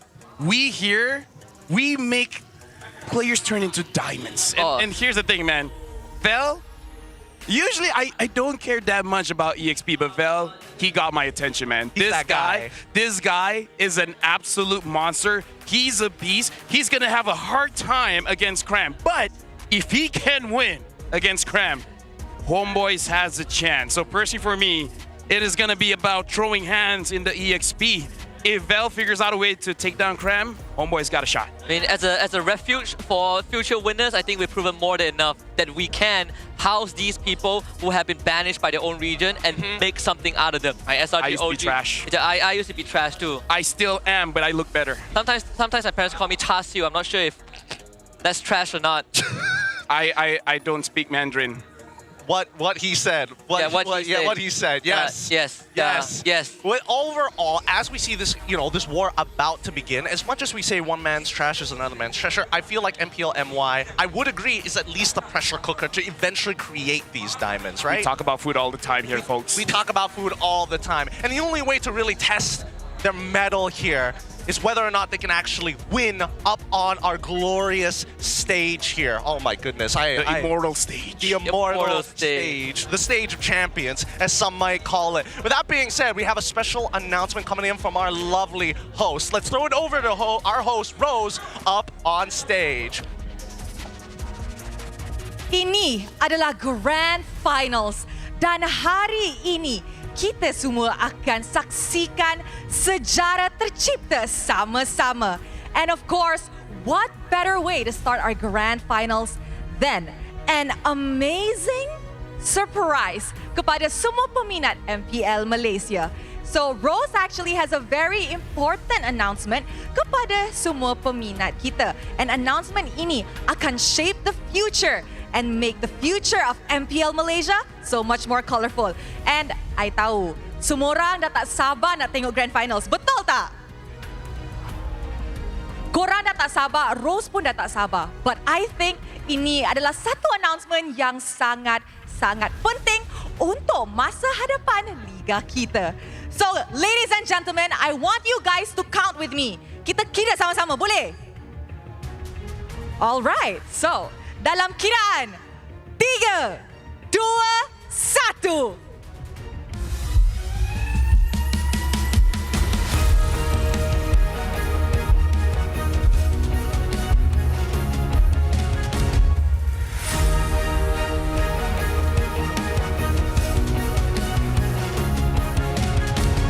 Tuan-tuan dan puan-puan, dengan bangganya kami memperkenalkan penaja rasmi baharu MPL Malaysia, Selcom DG. Selcom DG akan menjadi rakan rasmi MPL Malaysia untuk musim ke-16 hingga ke-18. Dan bersama-sama, of course, kita akan memperkuatkan Malaysia's next esports chapter. from rank grind to future pros. And of course, dengan jaringan 5G sepantas kilat, laluan pembangunan bakat belia dan Future Pros Bootcamp, Arena Salcom DG akan menjadi landasan kepada juara-juara masa hadapan. Ini bukan satu collaboration sahaja, tapi ini adalah satu komitmen untuk membina masa depan industri dan mencipta lebih banyak bintang yang bersinar di pentas antarabangsa. Dan sekarang, masa yang dinantikan sudah tiba. Para pemain kita telah bersedia sepenuhnya untuk main di atas pentas. Kini, pertarungan tertinggi dalam musim ini akan bermula. Di sinilah pentas kebanggaan MPL Malaysia musim ke-15.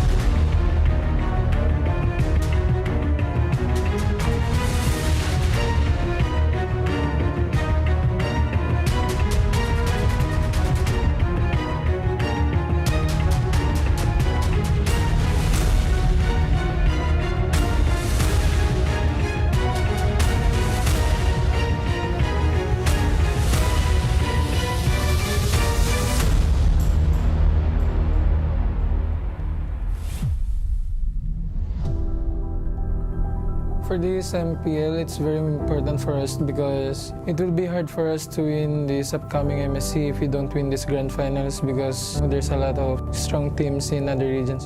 When we lost to TLID at time 6, I'm not really upset that we lost to TLID. It's because we didn't continue our golden road. So this MSC, it's really important for us to redeem ourselves because there are a lot of doubters and we want to prove them wrong. Dapat most MPL champion, saya rasa sangat bersyukur dan bangga lah sebab ada siapa yang boleh pecahkan rekod saya lagi dan terima kasih kat tim-tim saya.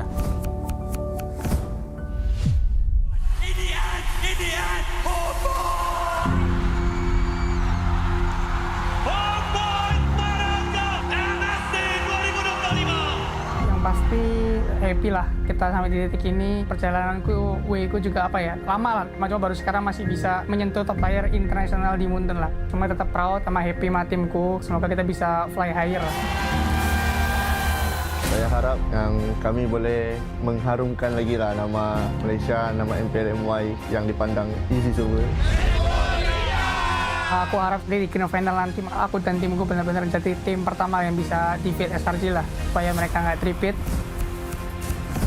Kita tahu yang SRG ni the last boss, tapi tak apa. Walaupun diorang menang grand final, kita orang takkan bagi diorang menang mudah lah. Kita orang akan bagi yang terbaik. Mungkin kita orang akan menang. SRG, get ready.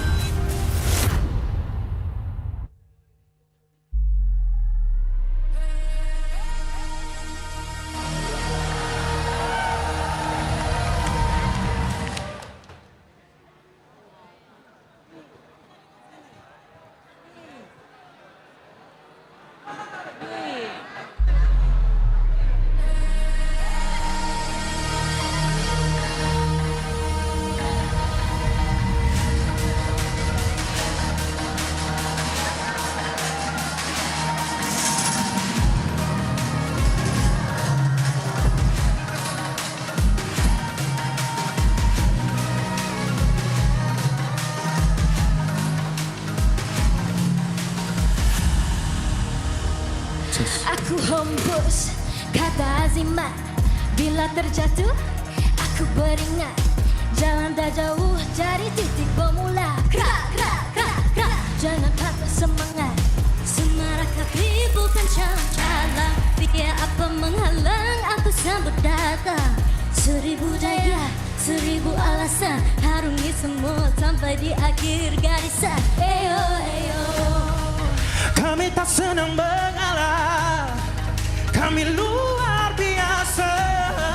Semangat membara, harungi bersama. Sama-sama. Let's go. Laukanlah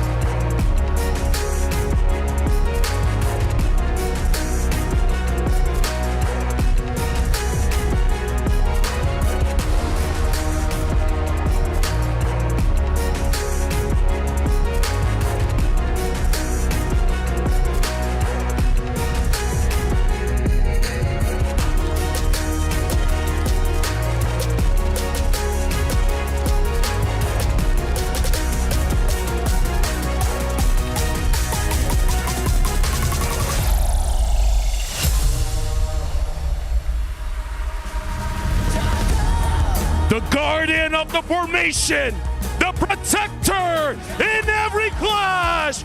Make way for Ivan, the strong, the fearless EXP laner, known for his unmatched flexibility. Val, no longer called Mr. Wrong Team. This is his first grand final appearance. Amo, the most improved player of the season. Give it up for the Prince of Mage, my boy, Izanami! He rose from the ashes to become one of the Malaysia's finest gold leaders, the ordinary marksman, Mel Cutie! And now the brains behind the mission, the architects of every draft, presenting Coach Urpa and Jasmine.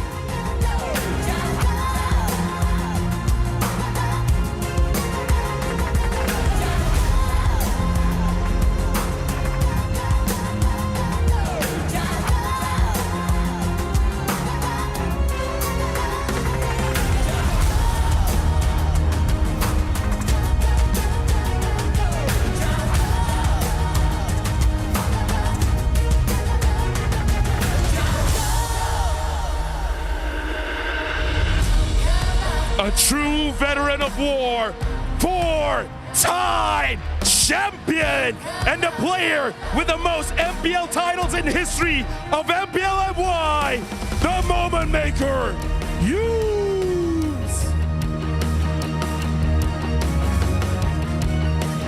Leading the charge in the EXP lane, the most consistent and unshakable force. Give it up for the unkillable Crown.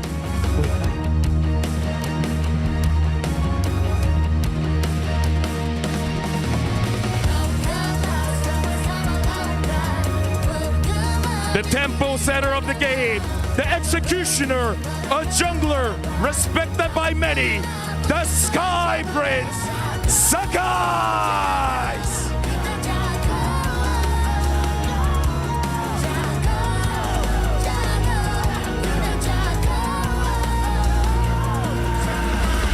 The first mid laner to make history as the MVP of last season's finals, the Mage Prodigy, Stormy!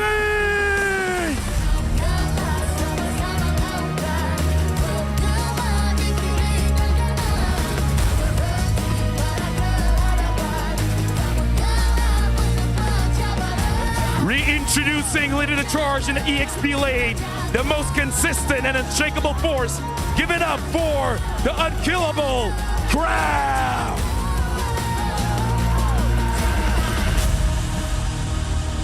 They're not just building a team, they're building a legacy. The minds who led their squad back-to-back titles, Coach Arcadia and Ozora Becky.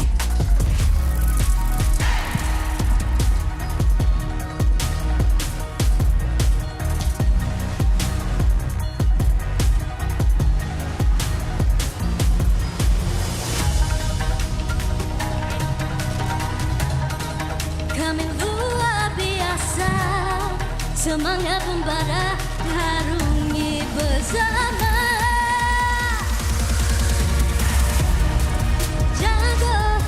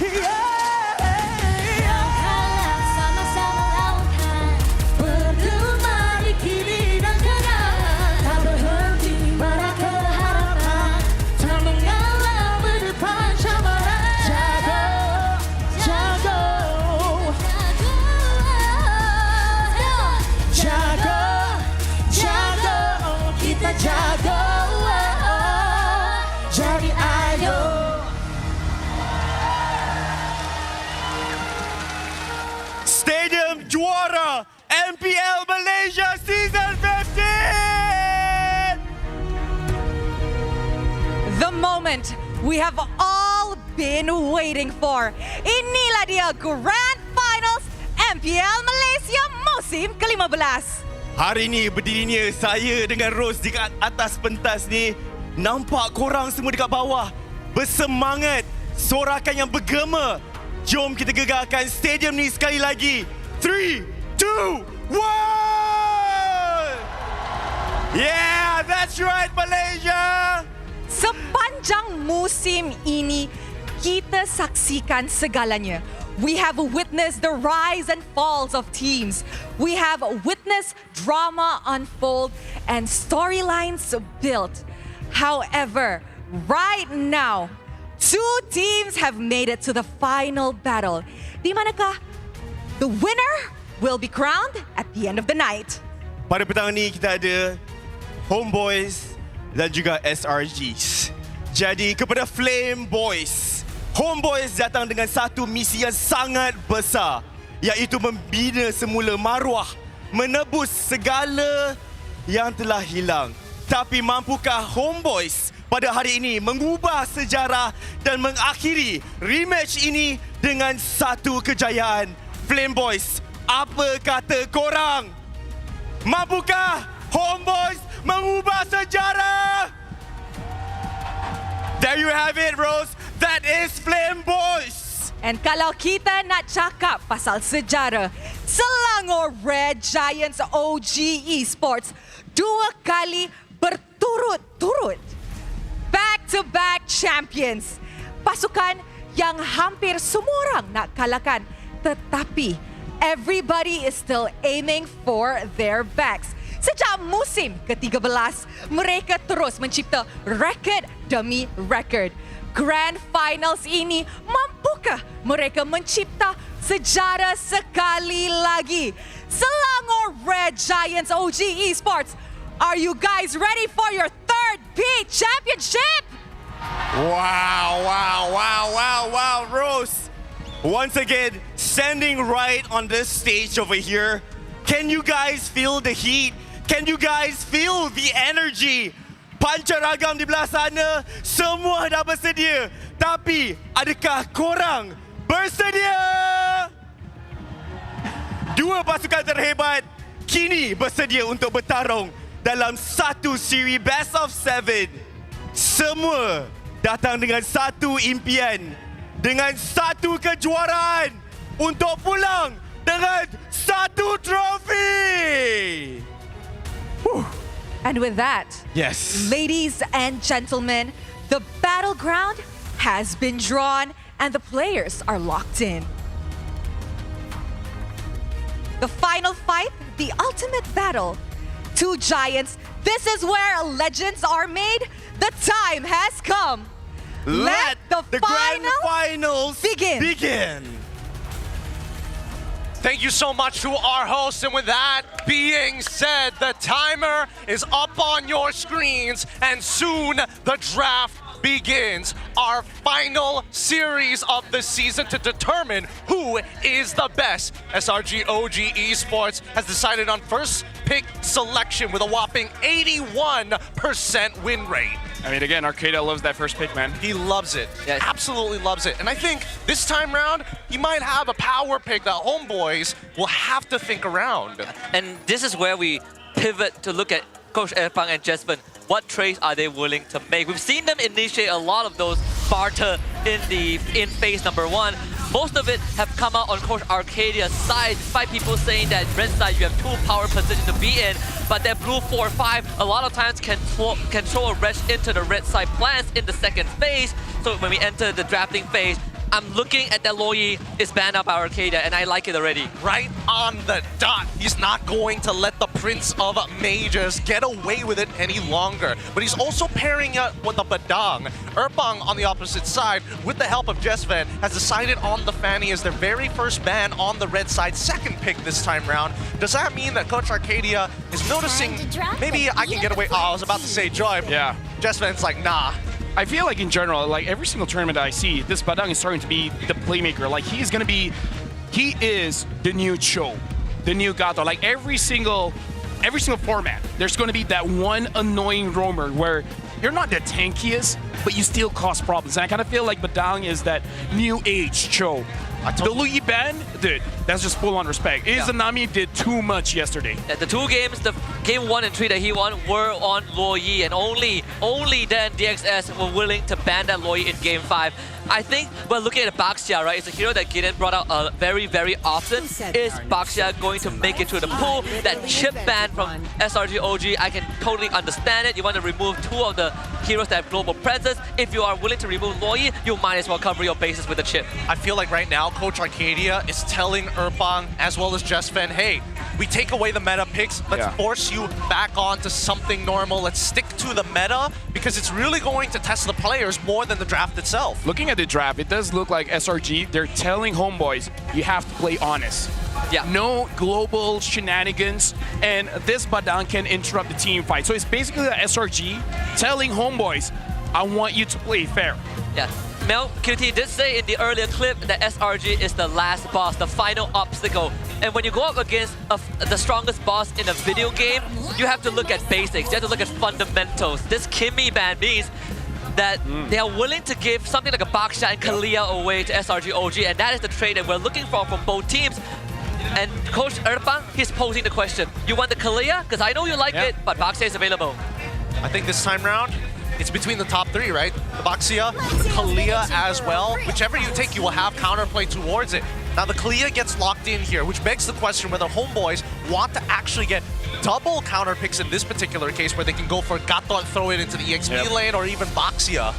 Yeah, that's the problem here, because I kind of feel like if homeboys, they should pick up their front line first, but if they do, then there's just ways for SRG to fight against that, right? And in terms of priority, does homeboys want to get that Jushin, where, like you said, Husky, yesterday, Izanami's amazing on that hero. But they have not shown Jushin in the first 2 picks, and I think that's a pattern that I think homeboys have yet to really lean into. This first pick could be a Harif angle as well. They did do it, I think, once yesterday. When Mel QT gets access to the Harif, usually they are willing to give it to him in the opening sequence, regardless of which side it's on. But I was also thinking of this 1-1 just because the Fredrin is available. And remember, in phase 1, SRG OG are willing to ban 1-1 so that they could also play Fredrin. This solves that problem. Honestly, this is a way for you to actually deal with Cram.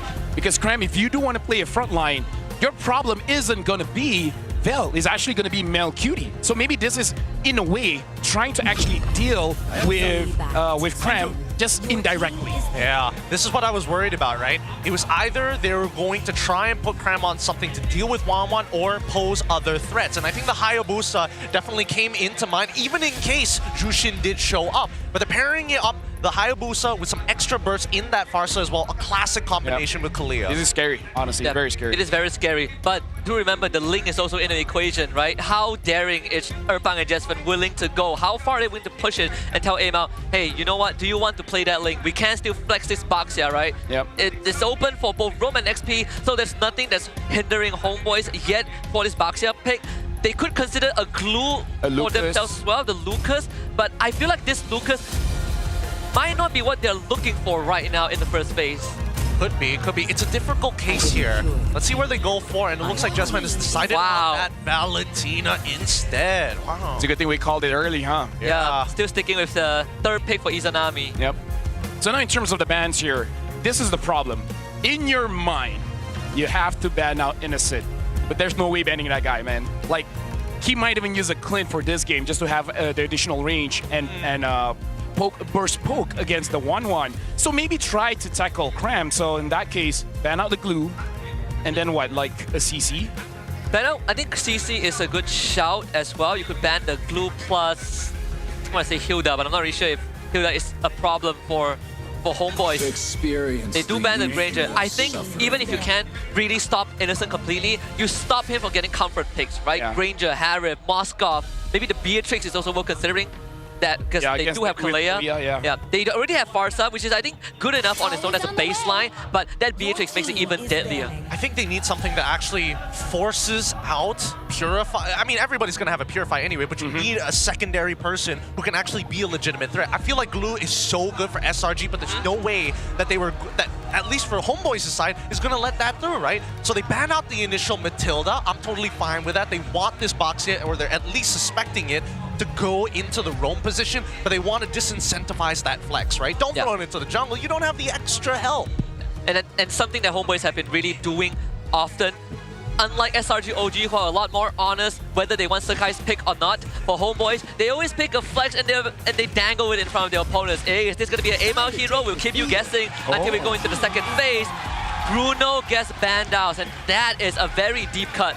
Yeah, so it looks like you said, like, trying to prevent... I mean, I did say burst, and both Granger as well as Bruno do a lot of bursts against the 1-1, and honestly pretty good against the Boxia. So this comes to the question, right?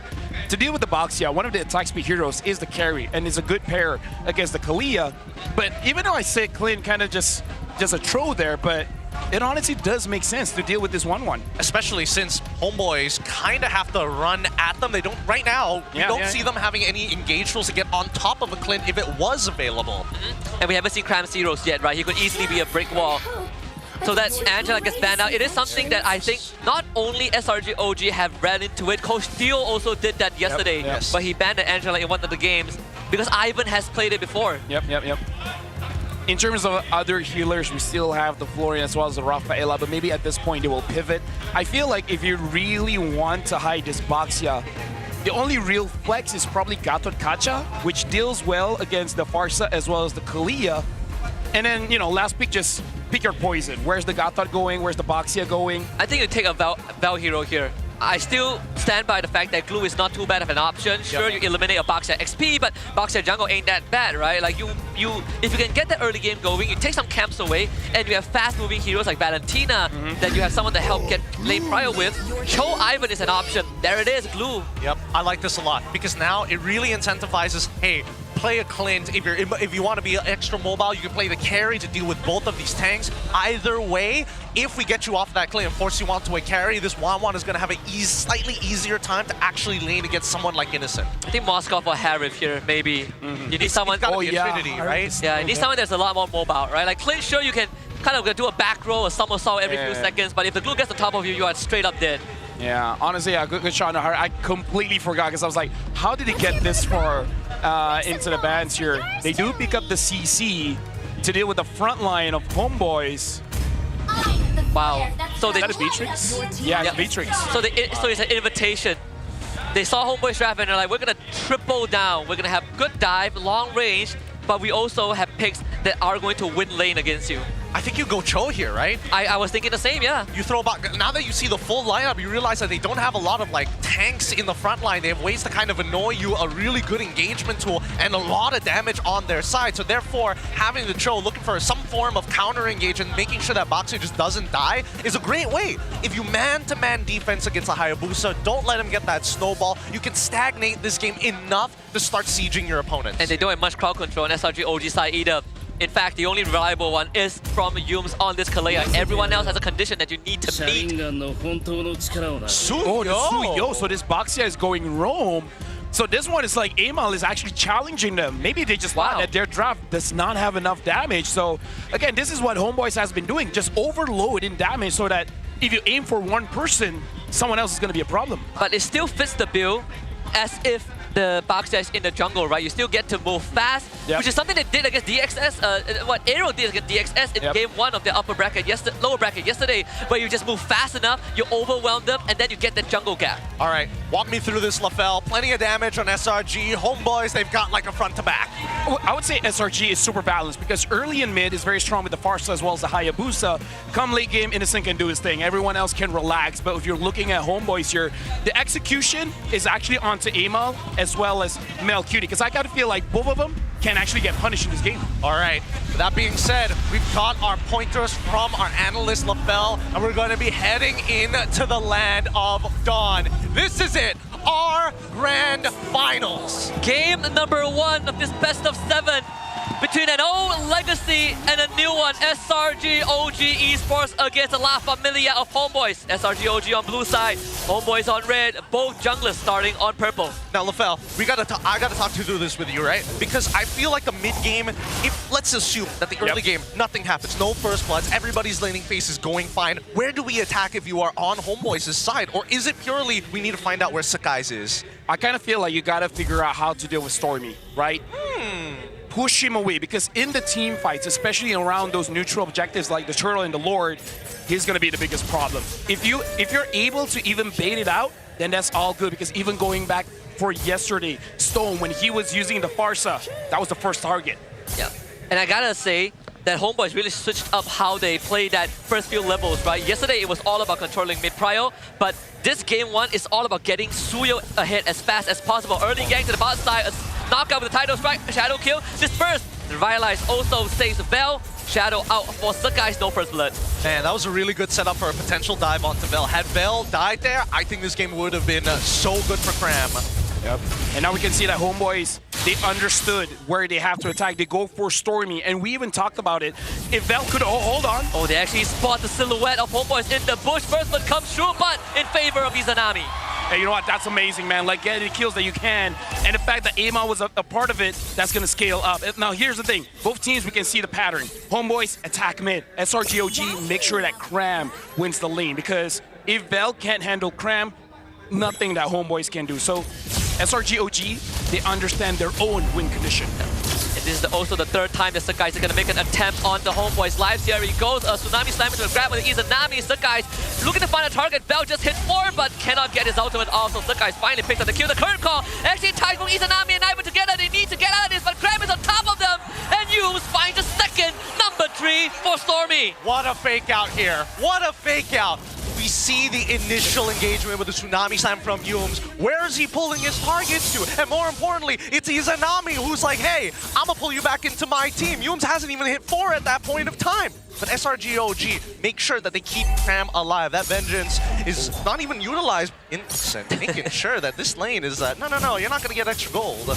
Oh yeah, that's good. And the fact that Cram has 100% kill participation at this point. And again, that current call really disrupted Homeboy. So that's something that they do have to keep in mind with. But here's the thing. It's only 500 gold difference. So nothing game-changing just yet, but you gotta stop the bleeding. If the two front lines are tied together by the current call, they really cannot have much impact. Yumes will be gone on, stuck and immobilized, terrified, and another stun follow-up, but he gets a Tsunami stand off into a Feather Airstrike. Oh, Amal managed to get traded back 1-for-1 so far. Vel on the run, with Stormy and Sakai is on his tail. A stun from the passive, and then now a balance raise dodged by a flicker. Innocent could not get the pickup.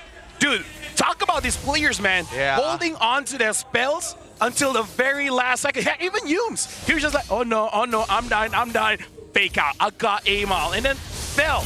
I thought he was dead. I thought Vel was going to hop on to Yumes real quick, pull him back into the team so that Amal doesn't get sniped with the Tsunami Slam. Oh, that's a vengeance. So the Tsunami Slam, Cram. There's 4 people on top of him, and that's an execution. Amal picks up that kill, but at the cost of the bot tier 1. I mean, they're finding, they're trading blows on opposite sides of the maps, and at least this time it feels like Homeboys are willing to cut their losses. Compared to yesterday where we saw them, if we're fighting, we're going all in until the very last man. I like that Homeboys is giving nothing for free. They want to get something back. Ivan doesn't know that Yumes is in the bush, and Yumes is going to keep Izanami and Vel away. Ivan now runs out of resources. Yumes is just going to go on him with the Tidal Strike and stun him up. The Red is apathy. Actually gets blocked, but it doesn't really matter. Innocent follows up with a second shot. So guys, trying to make sure that every one of these shadows are going to count. They need to secure everything. Izanami gets tied up again, uses the Purify, and now Bennett's Rage goes wide. Turtle actually has not been contested just yet, but right. Izanami could not sidestep the third salvo. Killing spree for Stormy. Nicely done. Nicely done by SRG. They've created a steady lead. 1.6k with a composition that scales decently well, but more importantly, the damage is starting to become overwhelming. Talk about setting the tempo for the grand finals here. They're still fighting. Vel is having a rough time right now. Finally hopped onto you. Flickers forward to keep Sakai in place, but not for long. Sakai gets the retribution. Finds the objective, and Shadow kill to the backline. Dispersed by 3 members, but Vel is abandoned. And Stormy finds the mega kill, but I feel like SRG once more. Here comes the conceal, broken Stormy, another Feather Airstrike. Ivan barely walks out of it.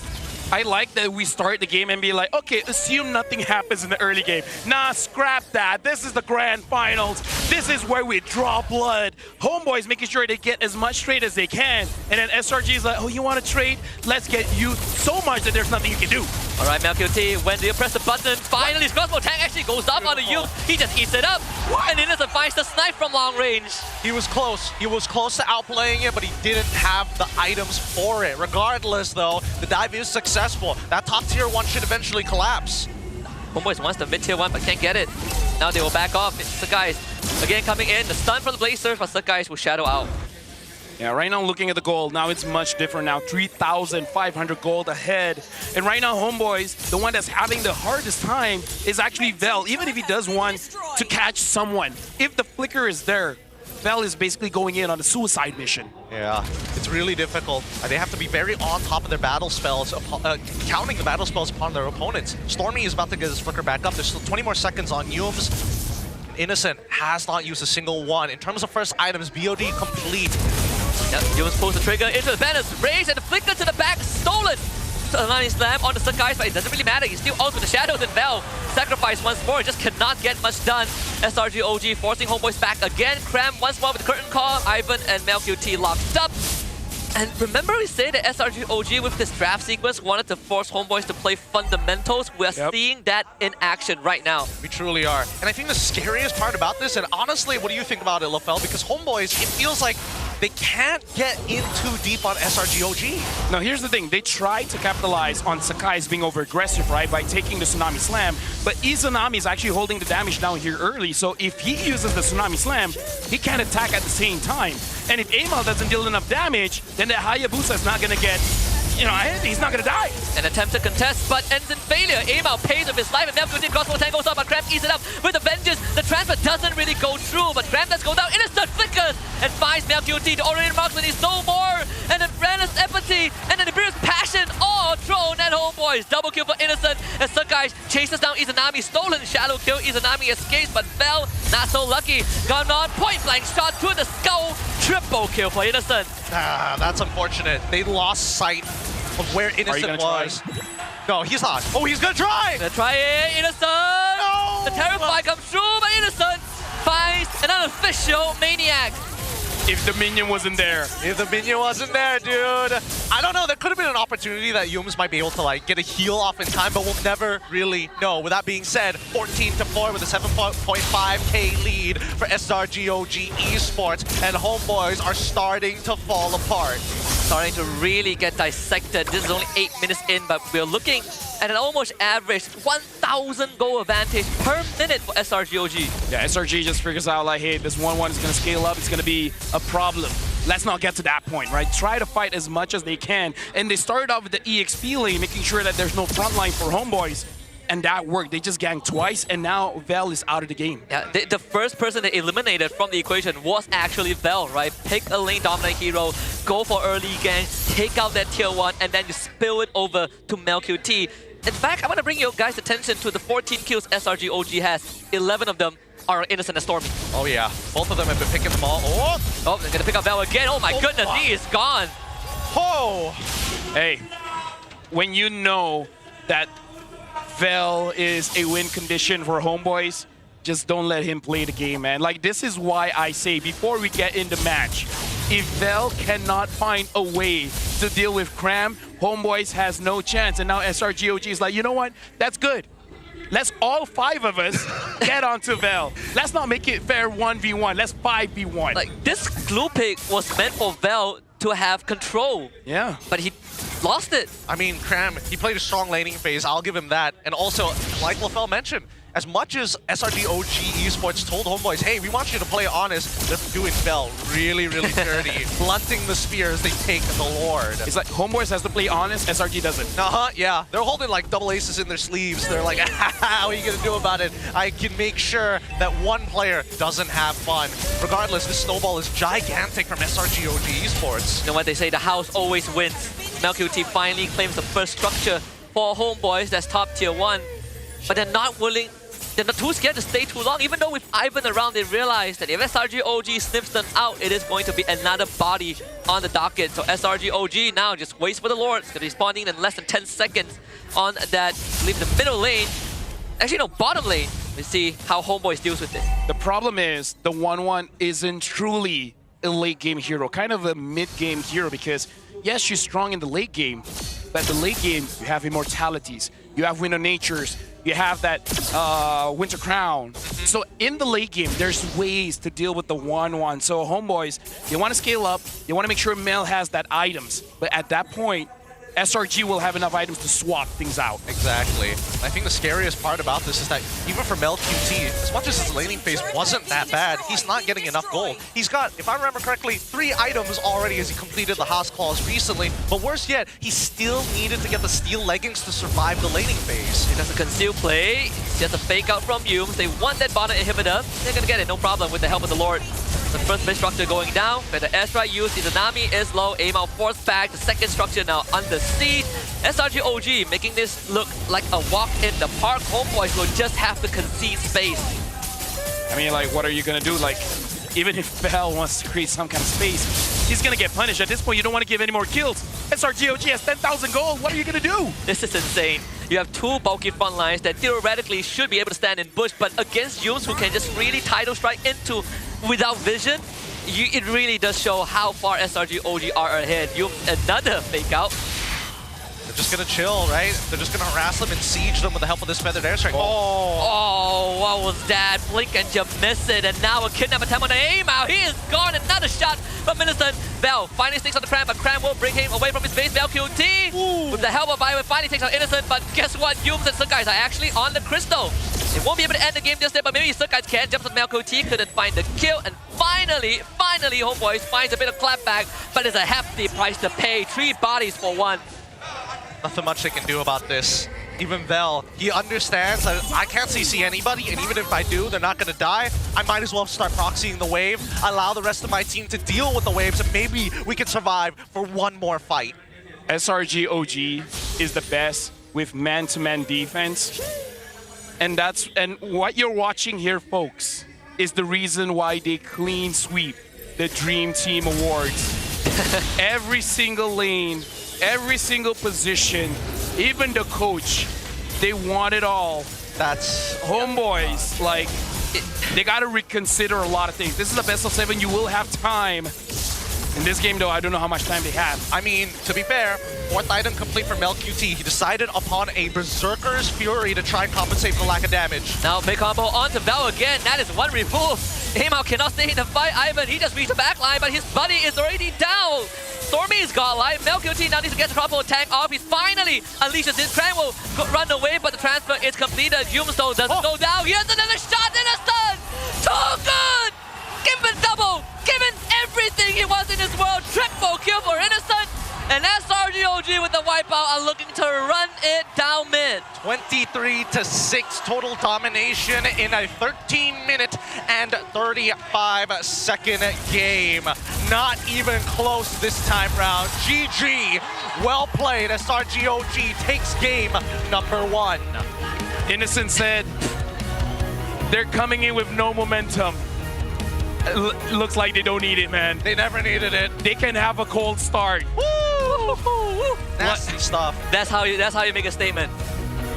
Man, that is a hard way to lose, especially when the draft was actually not that bad for the side of Homeboys. I guess, I don't know. This is one of those games where I feel like if people want to nitpick the draft, go ahead, but even with a better draft, man. Yeah. I felt like we were on the same wavelength as Erpang and Jesvin. Yeah, I agree. I don't know, it's a tough battle to take, but at the very least, this sets the tone that Homeboys, they need to do more, and they need to figure out a better way of getting to that point where they can actually contest toe-to-toe against SRG. It does make you wonder, was Phase 1 a fluke? How did it go 5 games? I don't know. Maybe it could be. It's tough. We'll talk about it in just a little bit more, but here's the mic check from SRG OG's winning moment. High five, guys. And you heard it first from Stormy. That was nice, informative. Guys. Nice, yeah. Very nice. Very informative. Here's the thing. The way that SRGOG played, right? It's like when you say, don't bring a knife to a gunfight. SRG brought the knife and then they won. They just John Wick that. I feel like SRG bought 4 different guns. Well, I mean... Wesker, Renner... You're the worst. Nibiru, You're the worst. Bennett. I would say at max, they brought 2 pretty deadly guns, right? And I think the problem is once you have such a large economic lead, for the tanks, it's like, oh, who do I itemize against at this point? I finished my first item, but then the other person has a different profile. Between magic and as well as attack damage, it really doesn't matter when you have a 10k gold lead. Oh yeah. Yeah, it's pretty tough because I think we have kind of broken down the basics of how these two coaches like to draft. Exactly, SRG OG willing to put Innocent's pick in 4 and 5, and for Urban Adjustment, they usually want to get Mel QT's pick in the first phase. Everything was according to what we envisioned, but the result is just vastly different. With that being said, we go to the backstage and give our MVP over to Stormy, godlike by the end of it. And he made sure that he didn't die, so sorry, Innocent. Sorry, not this time, not this time. I bet he's so innocent just to get this title. I mean, that's why I said, man, like, you got to figure out how to stop this Farsa, because the Farsa is going to be the biggest problem for Homeboys. Do you want the turtle? You're going to get damaged. Do you want to get Galeen? You're going to get damaged. Hey, do you want to push mid? Hey, guess what? I can clear the minions very, very fast. Stormy single-handedly makes sure that Homeboys cannot get inside the area of SRGOG. That's why I feel like that Bruno ban, although it's understandable, I felt like Beatrix being taken out would have made a lot more sense because you're giving SRGOG a bit too much ammunition. We always see Kalea Tsunami Slam into Banner's Rage. Where is the Feather Airstrike? It's used to hit the other members of Homeboys. The argument is, Innocent can use anything, man. He can use a Phoveus, and he could still get a Savage. I mean, I'd rather die slower, you know? I'm just saying. Maybe Val has a different argument. It's like, you know what? If you're gonna do it, make it fast. Make it painless. Make it painless, please, I swear. Overall, a very good game coming in from SRG OG Esports with a 23-6 score line. 13 minutes and 33. Wow, didn't make it into the last 2 seconds. It just did that much damage. Now we have to think about different openers. Hold on. We got to look at the itemization here. Innocent really does want that on-hit kill, going with the Blade of Heptases, Malefic Gun, BOD. Like, he wants to make sure the first shot is all he needs. Like you said, yeah, he's probably brought all 4 guns and maybe a cannon as well. He could have just used Nibiru, you know, just tap people with the SMG, but no. He uses Renner. He point blank shoots people, and he hits every shot. Is this one of those Bismillah headshot moments? Like, you're just like, what are you really gonna do about it? I think Homeboys, again, by the end of that match, you saw on their faces that they're not too disappointed. They're like, okay, it happened. They have 10k, big deal, big whoop. It's a best of 7 though. There's still plenty of games to try and adapt and change things up, and maybe Homeboys will get access to blue side first pick. Maybe they're like, okay, you know what, Vil? We see you. They send 5 men onto your lane. We promise you we'll figure out a way. There isn't really much good picks, but we'll try. Diggy? You die, you come back. There's a pick that helps you survive longer. Khalid. Honestly, like, I feel like in terms of tankiness, the most tanky is going to be that Terizla, but it's quite unique how SRG OG goes up against Homeboys, which, hold on, just going to look at the damage numbers here. 58,000 damage coming in from Innocent, and that's impressive when you consider 1 shot, 1 kill. He doesn't have a prolonged fight. Any ult die, any basic attack die. So dealing 58,000 by shooting once every single team fight, that's impressive. Yeah. And I think it's also SRG OG telling Homeboys that, hey, if we asked you to play an honors game, you're playing by the rules so far, but we left out one single detail. Who takes initiative? And this entire game, SRG OG has to draft to make the first move. Well, but here's the thing, right? When we saw in the earlier stages of the game, Homeboys were actually out-rotating SRG OG. They hit level 4 first. They made the initial attempt to actually go for first blood. Didn't get it, unfortunately. Yeah. The thing is, I want to say how SRG OG, they're really good at changing the focus, because the last time they met in the regular season, it's all about attacking Izanami. And then now, it's all about attacking Crime. Heck, remember the very first turtle. They didn't really contest for that turtle. True. They just wanted to kill Vel. Like, the turtle, smoke and mirrors. You can get that. We don't care. Our real objective is this guy that has the long longs. That's the name of the That's the name of the globs. Is long longs. The long longs. That's what we're going with? No, as in, like, that's the official name, that the long longs. You're kidding. No, they're Ask globules. Wolf. Ask Wolf. They're globules, right? Ask Wolf. Ask Mirko.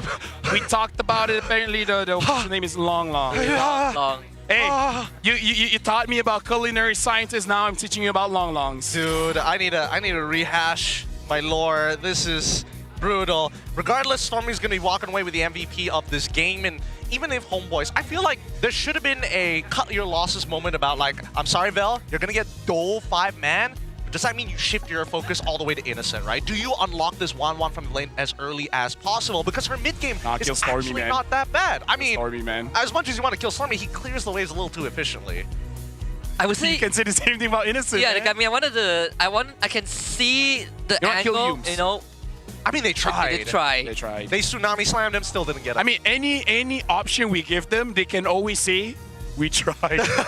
That's the problem. I think the biggest problem was how fast Cram got unlocked from his lane, right? Like, it instantly got spilled over to MelQT's lane.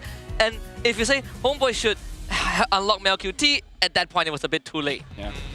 The problem is like, I'm pretty sure, not just Homeboys, every single team, they've thought about A until Z, and they even make new alphabets. They start to go Korean there and then use any alphabets that they have, and they're like, nothing works. Yeah. Nothing works. It's like going up against Superman bringing the kryptonite, and he doesn't care.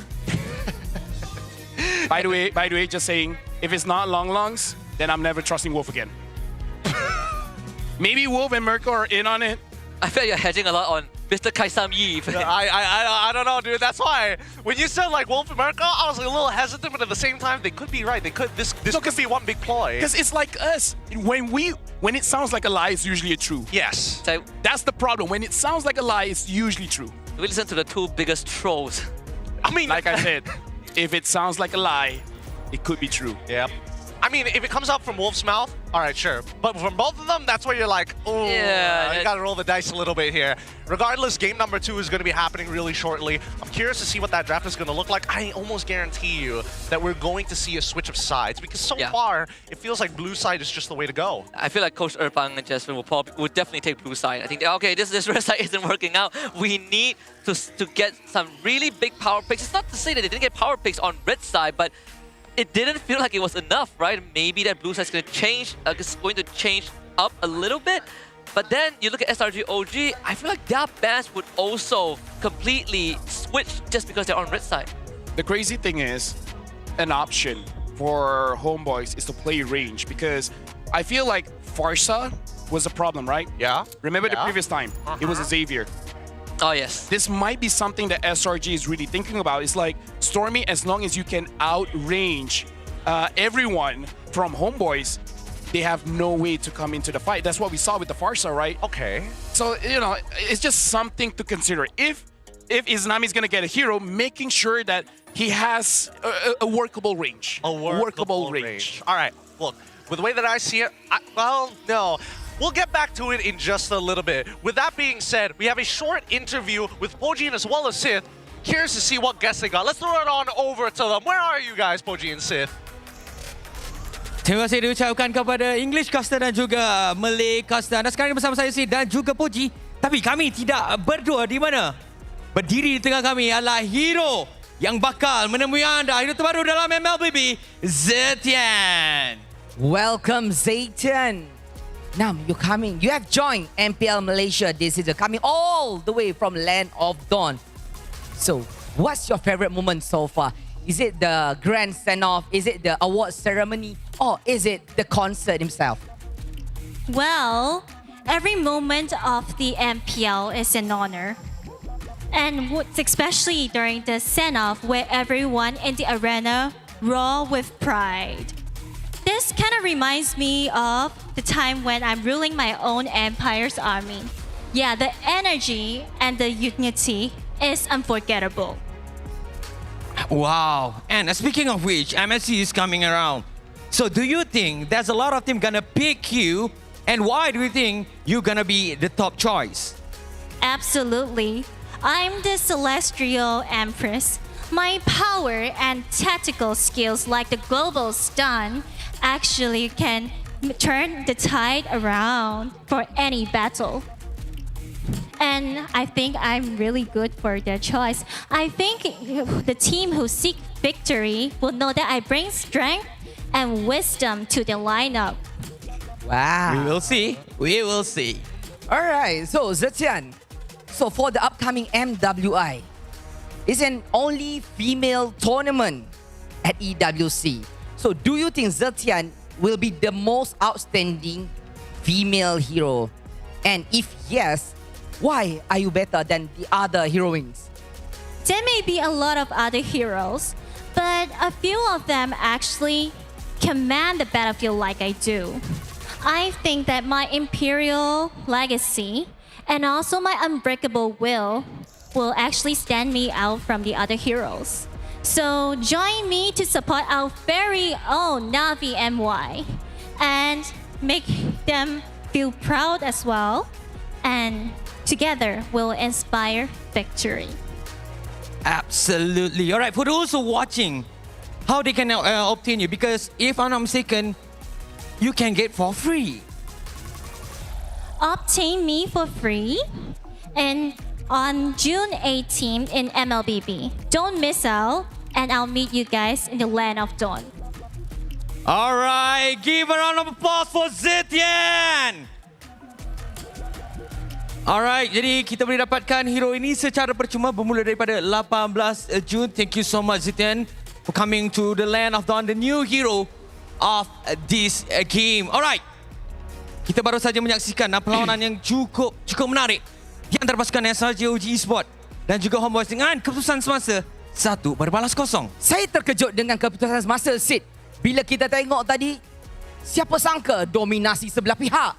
Tetapi apa sahaja bakal berlaku kerana ini adalah pentas Grand Final, Sid. Ini pentas kemenangan. Ini juga pentas pembuktian. Mungkin akan berlakunya comeback. Itu yang kita nak. Tapi kita dah tak nak buang masa. Ramai dah tak sabar untuk menyaksikan pusingan yang kedua. Jadi, kita akan bersama dengan caster kita. Please take it away. Thank you, Sith, and as well as Boji. Interesting. I mean, the new hero is coming really, really soon. They hit the red mar. Now, I feel violated. It is Long Longs. Why'd you have to phrase it like that? I mean, you mean validated? Validated. I felt validated. I felt violated. Violated is different? What's the difference between violated and validated? Okay, validated is when you say it's called Long Longs and someone else does their research and tell you that it is called Long Longs. Okay. The other Violated one is without consent. the violated is when Long Longs The Long Longs what? You want to finish that? when you make contact with Long Longs when you don't want to make contact with Long Longs. Without consent, once again.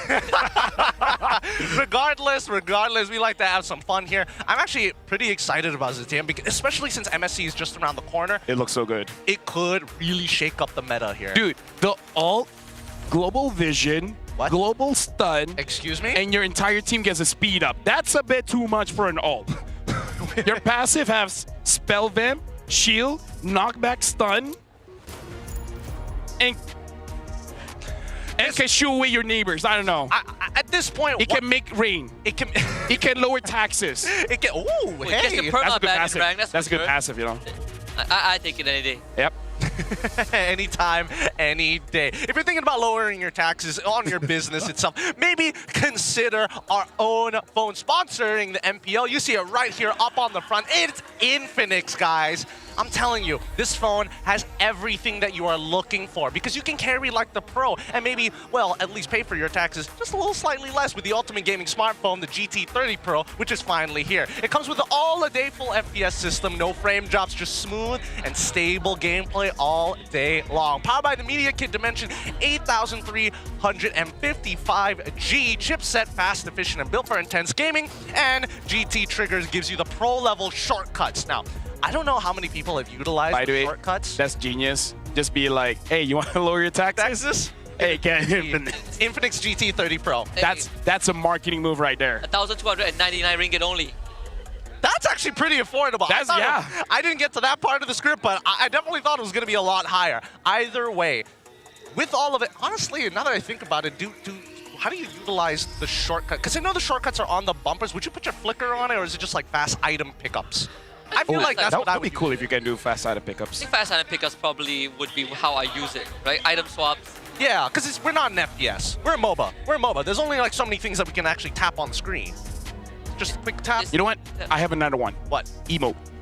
Gotta kill emote. Oh, dude, Zorn would be furious. He'd be like, my muscle memory, it doesn't work anymore. Well played. It doesn't work the way I want to. All right, with that being said, sponsors out of the way. Game 2 is going to begin real shortly. And the drafting phase has been something that, well, after game number 1, I can't really blame them. I said that the draft is gonna be good.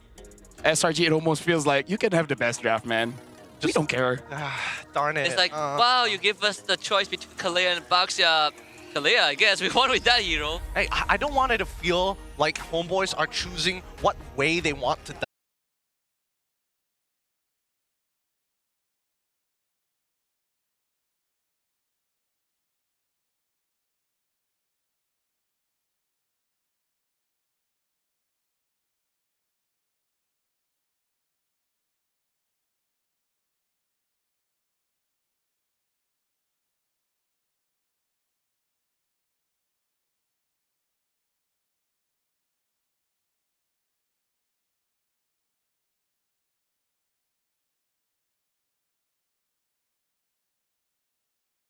Easy and have like a Joe EXP with that amount of dashes. Easy and have like a Joe EXP with that amount of dashes. Maybe he can survive by himself. Because here's the thing: if you send 5 people to gank one guy and that guy survives, there's a lot of empty space on the map. Oh yeah, right. Then you can start to take advantage. So I feel like it's just about the coaches asking Avel, just in case they're gonna do that again. Yeah, because right now, what hero can 1v5? What hero can do what Melcury did to Vamos?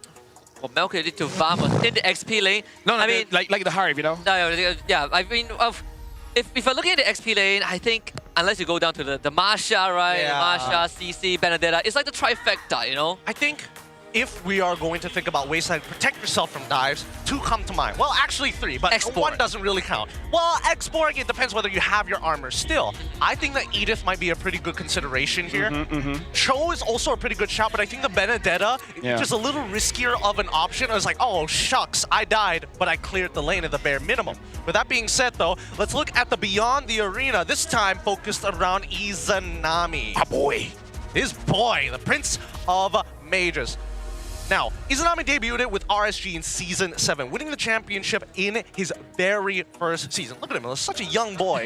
Such a young boy. It was a great time, of course, but that's not all. He then made his international debut in MSC 2021, where he and the team finished in 4th place. A shocking achievement for a majority of Malaysians out there. Shockingly enough, Izanami here stayed with RSG until Season 13 during that time. Not the best. He achieved 3rd place, 2 4th place finishes, and then moving to Homeboys, it all went down, going for like almost got relegated, right? And here's the thing: he didn't even start it as a mid laner. Started as a roamer. He started as a roamer with Moonchild, if I'm not mistaken, where the entire squad was from Sabah. And now, like, he's flourishing, man. Like he's been in all champion, and he's been down in the dumps, and now going to the grand finals against SRG. I think that's why he, someone like Storm understands Izanami so much, right? So much connection between them. And they were teammates once. Our pose helping him do his own pose because he has to focus on the game. I love it. I love it. But yes, in his time, he has achieved many different things. This time, he wants to make his own legacy. Top 2 already, and he's going back to MSC one more time where he's made a 4th place finish. He might be able to turn that maybe into a top 3. If I know Izanami, I know what he's thinking right now. What is he thinking? The coach is saying, okay, we got to give you a safe hero, and he's like, can you please give me something that can win the lane?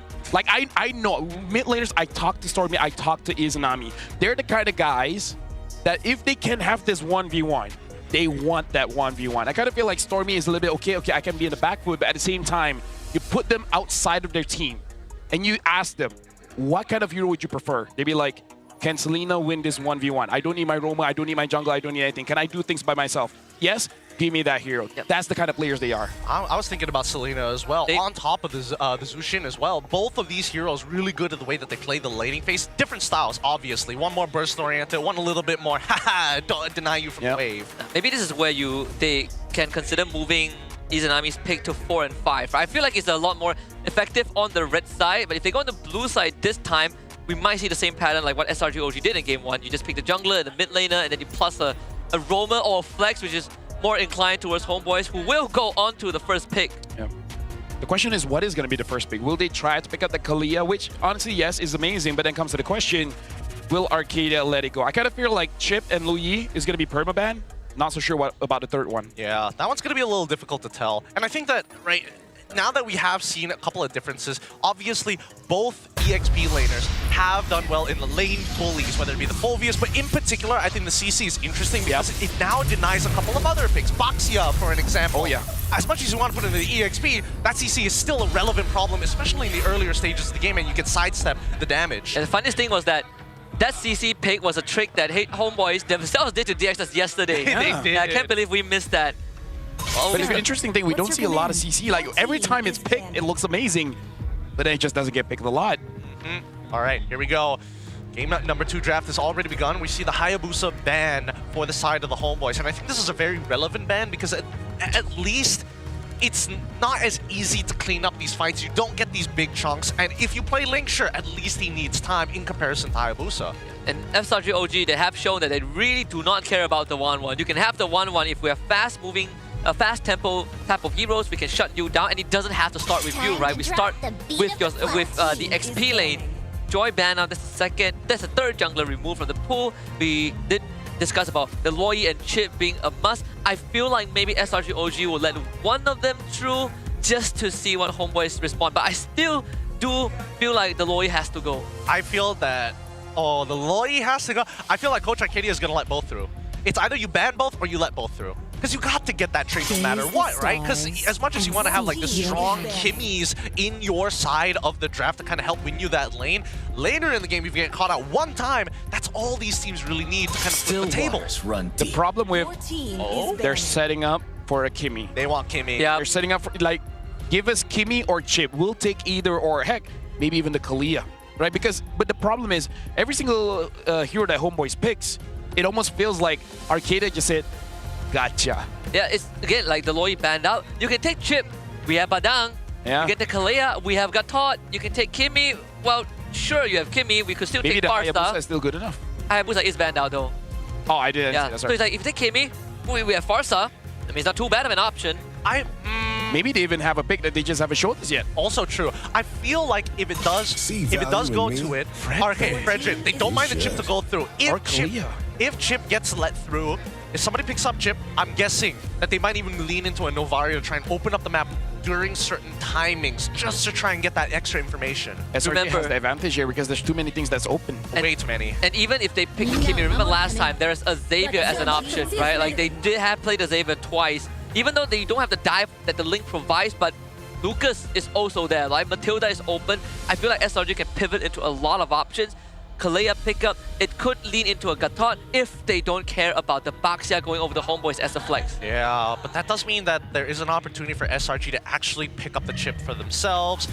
Then that kind of forces your hand if you want to pick up, because you can't pick Gatot and as well as Chip at the same time. That completely reveals your lanes. And the thing is, if SRG picks up a Chip here, it's going to be very interesting because at that point, your gold laner in your jungle is going to be very paranoid. And now they pick up the Harif as well as the Fulvius. Now, SRG, very rare. They're showing their hand here. Yeah. Homeboys actually has a chance to counter this picks. But these two picks are very safe hands, right? Like no matter when you show it, if you just show it, if you just open up with it, it doesn't really affect you too much because they are individually strong. Wow! The Farsa Granger come out playing full artillery to play into the Kalea. I know how my boys think. They're like, give me a hero that deals damage. I want revenge. But I saw some stats, and it does look like I think Farsa actually has a very low win rate for Izanami compared to his other picks. Yes. Kimmy is still open. Valentina.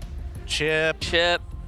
I'm really nervous about these the power picks of Chip and even like Kimmy here. Either way, there is going to be some form of counterplay for either side, and I think the options are vast and wide. I don't think they have to pick Chip here, yeah. I was thinking like something like a Badang. I don't think they have to pick Chip here. I don't think they care too much about the Chip at all. In fact, it's going to go through the whole draft ignored. There's no space for Chip anymore unless you say that, hey, Val plays a Kalea XP, which I don't really feel like is going to be a good idea anyways. Homeboys needs to look look for a pick for Vel, like we said, that can survive in the lane longer. The thing is, SRG, the way that the draft looks right now is like good luck going into team fight. The disruption coming in from both the Badang as well as the Phovius is going to give them a lot of trouble. So I kind of feel like for Homeboys, they might consider something like maybe even an X-Borg or a CC, something to deal with this front lines, or at least able to play around it. Maybe even Boxer, yeah, and the Boxer got banned out. It feels like Coach Arcadia are trying to set up for that. Kimi Urban can easily ban it if he wants to. That way the laning phase isn't going to be as hard. Not only that, he's eating into Amal's hero pool too. Oh, that's true. There's 6 junglers banned out. Yep. What else? What other options can he potentially play here? I mean, you have Suyo, Alpha, but that's pretty maybe much even bring out the Lancelot again. The Hanzo, we haven't seen it at all, but it's tough to play the Hanzo into this draft. There's so much crowd control. Lucas now, that's another jungle ban. That's 7 bans now. Both junglers are threatened, but SRG has prio. Yeah, they're running out of options here. I think SRG, they really do have all the options. Okay. Are there any other picks that we should be thinking about? Overall, I mean, Nolan could be one of those side pocket picks that could be ready for Sakai's. He's done it before in the past. I don't know if Amal wants to go into Benedetta if that's the case, especially since Phovius is already on the other side, and not to mention even Badang, right? Yeah. A single mistake, you're gone. One interesting one that we saw yesterday. What if Sakai's has been practicing the Yisun Shin? I don't even know if I it's wouldn't good put here. it past him, actually. I don't even know if it's good here, but SRG's kind of team is like, give them anything and they'll make it work. I mean, I'm just throwing out options just because there's so many junglers banned out, right? Yeah. I mean, like you said, Hanzo, Lancelot, like those are safe picks. Maybe even go for an X-Borg or whatever, but what if? You know, what if? I don't think it's actually that bad, because I think at least for Yishin Shin, it is a decent way in case you're still worried about the chip and Kalia ends up getting flexed over to the EXP lane. Yep. Your main targets are going to be, hey, Granger as well as Farsa. Whichever, if you don't have your Flicker, I can almost guarantee a battle spell. Not only that, that means that SRG OG can also lean into something like a Drusid mid, right? They don't have to fully rely on Stormy to do damage anymore. Now that Kimi is banned out, there is even more incentive to go towards that route and have the damage profile split between the jungle and the gold lane. This is a tough one. Really, really tough. SRG OG, they've got a lot of the cards kind of set on the table, a really strong foundation to work with. What's stopping a Xavier here? Nothing much for now. Yeah. But if you want Xavier, I personally feel like it's better as a 5, if that's the case. So just show your jungler here, because yeah, in terms of jungler options, if we're talking about damage, Suyo, the Hanzo, the Lancelot, the Yisun Shin that we brought up. They will go Selena, right? Like Yisun Shin, Selena, that's one way to do it also. There's visions all around. Yeah, it'll be very safe overall. But then it forces the 2v2 in the mid lane then. Because Kalia is definitely going to be, after the leash, going to be helping Farsa to get that initial push. What? Okay. Alright, alright. They got pocket picks. We saw the Odette. Now we see the Nana. And here's the thing. How Nana interacts with the Farsa. Farsa fed the S-Strikes. Throw your Melina, throw your ult, throw your first kill, and then Farsa, what are you going to do? A lot of disruption too, right? Like Kalia wants to jump in, transform. Yeah. And cats do chase after birds. That's a fair point as well. But I think Nana's ult is even more valuable because whoever Kalia picks up, you can almost guarantee that the follow-up gets messed up at the same time because of how long and the consecutive hits. That's why it's like every single pick that Homeboys have is like Arcadia saying, gotcha. And they don't want to pick up the Nana if she has a passive. Yeah. All the injustice in the world. Okay, so Cho, Alpha as well. Wow, how are you going to get out of the fights? Maybe they don't. I think you full send. Yeah, maybe you don't. I don't know about this one. Hey, against a team like SRG, maybe you have to go full loco. Maybe you have to go all in. I know, they went full loco. Any hesitation will cost you the game. I don't know if you want to go full loco against a team that is loco. I mean, SRG brought in the Nana, man. Yeah. At this point, you have all the incentive. Wait, no. Kalia, Cho, do you take the Shunshin at this point? I don't think there's a lack of damage from the side. Dude, if they picked up a Nana, they could pick up whatever here. Lancelot. All right. I was thinking of a Lancelot too. I respect it.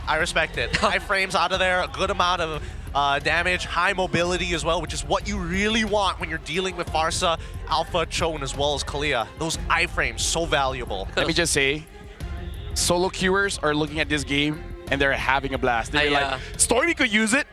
What about me? they're creaming their pants right now. They're just like, God. There are a lot of longs. Yeah, a lot of longs were excited by that one. Oh boy, let's break it down one last time before we head on into the game. We got Homeboys this time. Pick off composition versus SRG scaling comp? I don't know, SRG plays whatever they want. It's a winning comp. Homeboys goes in, try to get whatever you can, and then get out. This is a pick-off comp where there's a lot of ways for you to actually get that damage in. True damage, burst damage coming in from the Farsa. A lot of ways they can do the catch-off comp.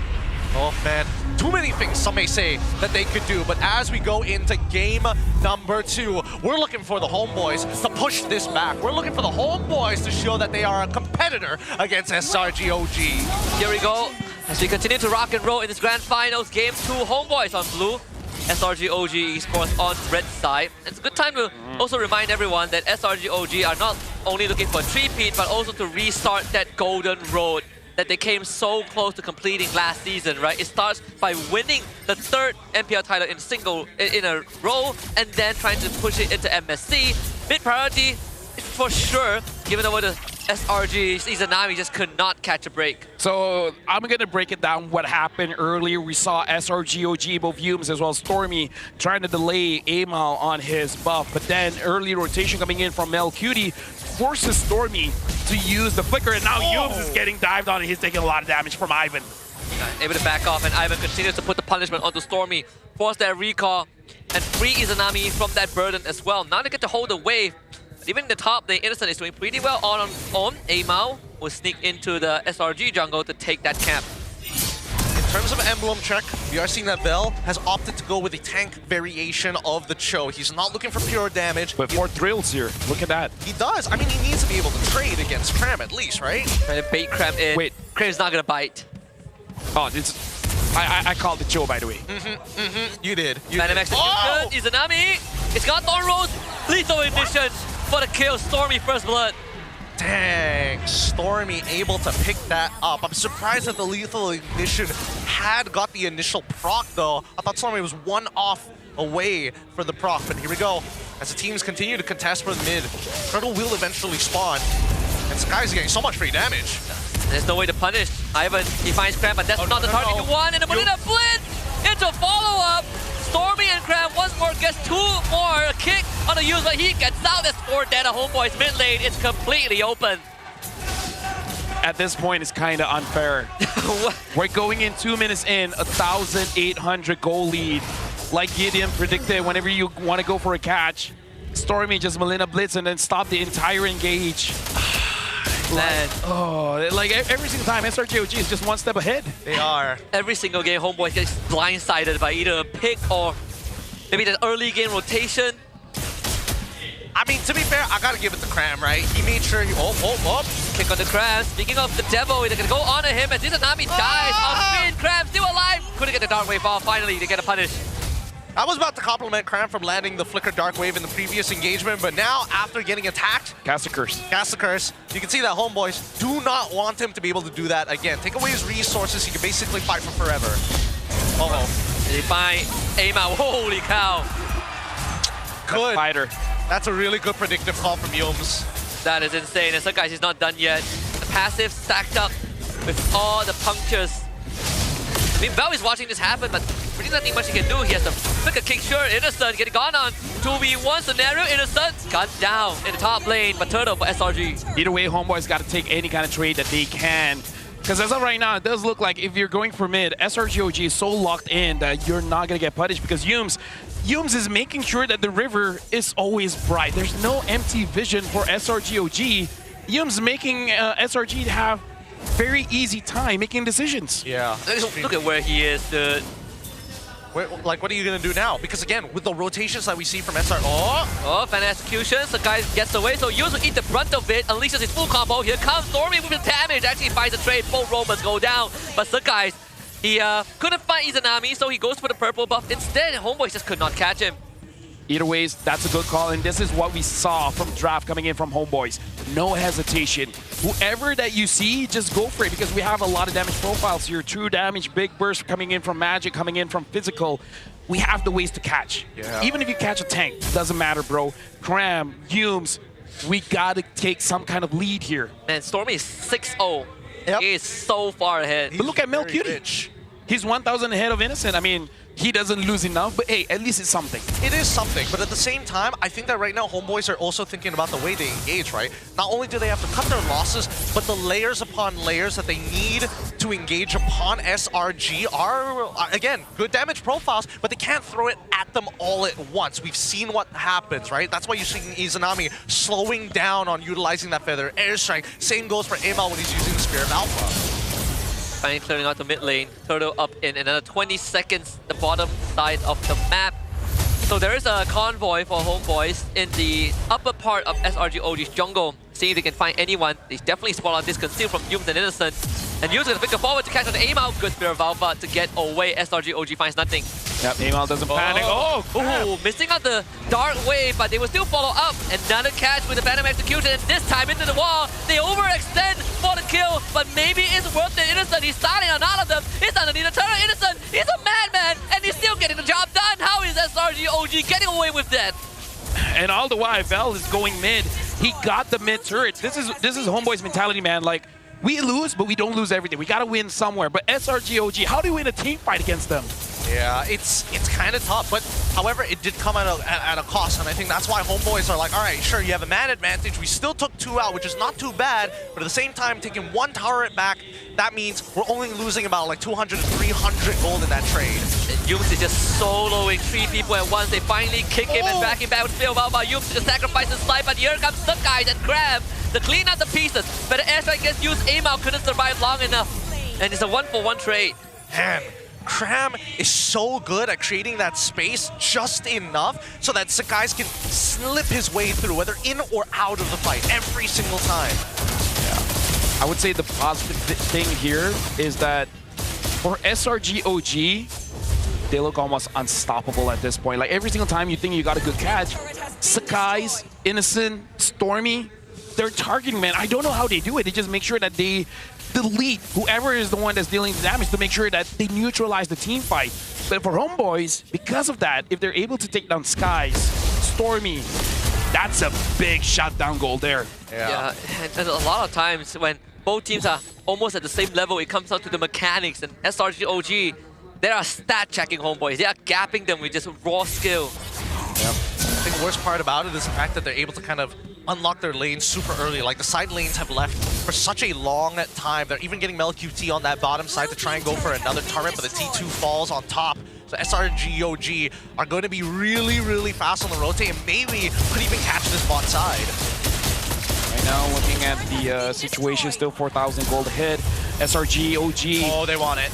Looking for... Oh, look what they're looking for. I was about to say, that was such an honest conceal. They did it right in front of Homeboys. I mean, to be fair, Cram sees him and it's like, wait, we can intercept. They're actually not as far back in the lane as I thought. And by the time the movement happened, it's too late. They've been noticed. We call it off, call it quits here. We're looking for a big team fight. Speaking of which, looks like both teams, they're setting up. Cram has a flicker. Yeah, Val is looking for a kick here to flicker kick, but you know the fight to engage. And these Surkai's gone, and Surkai's will be blown up. Both junglers go down. They find a kidnap with the Innocent, but he purifies out of it. Cram goes back in with the Infernal Pursuit, but he has to flicker out as well. Homeboys finds a good trade. In that exchange, both junglers are down. Yep. Very, very clean. It's a lot worse for Sakai's because he is ahead by 3 levels. Amal was like, dude, I was 0-4 to begin with. Like, it's not like I have much gold on me. Yeah.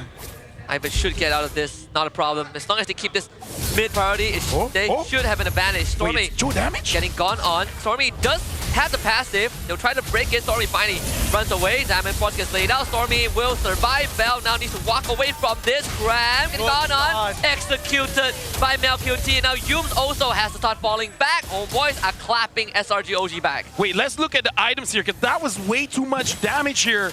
Vel, are you actually building damage on this one? Actually, no. Thunderbelt. It's just a Thunderbelt dealing that much damage? Oh my goodness. It's just Stormy not having a lot of base stats, right?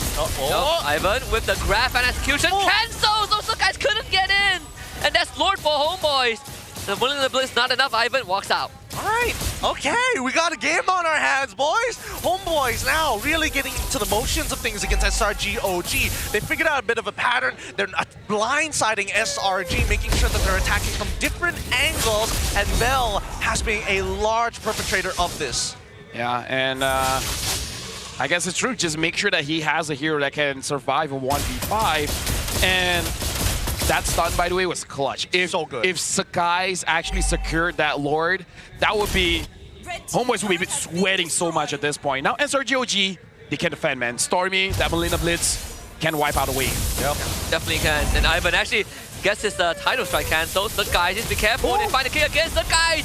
Once more blindsided, but dashes away. Sakai still escapes. But the airstrike to keep Innocent at bay. He cannot sidestep the salvo. Innocent ends up going down. No chrono dash for him. I don't know what to say. What was the call there? That was... Okay, finally we see SRGOG. They bleed like humans. Yeah, it looks like they made a little bit of a mistake where maybe they thought they wanted to fight. Where, okay, Sakai's got out, let's punish this. And then Stormy is like, oh, I see a little kitty cat. And he just drops down the bombs and able to get that kill. Even I was surprised. I was like, this was being a little bit too forward there. Yeah. Again, he could have just walked away from the range, to be fair. Or maybe he knew that he was going to die in the next shot anyways. From the lethal ignition. Oh, wow, they forced the kidnap on the Slug guys. By this time, they punish Ivan. They were ready. Fram now flickers in. Yum finds the control of MLQT. He managed to escape, and now Izanami turns around with the salvo. Artillery strikes a bit too much. A kick on the Stormy, but well, he's way too far ahead. He follows up with the kick, but he also gets away. Homeboys finds the advantageous trade. Imagine his entire team's like, Val, and be like, I'm good. It's chill. I got a lot of dashes. Relax, relax. It's all good. You think Nana has 9 lives? Dude, I have 4, but 4 is enough. But either ways, that was good because let's talk about MLQT, man. How much engaged the SRG had on him. He dashed around. He was playing the violins because he was dancing, using the flicker to get out of harm's way, and then getting a kill. Now even having that Winter Crown. I gotta say, this ordinary marksman is doing extraordinary things. He is coming out of that shell, right? He's coming out and it's like, ordinary is just not good enough this time around, especially against a team like this, as they have turned the lead over despite the score being 11 to 15. MLQT is 3,000 ahead too. But Innocent, he's almost there with the Holy Crystal. Right? That's going to be the critical mass for SRGOG. I think the biggest deterrent right now from Homeboys is Izanami's feather airstrike. It is really keeping SRGOG at bay. I think it's not just that. Izanami, he's holding his stun until the very last second to see who moves forward before completely crushing them, right? That's how they won their previous turnover fights on that previous Lord. And now that the Lord is coming back up again, does that mean that SRGOG Esports must consider the macro, force them away before they can find that precise attack? Yep, Innocent now having that Holy Crystal, and I like that point about Barca opening up the Feather Airstrike almost as an invitation. Come in and just keeping the stun to actually turn the tides of battle. That's very interesting, but look at Yums. Yums trying to find an angle, and Ivan knows where he is. Yeah, Ivan finds it. They need to get rid of Yums right now, and Yums will be able to walk out. Imap going to catch him with the Spear of Alpha, but they actually found someone in the backline. I believe that's Stormy. Stormy was the rifle now. Vel does not have the kick anymore, so Innocent jumps onto it. Vel will be able to escape. Both teams reset. This is so interesting. Both teams trying to find angles on each other, and you can see literally the heads turning around to look at their back line when it gets attacked. Both trying to force mistakes. Yeah, it's smoke and mirrors. Oh, here we go. Better airstrike used. The guy's forced away from the fight. Inazami chased away by Innocent. There's still Vel lurking in the corner as Ivan is sandbagged by Cram. Top wave in favor of Homeboys. Gotta look at Vel. He's creating chaos. Oh, the stun on the aim out. They blow him out. Stormy found the catch. Lord almost getting reset as the guys find the objective. Val finally gets the kick, but MLQT, as long as he survives, there is a winning chance. MLQT with a double kill. And Homeboys, I think they found the top inhibitor too. Dude, Homeboys got a trade, man. Yeah, they did. This is a beautiful game of MLBB here. Both sides highly calculated, and SRGOG were like, all right, let's lose the inhibitor. We need to get this Lord. Oh, now Vel goes in, just being a distraction. They want this mid inhibitor, and I think they won't get it, sadly. MLQT doesn't have enough output. Can I just say, Vel 0, 1, and 3 don't do him justice. He doesn't get the assist, but the amount of chaos, the amount of distraction, like, he is making SRGOG overloaded. He's acting like a celebrity, right? He goes into the back line and be like, look at me, look at my dazzling diva outfit, and you better look at me. If not, I'm going to take out one of your key win conditions. Look at my kicks. Look at my kicks, brother. Oh, that's the conceal. Actually, they cancel. Yums kidnapped. Lickers trying to go for MLQT, misses. MLQT is now godlike. Innocent forced into a very rough spot. That's after Salmon falls. Grab it, Innocent. Oh, once more! Once more! SRGOG! They do the impossible! The Winter Crown delays the death of MLQT! Maniac for Innocent! And Vel is all alone! Finds the knockout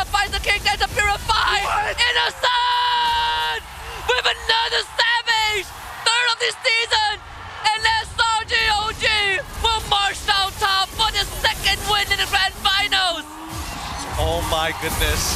What a way. Game number 2 falls into the hands of SRG OG from what looked to be an initial blunder by Yums, turned around into a game-winning play for Innocent.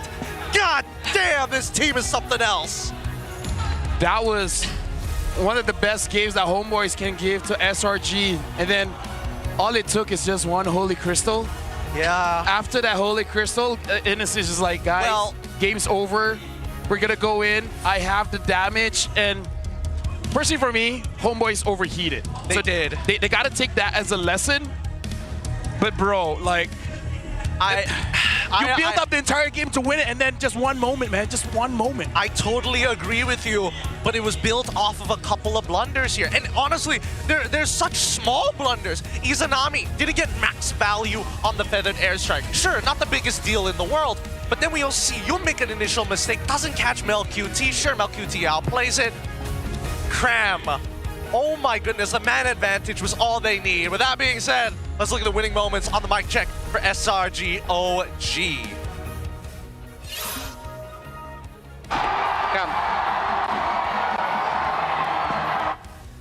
Just another day in the office for SRG. So, Lefebvre, remember we said we should put Innocent aside during our early discussion because he's in a league of his own, can clutch whenever he wants. Yeah.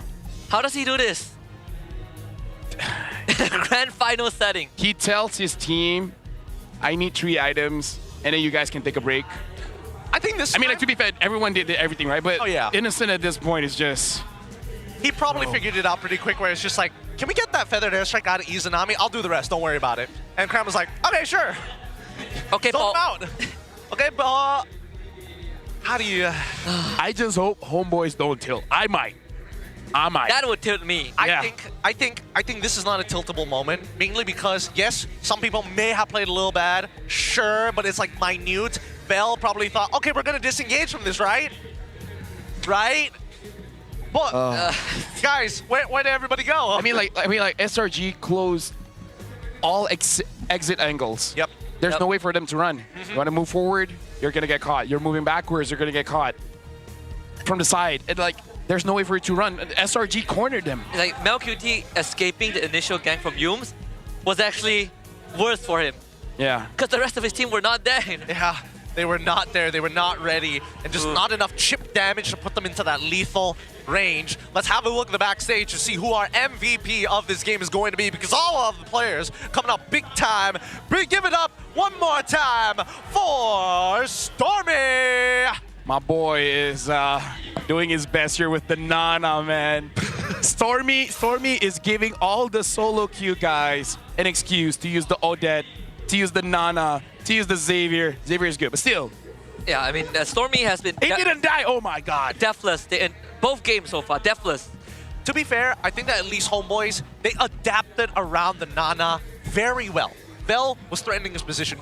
As long as we don't see Nana in that initial engage, not in range to throw down the Molina Smooch, then it's not so bad. We can maybe get a couple of picks and then run off afterwards, because we saw Vel do it like 3-4 times in a row, disrupting Stormy's position. Yeah. You also have to give credit to SRG OG's adaptability, right? They realized that Vel has been sneakily going on to Sakai's plenty of times. First one, okay, Sakai's goes down, great play by Homeboys, but the moments after that, they punish Vel. At this point, I want to look at the damage numbers because I want to see how much damage this Nana actually did.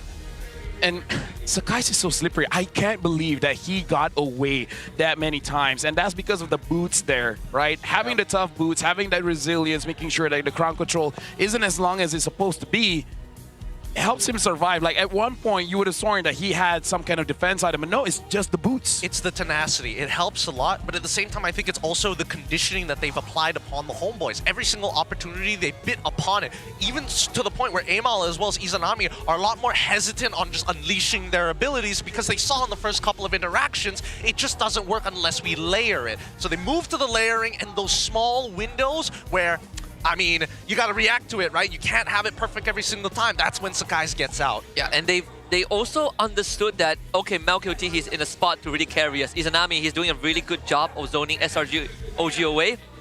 The rest, the other three, protect these two players. And they did that well the entire game. Again, up to that last moment where Cram somehow caught 3 of them. At this point of the best of 7, is disheartening to say, but against SRG OG, being good is not enough. You gotta go above and beyond. You gotta really do. You gotta lock in. Like say you're the best at this game is also not enough. Like there has to be a level above. SRG OG is creating their own tier list where it's an exclusive club. Not a lot of people can even know what it's called. It's like a mega yacht, right? Like you can't even step foot onto it. That's so oddly specific, and I love the fact that I know what a mega yacht is. You want to go for a yacht? No, not really. Neither do I. I don't like water. But here's the thing. Innocent's still able to deal out that much damage, but look at Mel Cutie. He tried, man. 67,000 damage from Mel Cutie, 57,000 damage from Izanami. Sakai is being a nuisance, 27,000 damage. Amal is the one that couldn't do much. Even Vel did more damage than Amal.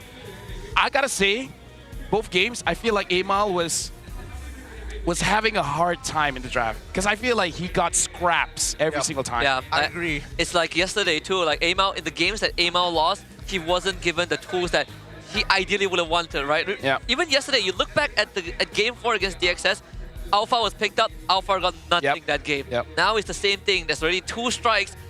And I think for Homeboys, maybe you should start thinking, prioritizing Amal just a bit more. I think this Alpha is not it without the right tools. I mean, what's next? Leomord? It's tough to say because keep in mind that Amal not only knows that he's being targeted, but he's also one of the first people who actually gets attacked in the earlier stages of the game alongside with Vel, right? That's the priority. That's the relationship between both Vel and as well as Amal, which they understand. We gotta be just close enough so I can protect you and we can start walking away together. But in this game, I was really hoping that Mel QT would have been blessed by the god of the gold lane, Kelra himself. He prayed to him.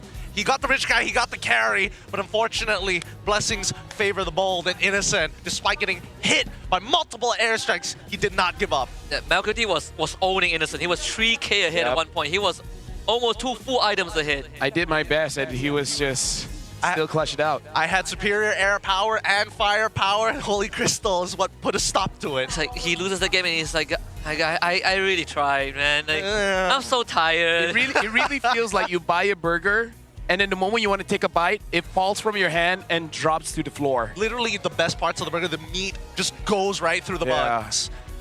Slips through his fingers this time, but we'll see how many more times it can slip up. Because in these highlights, as we see these early engagements just not go well for Homeboys, hopefully the highlights did actually catch the turnaround from the Homeboys itself, right? Conditioning from both of these teams is becoming a huge factor in the game. How can it make you think that I'm going to use an ability and then turn this around? I mean, this sequence is also pretty crazy, right? Because SRG OG willingly dove a tier 1 and they came out the winner. Oh, I think this was a mistake as well because look at Stormy. Stormy was able to get Amal. If Stormy didn't catch Amal in that rotation, I feel like Homeboys could have actually had that advantage because Vel wanted some time, a little bit more time to disrupt. But Stormy was able to hard target onto Amal, and that costed Homeboys the game. Yeah. That's why, like, Amal needs a better hero. He does need a better hero, but I think in that particular situation, it wasn't the worst, right? Man, that 3-man Dark Wave. That 3-man Dark Wave. Into a single fission. It's so annoying that Cram is that consistent, but that's what makes him Cram, right? That's why he's been adopted so... He's welcomed with open arms by Malaysians everywhere, even having his own nickname of Ikram, Muhammad Ikram. The Mohammeds are carrying us. Like putting out big plays for SRG OG. This one's really, really tough. Homeboys needs 100 plus. They need 100 plus. They need something to keep them going here. At this point, they need 200 plus. They're gonna need everything that they have. Maybe this time, no. Add some sugar in it. Rip off the 0. It's like, no, this time I need the sugar. I need the calories. Oh man, it's the fact that so our part of the platform is actually the Homeboys. And he's been dead silent most of the time. It's really tough because again, we see Homeboys try to turn that gold lead around. They get so close. They got inhibitor. It was that much. That much. But a learning experience regardless. Especially for the Homeboys fans, they're going to be looking at it and realize, hey, if we can put SRG in a really tight position, we can force them macro-wise to make that initial mistake and force a trade. With that being said, though, we do have a little bit of an interview. We have a special guest coming all the way from the Philippines, one of the strongest regions in the world. We have Renmar, Panda Bear out of the We Bear trio. Hello, Renmar, can you hear us? Hello, hello. Yeah, can you guys hear me? Hello, can. Very clear. First of all, you look amazing, by the way. Oh, thank you. Hi, everyone. Hello, everyone there in Malaysia right now. I actually did not expect that I would also be in the BM broadcast. I thought I would just be in English. But I can see my face on the big screen, and I wish I did my skincare routine today. I am regretting. You don't need it. You don't need it. You look absolutely amazing. You know what? The shoot in the forest really did wonders for our complexion. Oh, yeah. It really did. Hey, once again, Renmar, welcome to MPL Malaysia. To begin, we'd love to hear your overall thoughts on the teams this season. Have they met your expectations so far? Where are you at? Well, I actually only had one expectation going into MPL MY Season 15, which was just that SRG OG is probably going to be the best team. They are probably going to make it to the Grand Finals first. They will probably be celebrating the fact that they will make it back to Riyadh for EWC. So outside of that, I was just pleasantly surprised that Homeboys suddenly had a fantastic season after a difficult Season 14. I know they were just sort of like quickly put together, but then suddenly, bam, they're doing really good for the season. DX Seoul almost completed a Cinderella run. That was beautiful. The series yesterday against Homeboys was absolute cinema. Absolute cinema. So my main expectation was met, but I've been pleasantly surprised. Okay. So you're saying that DX make a big surprise in MPL MY, am I right? Oh yeah, of course. Yeah. Is there any other surprise that surprised you in MPL MY other than DX winning and achieve third place in MPL MY? Well, yeah, as I said earlier, of course, Homeboys suddenly popping off, making it to the Grand Finals. It's really great to see that, again, there are a lot of eyes on this organization. A lot of people thought that maybe it would take time for them to recover after, of course, what happened to their roster at the end of last year. But then here they are now, proving everyone wrong and showing them that, hey, guys, we're still one of the best teams in Malaysia, and they've proved that. Other than that, of course, the fact that for someone who's been in the scene for so long, I'm still not used to seeing Todak struggle, even though it's So that's the big surprise. Oh, you're opening. I'm still not used to seeing that. You're opening open wounds here, man. Remar, I gotta talk about this series. I gotta talk about this series because Homeboys was close. It looked like they could actually take game number 2. But then SRG, you know, Stormy, Innocent, they just popped off. At this point, you know, from your point of view, what else could Homeboys try to make SRG bleed? This is one of those scenarios where after, in MLBB, we know there's true damage, magic damage, physical damage, but nothing hurts more than the emotional damage of losing to Anana, especially in the playoffs. So I think after what happened there, you really have to double down on don't go anything too crazy with your drafts. Don't show any secrets that you've shown yet. If ever you do have anything prepared, but really just iron out some of the fundamentals that you've been slipping on so far in the series. They should not have stretched that far to try and defend that Lord, hold in that area. That fight in the top lane when the Lord was marching in, that savage for Innocent, should not have happened. But you saw that they were already doing some very good things before that. The fact that they recovered, the fact that they used a Cho to split apart a team fight just so that they could get to the point where they could get that Lord. Just iron out the fundamentals. When you've evened the series, maybe you bring out the Nana. I don't know. I mean, that's a very, very good opinion by you. But I want to go a bit further ahead right now, okay? As we take a look at MSC, and we know that a lot of representatives have been secured their slots as well. Do you think that SRG, by the dominance that they have here in MPL MY, do you see them defending the title in MSC? Oh, okay. So, quick question: how many Homeboys fans are there right now on the crowd? half the stage. It's a good amount. All right. Okay. So, I think even with what happened with M6, I'm still looking at SRG OG as one of the strongest teams heading into MSC. And I know I'm not saying that right now just because I'm in the big screen and I know Seb's watching this. I really mean it. With the support of OG, with how SRG have looked so far in the regular season and in the playoffs of MPL MY, for sure, I think SRG OG, I'm saying it now, they're probably in my top 5 teams heading into MSC. All right, cool. Must be number 5. Oh.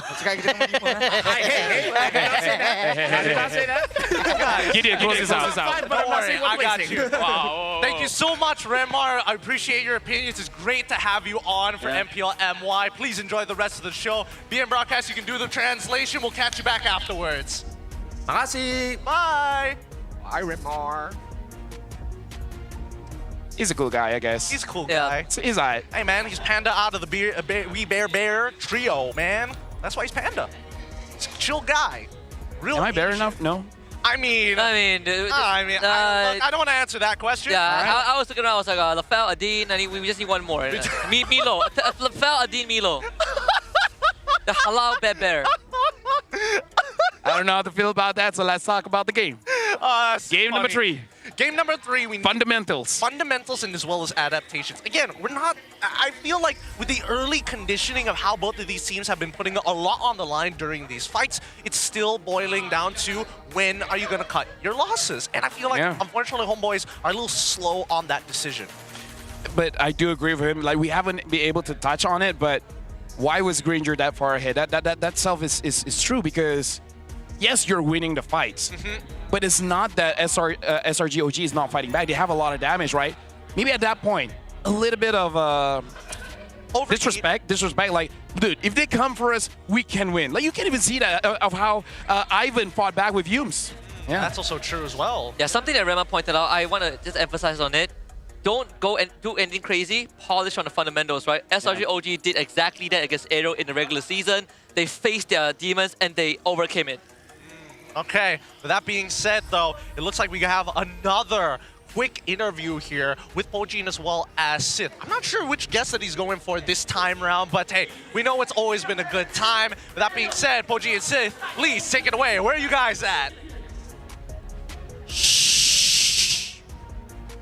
You are my sunshine, my only sunshine. You make me happy when skies are blue. Macam tu. Game terlampau sunyi sebelah pihak sampai ada yang tidur. Tapi tak apa. Sekarang ni kita nak ada interview sikit dengan director daripada Selangor Red Giant OG. Kita ada Sep dekat sini. Hello, Sep. Hello. All right, the man himself, Sep. But I believe there's a lot of people inside the stadium know you, but maybe 10% of the audience not know you. But can you like briefly introduce yourself? So I'm Seb. I come from OG. I'm here to help SRG OG to support them. I won a couple tournaments in another esports, but today is not about that. Today is about MLBB. Today is about SRG OG. Awesome. All right. Then again, for those who know you, will know this is not your first time in Malaysia. There's a couple of times already you've been to Malaysia. So this is a very serious question. What is your favorite food in Malaysia? There's not a single food that I didn't like in Malaysia so far. So all of it, I just need to improve on the spicy. Spicy is difficult for me. Maybe you can name one food that you like. Nasi lemak. Nasi lemak. Typical answer. But that's a favorite Malaysia food in Malaysia. All right, so what do you usually miss the most when you leave this country? And what you want to try next time you come to Malaysia? I want to have more time to visit all around. This will be my dream. I'm usually very busy, but it's a good sign. It means that we're still in tournaments, we're still winning, so it's hard choice. You know, either win or lose and have spare time. So I'll keep the wins for now. Awesome. Okay, keep the win. But then again, we all saw you giving a pet talk to them, even though in a social media or even the player room and stuff. If it's okay, maybe you can share a bit to us. What do you share with them? I'm trying to share experience basically because I've been doing esport tournaments for a while. I'm a little bit older than them, and I've lost much more than them. And losses teach you a lot. So I'm just trying to share as much as I can, learnings. But they already know a lot, and I'm also learning from them actually, from their group and from their dynamics. So it's give and take. It's been great. It's like a knowledge transfer. All right, so I believe this is your first time coming to the MPL, right? So what is your thought about the MPL crowd here, especially from SRGOG fans, as well as Homeboy fans? What do you think about the crowd inside the stadium in Jura? The crowd is amazing. It's giving me chills. It's giving me energy. It's making me want to go also and play, which is not good because I should not be playing anymore. but it's been great. It's an amazing crowd. Do you see any difference between your game and MLBB in terms of crowd? There are differences, but I'm more focused on what is common, and what is common is the passion, it's the love, it's the energy, it's the support. And it's only here that I really like, I feel at home, you know? Like in the middle of an arena, when a tournament is happening, you have the best players some of the best players in the world, you have a crazy crowd. This is what keeps you alive, man. Sure. All right. Maybe is there anything that you want to say to all of the Malaysian that is supporting you? Oh my God, Seb is coming to Malaysia. Seb is coming to SRG OG. Oh my God, I love Seb so much. Is there anything you want to say to them? I just wanna thank you. I just wanna thank them so much for the support, for the love, for the energy. I hope I'm managing to give back. But most importantly, today I want to thank them for the support they bring to the team. Because today is not about me. Today is about the boys. They're doing a great job. The job is not done yet. So thank you for the support you bring to them. Alright, thank you so much, Seb. Hope to see you in Riyadh. Alright. Jadi perlawanan kita yang ketiga bakal berlangsung sebentar nanti. Jadi tak buang masa, ayo kita bersama dengan Malay caster and English caster. Let's go.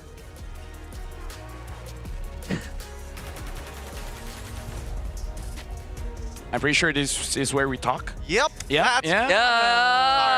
Sorry, we're just admiring the fact that how did they get Seb over here to be a technical director? What I mean, a legend in his own right. Gotta stop the fanboy because we got another game ready to go. I think during that time he said like OG tried to transition him to see like what else he can do besides being a player.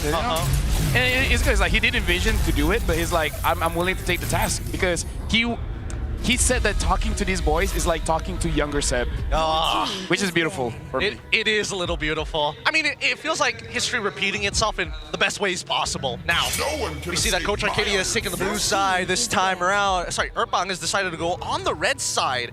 Interesting choice here. Ooh, I think, again, one of the patterns that we've seen from SRG OG is the fact that to know if you push a team far further than they have been pushed is to look at the first 3 bans.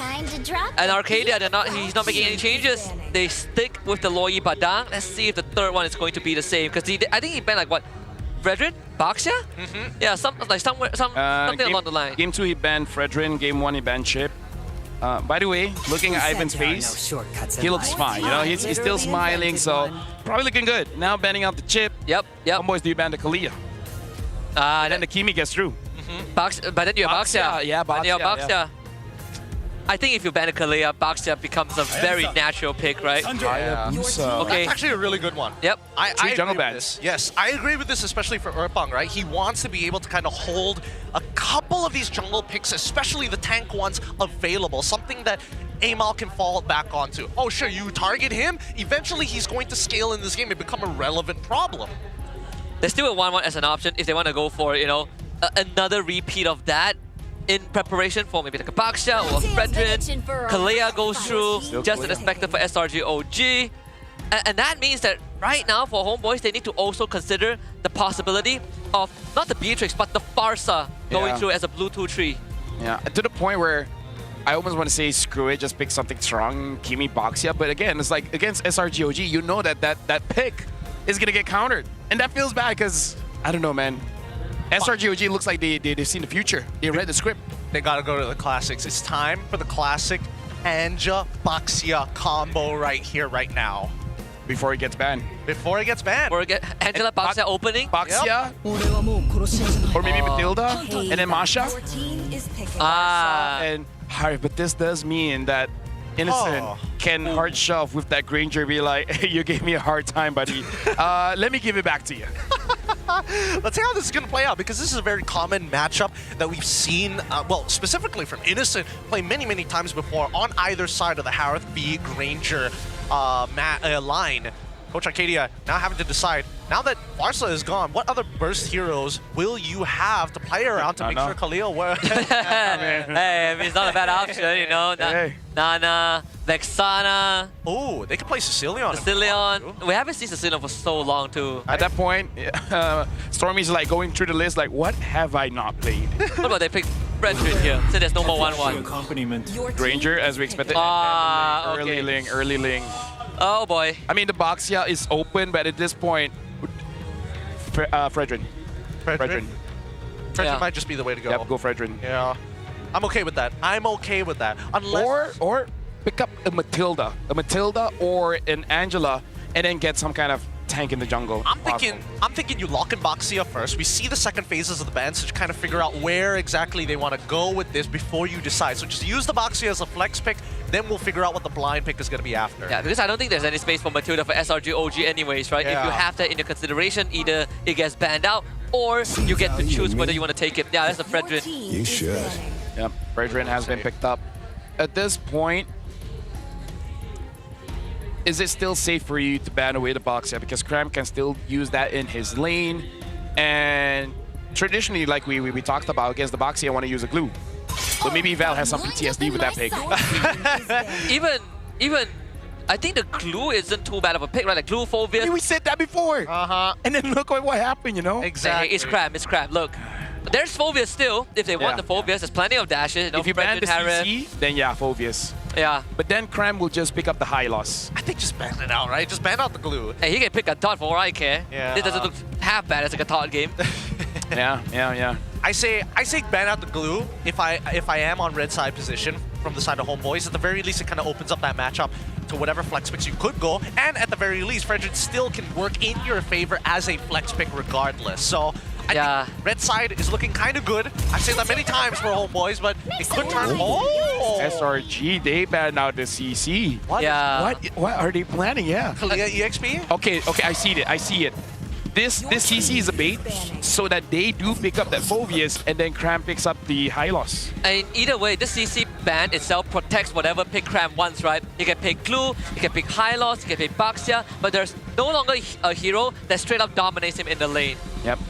Because I think Cram understands, or at least Arcadia understands, that Cram has to be the front line here, right? Not Kalia, Ling is going for the back line, so you need a front line so you can't be punished. Cram cannot be punished. The moment Cram dies, that's it, GG. And that's why the Teresa gets banned out, right? That is the first option that they felt like Cram is going to pivot towards because they have a Farsa, Fredrin, and Harif. But I think the problem still persists for Homeboys. Now that the lane dominant CC is removed, Cram's option opens up. So much more this time. If Matilda doesn't get banned, I want them to pick it up. Sand rises when I give the word. Oh, man, they're really trying to tighten the lines. They're like, go back to the main road, sir. They're like, Val, you have to fight Cram. Yeah. There's just no choice around it. Let's see. Glue here. But if you glue here, there's a fireman's open. Exactly. The mid lane has not been opened up by SRG, and Homeboys know that. I am not the only one. So they take the Phobius, yeah. If Cram does get the high loss, then quite telegraph, right? What about Bad Glue? CC, force out the Phobius. Yeah, Glue as well, also good pick. Glue, high loss, options, man. There's a lot of options. What about the mid lane? They can glue, do you want... I don't want to think about Stormy's hero. Glue Selena? Zusin? Zusin is okay, I suppose. And then they pick up a Valir. No, but they still need burst. They still need burst. Yves, I get no. Vex, I think Vex is your closest. Actually, Yves is not bad. Vex, Xavier, no. Yep, there's the glue. Yeah, that's the glue. Saw that coming from a mile away. What's it good? Nana. Nana, one more time. Honestly, I would say it's not too bad. What's stopping them? Your team. Yeah, yes. It's not too bad. Yeah. In fact, it's a good Nana game. They're doubling down on the emotional Fredrin and damage. Phobius is gonna have a hard time. Can you imagine losing the grand finals to a Nana like 2 times? Oh, the pain. Oh. The pain. I'm not counting Homeboys out yet. I think they can make this work, but SRG OG once more already has the answers. Yeah, but at least with this Nana pick, it means that it forces Homeboys to say, hey, you cannot just funnel into this anymore. You must think about the ways that you engage, find the different angles, and finally, we get the Matilda in to try and create those opportunities. And that's why I like it when SRG OG didn't ban the Matilda, it opens it up for Homeboys, right? Homeboys basically gets to decide whether they want to play it or not. I'm not sure if Arcadia and Becky saw this coming, but I think Homeboys, they have a very good shot at this. They have one hell of a shot. However, the battle spells is going to be coming into question here. Whoever doesn't have a Purify is going to get targeted, and there's plenty of reason why that Phobia should take Flicker. Boys, I'm afraid to say Homeboys got a good draft. Don't say it. I'm not going to say it. Pull back. Number 1, Curse. Number 2, SRGOG at this point. Do whatever you want, man. Yeah. Good draft doesn't matter in the eyes of SRGOG. Test their patience, condition them in the early, focus on the fundamentals. Homeboys can still pull this back. It's a best of 7.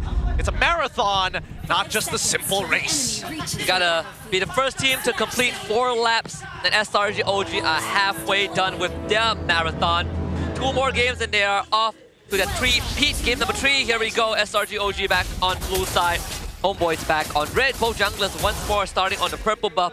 And it's a good time to also do a bit of throwback. These 2 teams last year were the same organizations that went to MSC 2024 in Riyadh, where of course Homeboys fell to Team Flash and SRG proceeded to win it all. But of course Homeboys right now with a brand new roster, they're looking to repeat a lot of things. They've done the Riyadh part right, but nice to repeat their championship run. Well, they're gonna try.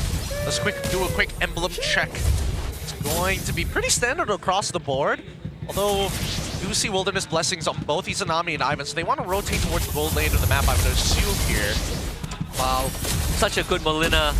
The polymorph on the Izanami, so he cannot punish Dooms as much to get priority over the Litho. Here comes the guys, gets it, not a problem. And wait, steals the camp from Amao. Uh-oh, that is not too good. Amao does escape.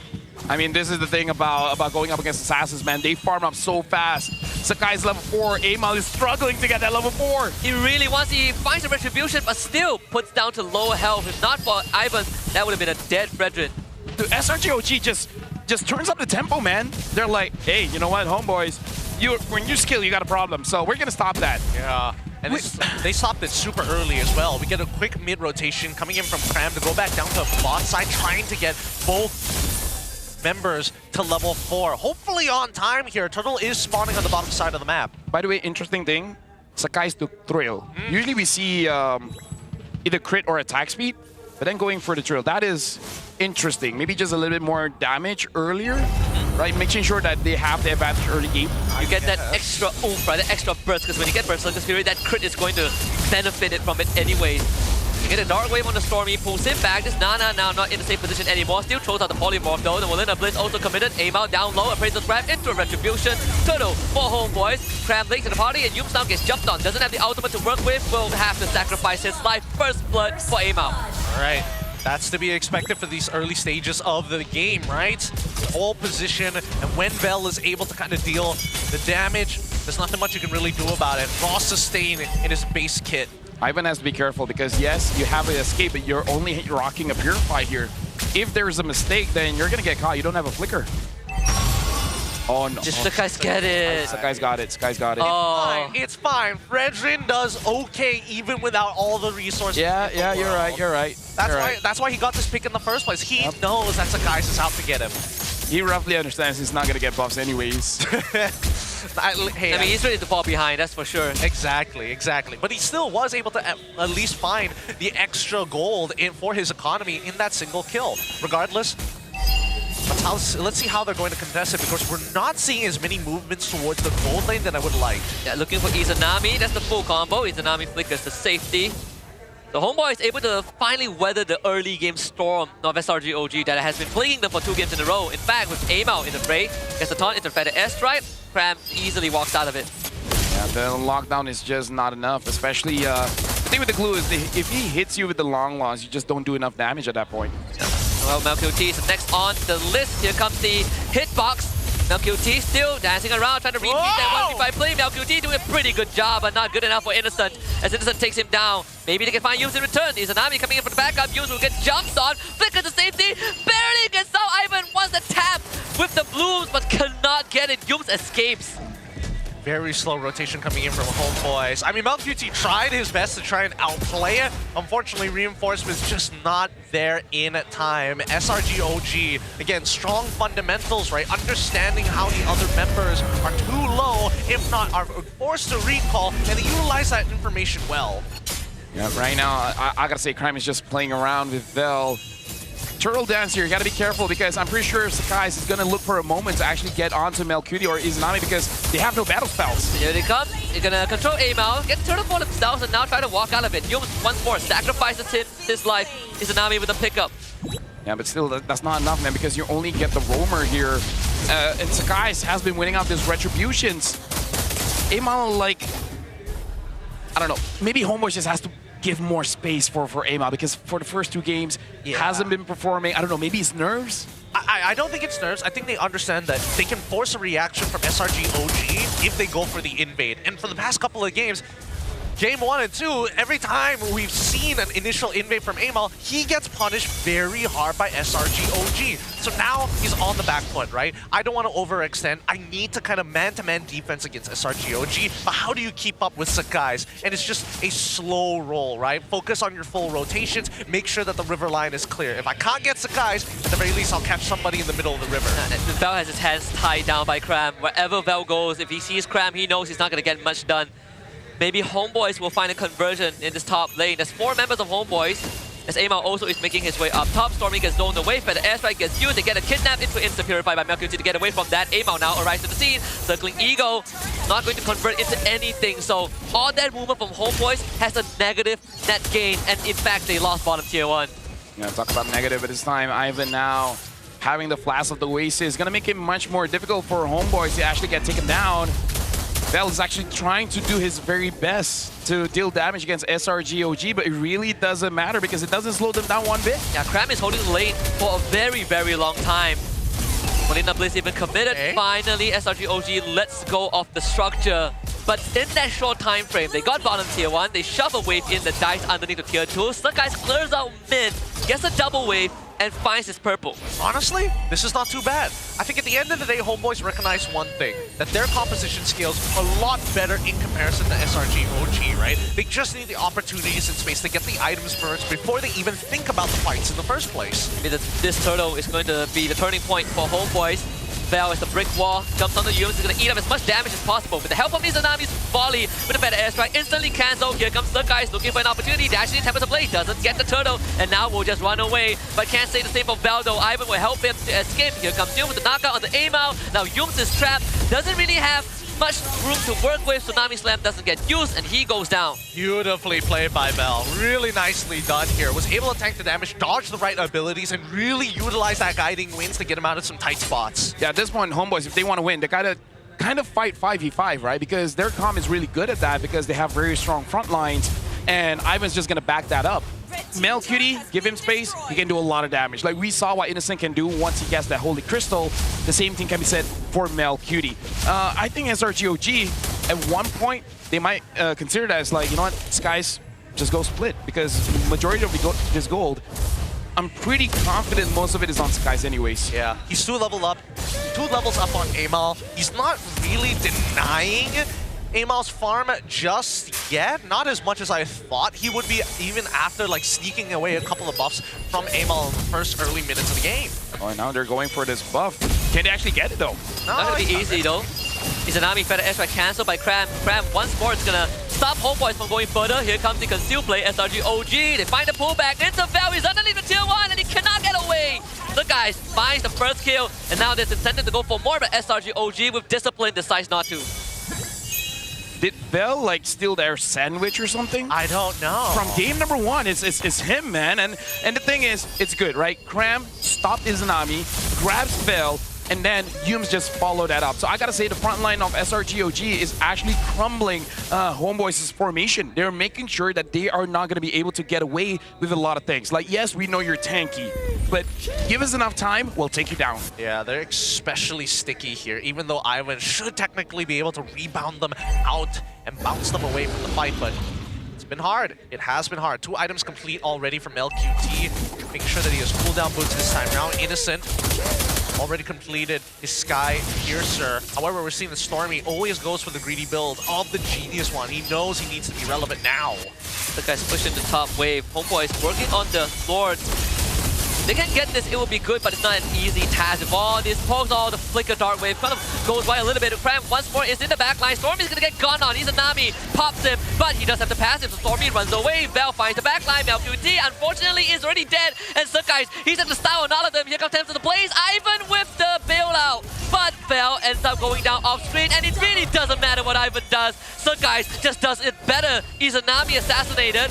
Amal goes down. 4 for SRG OG, and now it's lore time. Cut the fight in half, get them at the ankles, break the legs, and the whole body collapses. These front lines, they can hold, but not enough. Not against this type of weight. How did Cram got on top of Mel Cutie, man? It shouldn't have happened. That was the pinnacle. That's how they lost that fight. The moment that he was able to get Mel, there's a mark on him. And then Sakai's, he just like, okay, I'm gonna go in. And it's like, oh wait, Izanami's there, might as well go for him. And Ivan tried his best. But again, against SRGOG, your best is just not good enough. Now, still on the back foot, 6.9k lead for the side of SRG now, eventually turning into a 7k lead. At the same time, makes you wonder, right? How many times can Homeboys get beaten down, and how many times can they try to turn 9k leads around from the side of SRG OG? Mustn't it always go this way? Also, kind of, it's a good follow-up to a question we had at the start of the season. We're going to start with Bell going down again. Executor, they do find Yunes, but it's just Aroma. Small price to pay for SRG OG. Delona finally gets crashed into the mid inhibitor top wave auto shot. Then all holy defense will explode in a blink of an eye. Homeboys, they will hold the fort for now, but again, damage is done by SRG OG. They slowly take their time here. The missing inhibitor in that mid lane. Not the worst inhibitor to lose. SRG OG now have not only opened up the map and taken all the outer structures, means that this jungle will also fall into the hands of SRG OG's dominant run here in game number 3. Is there any way, because I'm looking at this, is there any way where Homeboys can really turn things around? Because sure, we're going to wait for the Holy Crystal, but in terms of locking people down, right? Bell can create a distraction. Amal can taunt people around him. But I'm worried if Amal can't survive long enough, even with the Matilda. I think another big problem is no one wants to interact with Cram. Yeah. That's the worst thing. Whoever interacts with him, you are out of the fight. Yep. Just straight up die. But no one can kill him. That's the problem, right? Melkuti is not in a position to hard carry this game just yet. He still is limited by his tool of Harith. He needs that Holy Crystal. And even when he gets that Holy Crystal, there's a good chance that Cram might have outskilled him, but with his raw tank stats to begin with. So he doesn't mind eating these shots. That's why when we look back at the draft, when we called that glue and it came out, it was already a warning sign for Homeboys. And not to mention, we wanted Izanami's pick to come out early. They did just that with the Farsa, right? They took Farsa, Harry, first 2 picks, but then it eliminates most threat for Cram, and that's why the CC 4th ban makes so much sense for SRG. As they slowly rotate across this map. 30 seconds left on the clock. Before Lord actually spawns, SRG have decided, you know what? We're gonna wait for you. You have to walk out to us. There is no point for us walking into you. The most we'll do is steal away your jungle camps, but really, LQT already with a Holy Crystal as well. Is he ready to fight? There's a lot of things to look out for, right? Because you gotta watch for you. You don't want to get caught by that title strike.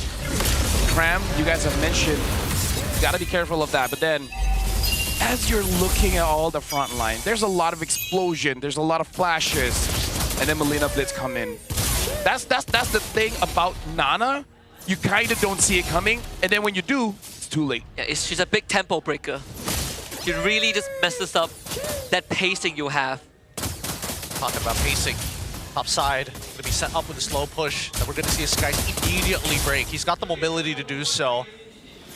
Imal trying to juggle current Lord here to force SRG into a move, but they know they are always in full control. Moves to conceal. Bell again, kidnapped into a full combo. Bell is straight up gone. Unstoppable for Innocent. Sakai's gonna run at Izanami. He stuns Sakai's up, but the Sky Prince will just find a mega kill. Here comes Tempest Blade, dancing around. 1, 2, 3, 4, taps, and it is lights out. Amal turns around, big appraisal grab, but not big enough. Homeboys escape with their lives, but SRG wins the fight again. The Cram Yumes, like, the dude doesn't have Purify. Might as well just get this Fovius, and then Cram just like, hey, I got my eyes on Izanami. And it's the guy's like, yeah, me too. And they flicker into a grab. Always use nice mid-air. Maybe they overcommit a little bit, but Cram will bring Amal back. Amal dragged away by Ivan.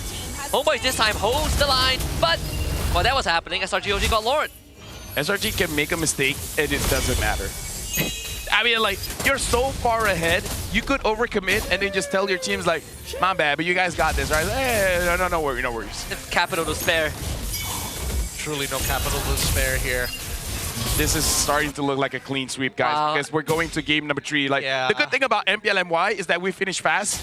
but usually not because of this. Not because of this, not in this particular fashion, right? I would have expected the stomp to be more direct, but SRGOG, they're just fully focused. Fundamentals first, play the game as cleanly as possible, and then we can start thinking about going crazy. And then they did take away one of Homeboy's ingredients, right? And the craziness, the chaos that they want to provide with very key specific picks. And without it, Homeboy's back in the fundamental plays, hasn't really been finding much success. Mid inhibitor will go down, same as the bottom ones. So that's Homeboy's base permanently damaged. And SRGOG, they can do this dance forever. Even Yums has Flash of the Oasis now? Might as well. I mean, it's like, hey, let's fight healing for healing. Healing for everyone. Trying to go ban for ban. Wrong hero, but yeah. But yeah, that's crazy. Like, usually, yes, you go for fleeting time. And then maybe, but yeah, when you're 11,000 gold ahead, like I said, well, like, might as well. That's why he went Oracle first item. Doesn't really matter at this point how this game proceeds. Homeboys, that is a huge deficit. Very difficult to come back from. Not even the extra like utility items, active items to try and outplay some scenarios. Crampy can just single-handedly hold that lane. The crazy thing is, Homeboys never look this helpless against other teams. But the moment you face against SRG, that's how they let you know. You know, you go into a boss fight room, the music plays, and then you instantly realize that you are just under-leveled. Yeah. No, you punch the boss once, see how like a pixel disappears, and you realize, okay, yeah, no, I gotta get out of here. And the thing is, imagine that you're actually properly leveled. You drop the boss down to like the last 3 bars, and then the boss like, hey, let me regen all of my HP back. Second phase. Second phase music fight. intensifies. And then, hey, I just got stronger. Just like our playoff format, right? They they won the SRGOG in phase 1, but this is phase 2, baby. Phase 2 SRG is a whole lot different. Let me just remind, Becky even said in the interview, after going up against Homeboys, like, no, 4-0, 4-0. Yeah, he did say that. Yep, he did say that, I mean... It's a premonition. Looks like this was preordained. You can't even script this. Although I would say MLQT is doing some considerable damage. They will go on Cram, and they have more than enough damage to burst him down. But Cram once more gets away. Top wave shoved in. Lord just spawned. Homeboys needs to do housekeeping. Is the minions gonna destroy it? Okay, no, they're survived, but still alive for the time being. They've got the Lord already spawned. We're 17 minutes into this game, and SRGOG, they're allowing Homeboys to actually make it to the 17-minute mark. Oh my god, Val. Whoa, that's a lot of damage. He is hurting. Izanami is forced to go back home too. And SRG, they can do this forever. Yeah, they've got them in a hostage scenario. No negotiations allowed. No negotiations. Sit in the chair, put this bag over your head, sir. That's dark. It is, because that's what they're in right now. It's like, oh, I can threaten your base, I can backdoor you at any time. I can just hold this Lord hostage, and Homeboys need to make a decision on how they want to go down. And this is not looking good. Amao, he just got kidnapped. He needs to survive. Ivan will do just that. Look at Problem. Bell to go on the story, who will flick away. Bell chases him to the end of the earth, and Yuzam gets gone up by MLQT, but the fight now splits. Cram once more zones out the rest of Homeboys. Look at this glue. He's just doing too much work. Oh no. Okay, so Kais is too low to actually go for Izanami, and Innocent just got MLBB, and I think that's game. Yeah, most likely game. Another triple kill. Come on, man. This is not fun at all. Execution. That's going to be a Maniac coming online. Innocent is just farming clips at this point. And Homeboys staring down the barrel of despair and defeat SRGOG. They want to deliver another Savage. Innocent! Another Savage! Stop it! He plucked him out of the fountain just to ensure the ace. Oh my goodness, SRGOG 3-0 against Homeboys. They're clapping up. They're spanking these bad boys. I mean, 2 out of 3 games ending with a Savage. What can you say? If SRG needs a moniker for the team, the best to describe them is merciless. Even in your own fountain, brutal. You're not safe. Hazel got hit. Izanami got hit. Like at that point, they're telling you the safest place on the map is still going to be a graveyard. Yeah, you are the safest when you're actually dead.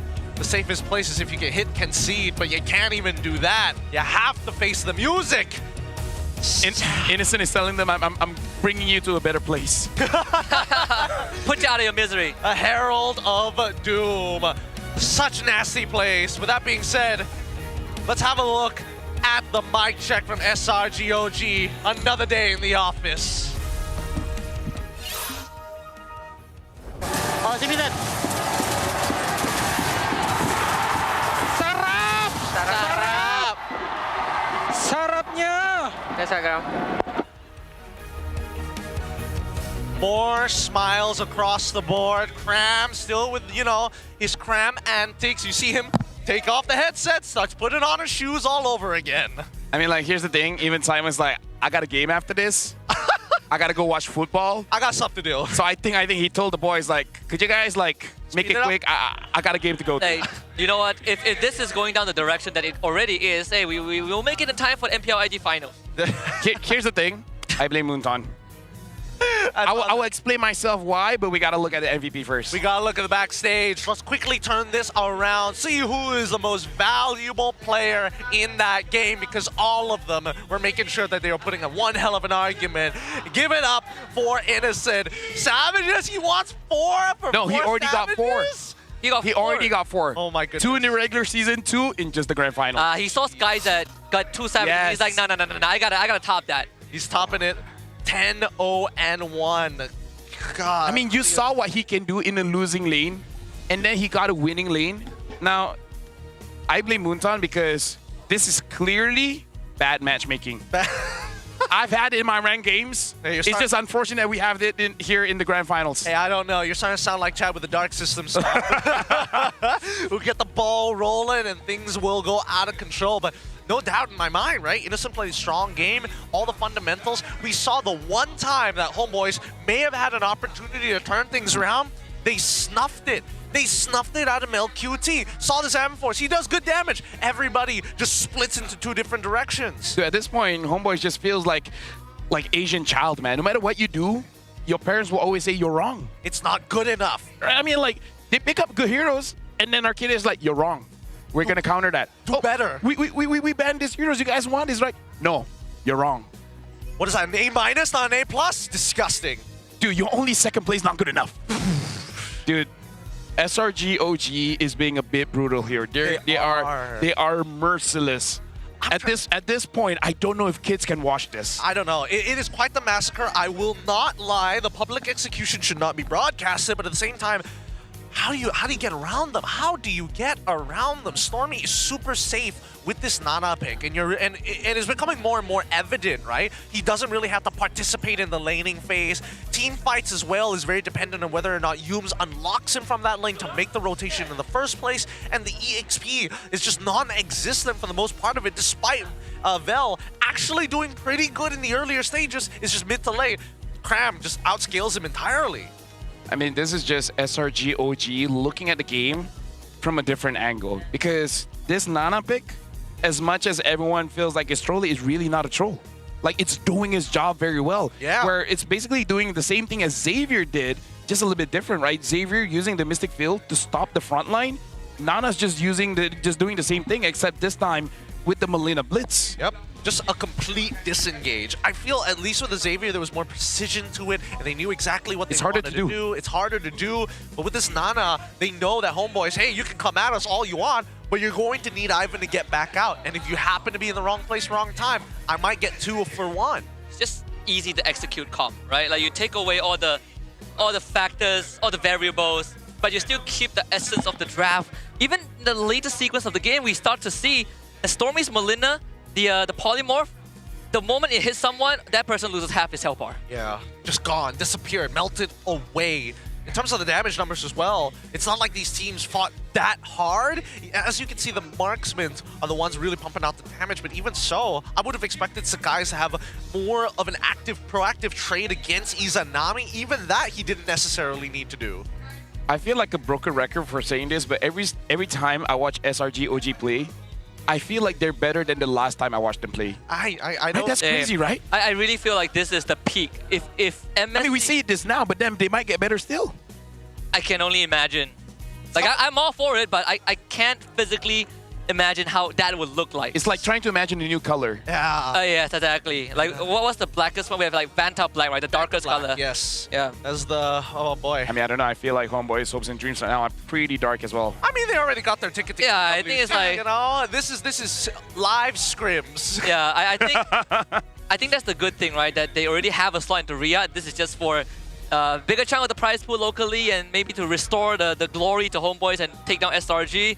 But even if they don't, there's still MSC. There's still a month for them to prep. Exactly. And I think it's extremely important, especially as SRG OG Esports are going to be the ones as defending champions of MSC. And I think that at the very least, right, the world champions, and especially with so many competitors around the world really hungry for MSC, specifically at EWC because of the prize pool, that I feel like everybody has kind of shifted the mentality, right? You have to elevate continuously and all the time. By the way, can I just say, I feel like Stormy is actually giving nightmares to Homeboys because remember during the award ceremony before, where Stormy was called up as the best mid laner and then the fans was chanting Odette? I saw Ivan sweat. And then Mel QT had to comfort like, bro, it's okay. It's okay. It's all good, yeah. Like they were sitting right beside him. Now Ivan has to think about it, Nana. He could not catch a break, dude. When I close my eyes, all I see is her, Nana, and Odette. Hey, at this point, if you're playing rank, you're going to see that all the time as well. Oh, I don't know. We had Yi Shin yesterday, and then we had Nana today.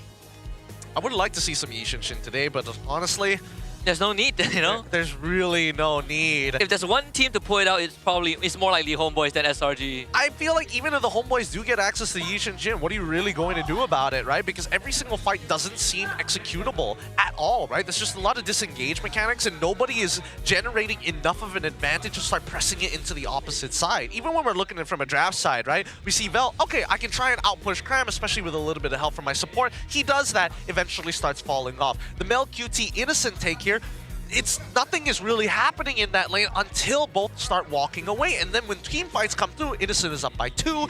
Mel QT is only up by 0, unfortunately. Maybe even an assist if he's lucky. I mean, just look at this fight alone.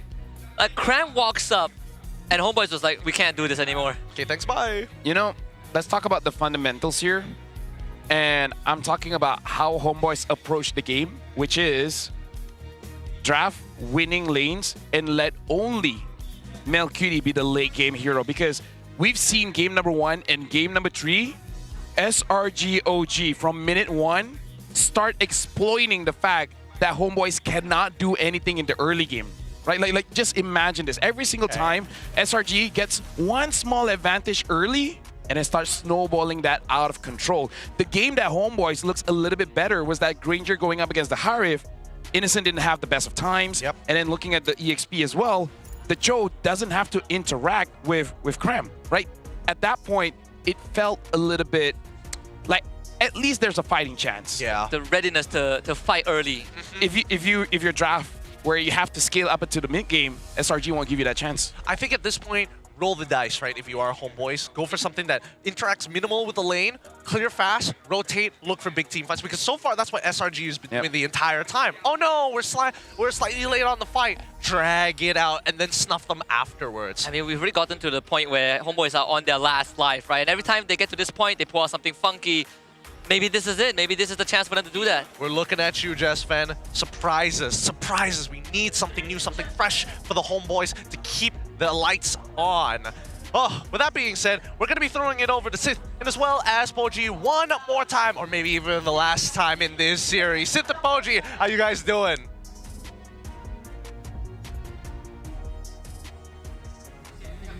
I gotta say,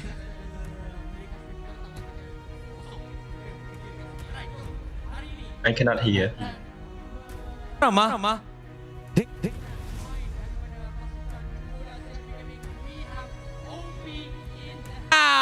How are you, OP? Yeah, hello, I'm good. Hello. Sok sebaik bang. Sok sebaik bang. Wow, Poji. Wow, you can speak Cambodian. Obviously. Oh, okay. All right, OP. First of all, congratulations for winning Thank you. CFU Gaming and qualifying as well to MSC. And on a personal note, do you have any goals or target for this upcoming international stage? About my goal, I dream at least top 3. Kom lek bay lekមួយទៅមកបងលេខ1បានហើយលេខ1 លេខ1យកសំខាន់ឲ្យខ្ញុំក្តីសម័យរបស់ខ្ញុំអាចត្រឹមលេខ3លេខ3ឡើងលើ លេខ3ឡើងលើOkey tak dia cakap dia target. Tanya dia berapa target dia untuk MSC. Dia cakap dia tak target banyak, at least nombor 3. And then aku cakap kat dia, janganlah nombor 3, champion lah bro. Dia cakap dia be realistic lah. 3 ke atas. 3 and ke atas. Alright. You had a very tremendous season as a back-to-back champion MPL KH. Is there any special moment within this entire season 8 champion or 8 season that you have still remember when you're playing throughout this season?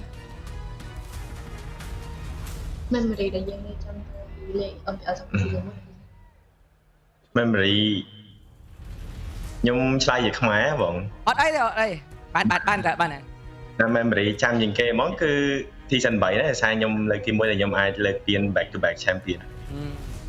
So apa yang paling memorable untuk dia adalah masa dia season 3, dia back to back champion. Wow. Alright. Next question, Poji. Alright. Okay.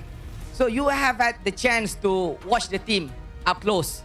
Alau ni pun ni link kan SRG cemoi homeboys kan. Amin saya tu cakap wow. Baiso ni lau ni. Do you expect that to happen? ខ្ញុំមក expect ទេបងខ្ញុំ expect ហ្មងគឺ 4-1 ព្រោះអីវាជា grand final បើថា 4-0 ហ្មងវាអត់ល្អមើល Okay. Actually, aku tanya dia. Actually, apa pandangan dia terhadap apa game yang dah berlaku sekarang kan? Sedar tak sedar 3-0. Dia cakap benda ni tak sedap mata memandang. Tak sedap mata memandang. Jujur. Translation ni dari yang tak sedap mata memandang sebab dalam kepala dia lebih menjangkakan 4-1 ataupun 4-2 sekurang-kurangnya. Intense match lah. Intense match. Yeah, I kind of agree with you. Alright, we move on to the next question. Is there anything you want to see to all Malaysian fans who's watching this live stream right now? Or probably, is there any words you want to say to your personal fans here? ជាដំបូងមកខ្ញុំមានតែពាក្យថាអរគុណទៅដល់ fan របស់ខ្ញុំផ្ទាល់មិនថានៅកម្ពុជាទៅនៅកែប្រទេសអញ្ចឹងខ្ញុំអរគុណខ្លាំងមែនទែនដែលគ្រប់គ្រងរូបខ្ញុំបានហើយខ្ញុំនឹងសង្ឃឹមថាអ្នកនរគ្នានៅបន្តគ្រប់គ្រងរូបខ្ញុំរហូតទៅហើយខ្ញុំនឹងខំប្រឹងអស់ពីសមត្ថភាពដើម្បីបំពេញក្តីសម័យរបស់ខ្ញុំអាចលើកពាន international. Baik. Apa yang dia cakap dah, dia berterima kasih kepada semua yang menyokong dia dan juga yang mendoakan dia, dan pada masa yang sama juga dia berterima kasih sebab dia pun tak expect akan ada peminat dia di mana-mana, tapi dia akan cuba untuk buat yang terbaik dekat pentas international untuk semua fan-fan dia yang ada dekat seluruh dunia. Alright, thank you so much Hopi. Akon cerana. Good luck for the MSC. Alright, jadi kita akan teruskan untuk perlawanan kita yang seterusnya. Pusingan kita yang keempat. Ini akan menjadi penentu. The match point. Jadi kita akan terus bersama dengan caster kita untuk mulakan perlawanan. Thank you so much, Sith, and as well as Boji. They're right. It's match point right now. The live streams continue.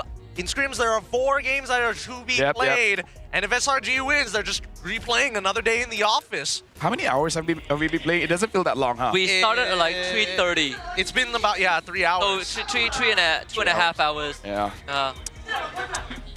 Look, we've been spending quite a few seasons trying to get to Game 7. Oh yeah. Last time we had it was Homeboys SMG in Season 12, and then we get 4-2 SRG Homeboys, 4-2 SRG Vamos, and imagine ending a 4-0. Because the last time we had a 4-0 was Todak SMG, Season 11. Yeah. And Stormy was in the SMG lineup, if I'm not mistaken. And we played it here too. Maybe it's a Stadium Jara thing. Hey. It happened right here. I don't even know. I'm lost for words. I really am, because again, I thought this at least Homeboys would be able to kind of make some of these games close, but there is such a gap, unfortunately. It's like in terms of analysis, the real analysis is just getting outclassed. Like this is just both of them going to the gym, and one person just can lift heavier than you. This guy can bench like 300 kgs, and you can bench 120. It's like both of them, they were given the same weight. SRG bench it, no problem. The moment Homeboys lift it, instant fail. Instant collapse. All right, let's have a look at the players right now, especially for the Homeboys, right? They're sitting around, they're trying to discuss the next plan.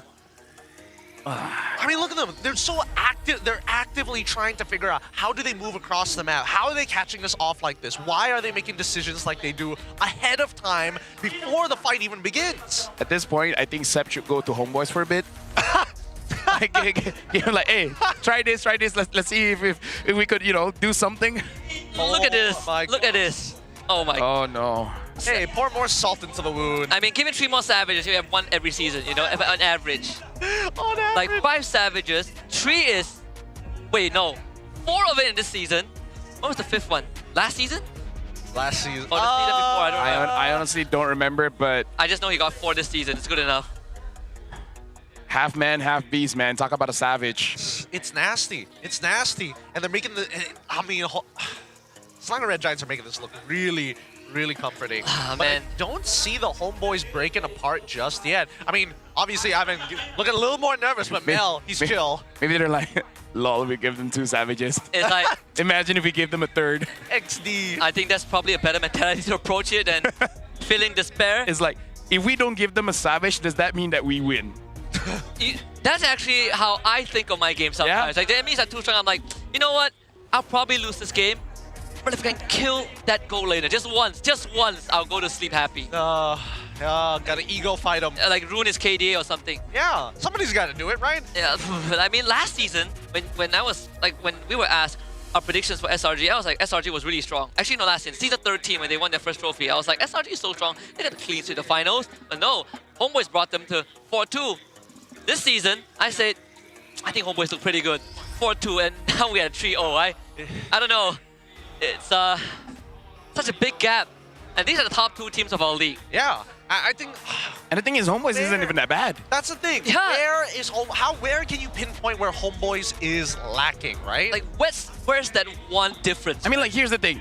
Can you say Homeboys made some mistakes? Yes, you can. Yeah. But it's not catastrophic. It's not, like, in normal situations, it's not game losing, It's not like they made really bad drafts or made really bad decisions through the game, right? It's just, well, we made a call, but we got outclassed, and okay, the game is over. I think it's a testament to SRG OG, right? Why they focus so much on those fundamentals, because simple punishments like this can be dug deeper. These wounds can be exploited upon their opponents. Oh, a small mistake. Okay, let's turn it from a 10-goal mistake to a 1,000-goal mistake.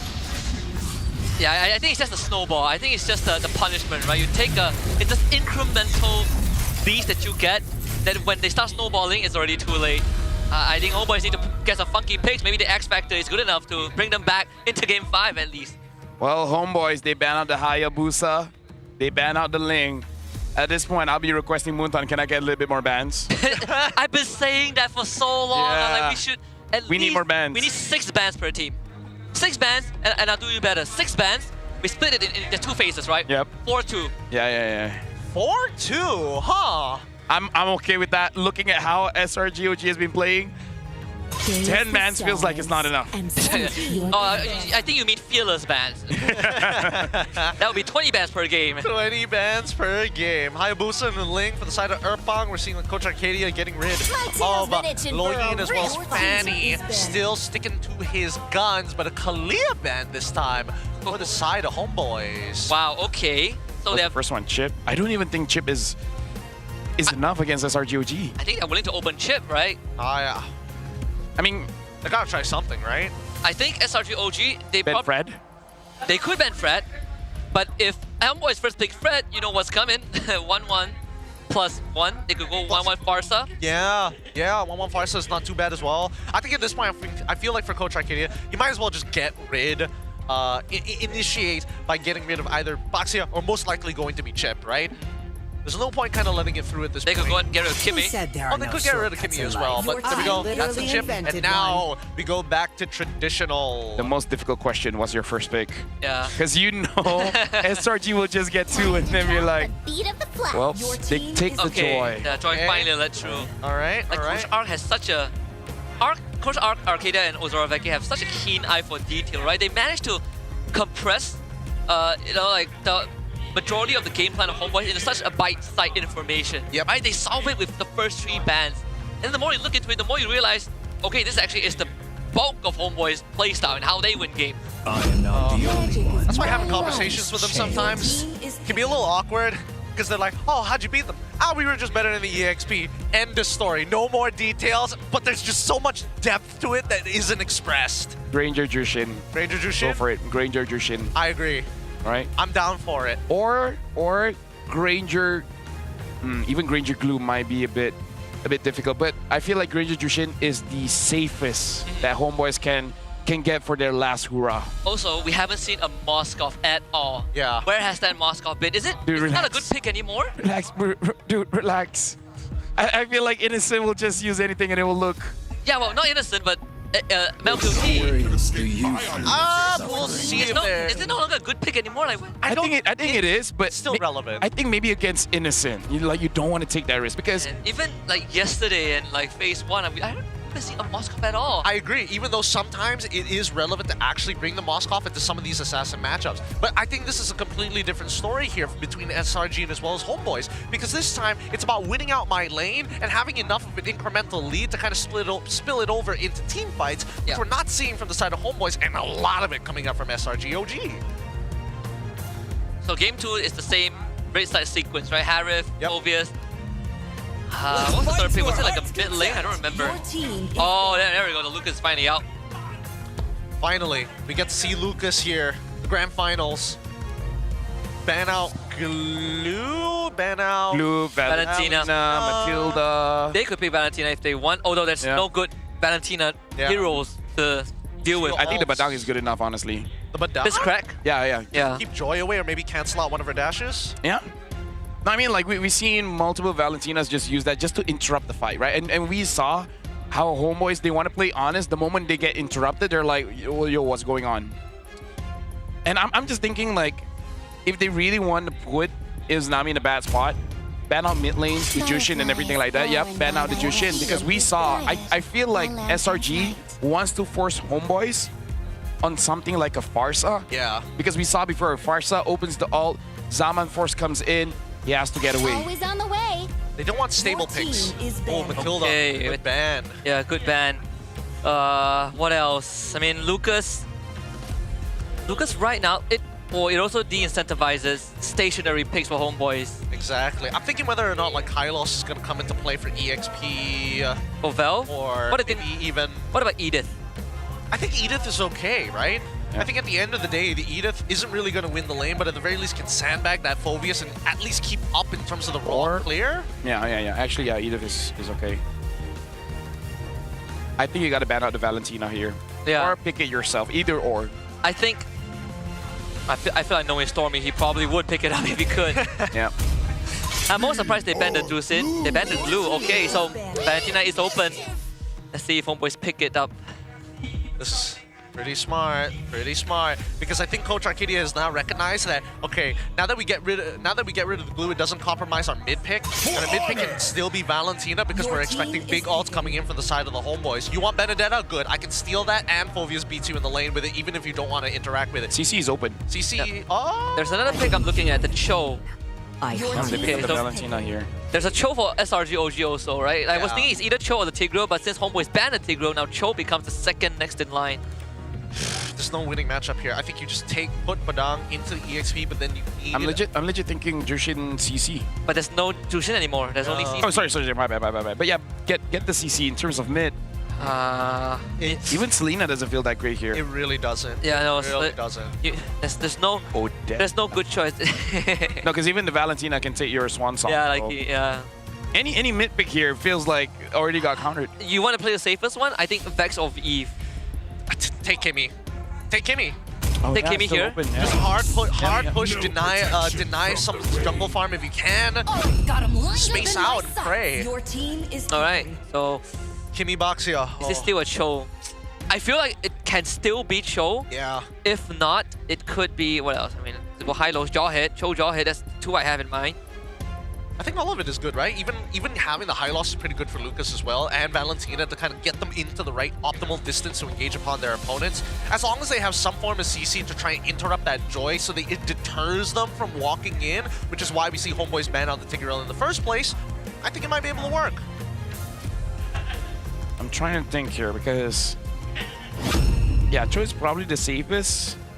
Yeah, and then they just pick up the Cho because I mean, we've been calling the drafts just because it already makes sense. There's already logic behind it. Yeah, it's just a losing trade, right? That's why I'm a red side boy. But in this case, it really feels like blue or red side. Coach Ark just has it figured out. Yeah, they're just like opening up the Joy and then boxing him in with a Phovis Harif Cho. Oh god. Whoa, he even has smoke there. Oh, that's pretty sick. Okay. Our cosplayers are ready. Our fans are ready. This could be a final match here. It's match point for SRG.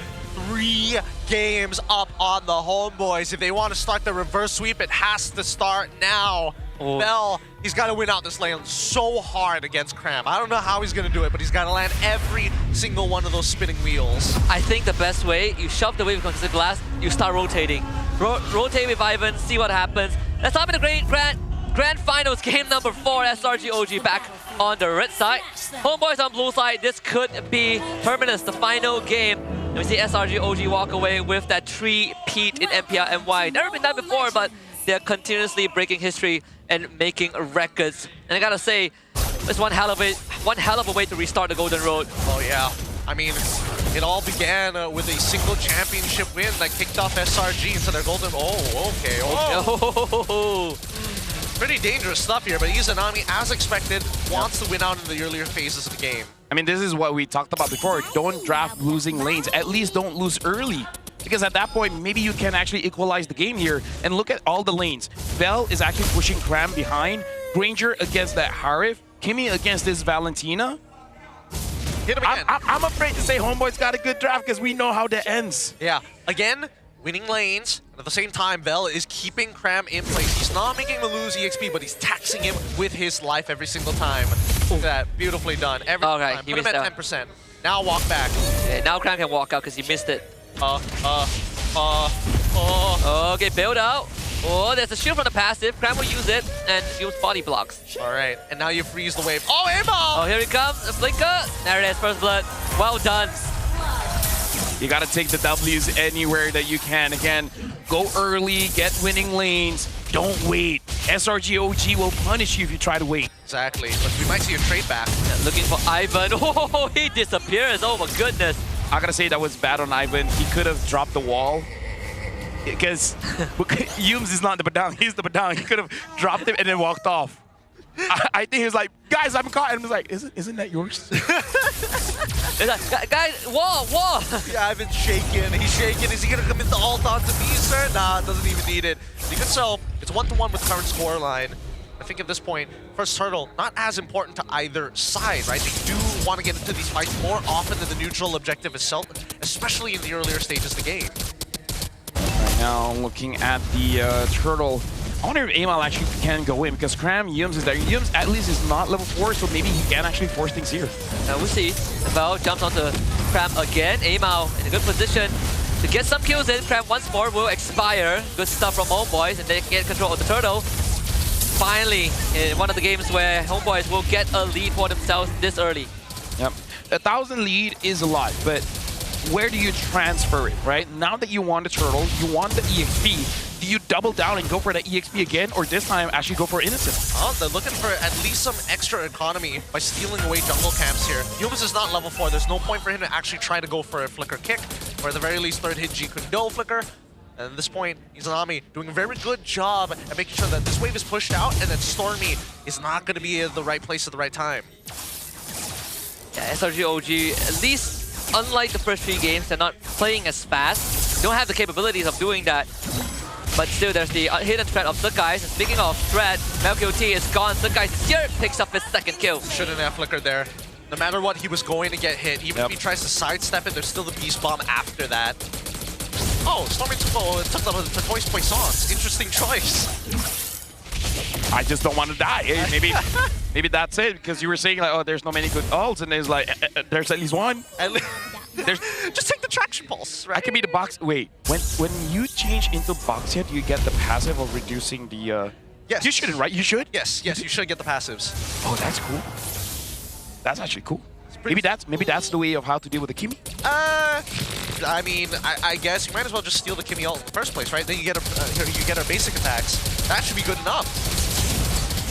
Stormy dealing just a little bit of damage. Vel does not have an angle for actually going in.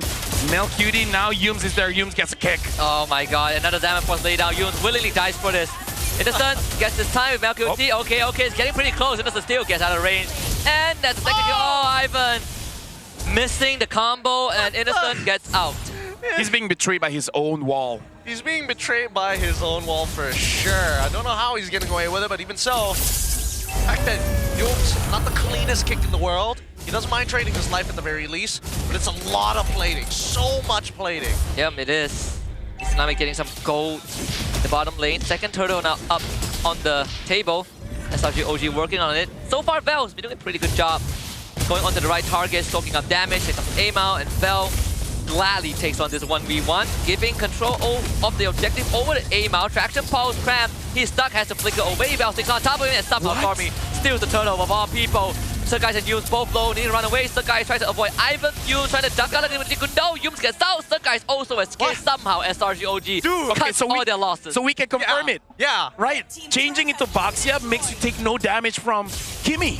I mean, you get the passive and everything. The worst part about it is that Izanami, I think they broke his ankles, literally broke his thumbs. He did not know who he wanted to kill at the very end there. He didn't want to use his flicker. He did not want to commit onto the choke. Stormy basically took no damage after that.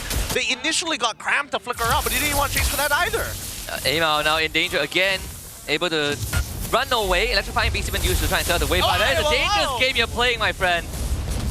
Please. He's like, he won't attack me again, right? I just want minions, man. I need the farm. I need the farm, bro. Please. Got some spare change? Spare change. Which is weird because Homeboys actually had 1,000 goldie, but now is short to around 700. Ivan now having the Thunderbelt. Looks like the majority of Homeboys here going down to bottom lane. Maybe they just want to make sure that they get this. By the way, in the previous team fight, the focus was on to Cram, right? Izanami just like, there are 3 people that I can use my Traction Pulse on. I'm going to use it on Cram. Stormy hasn't stolen any ults just yet, but if they already confirmed the hypothesis earlier on, that means Stormy is an even bigger threat because he did have great damage and he takes none. At least now we know. If there's a Baxia and a Kimi on the opposite team, Valen is a pretty solid option. They find Yun by Melcutie. He is way out of position. Surguys is just gonna find a kill, another flicker blown for nothing. Vel second on the list. They find a kick on Ivan, and Ivan is gone. And Surguys jumps back in. Izanami is the beast bomb, barely walks out of it, but Stormy will not allow it. Izanami will also have to use his flicker to get out. Dude, SRG are so good at tearing open mistakes, man.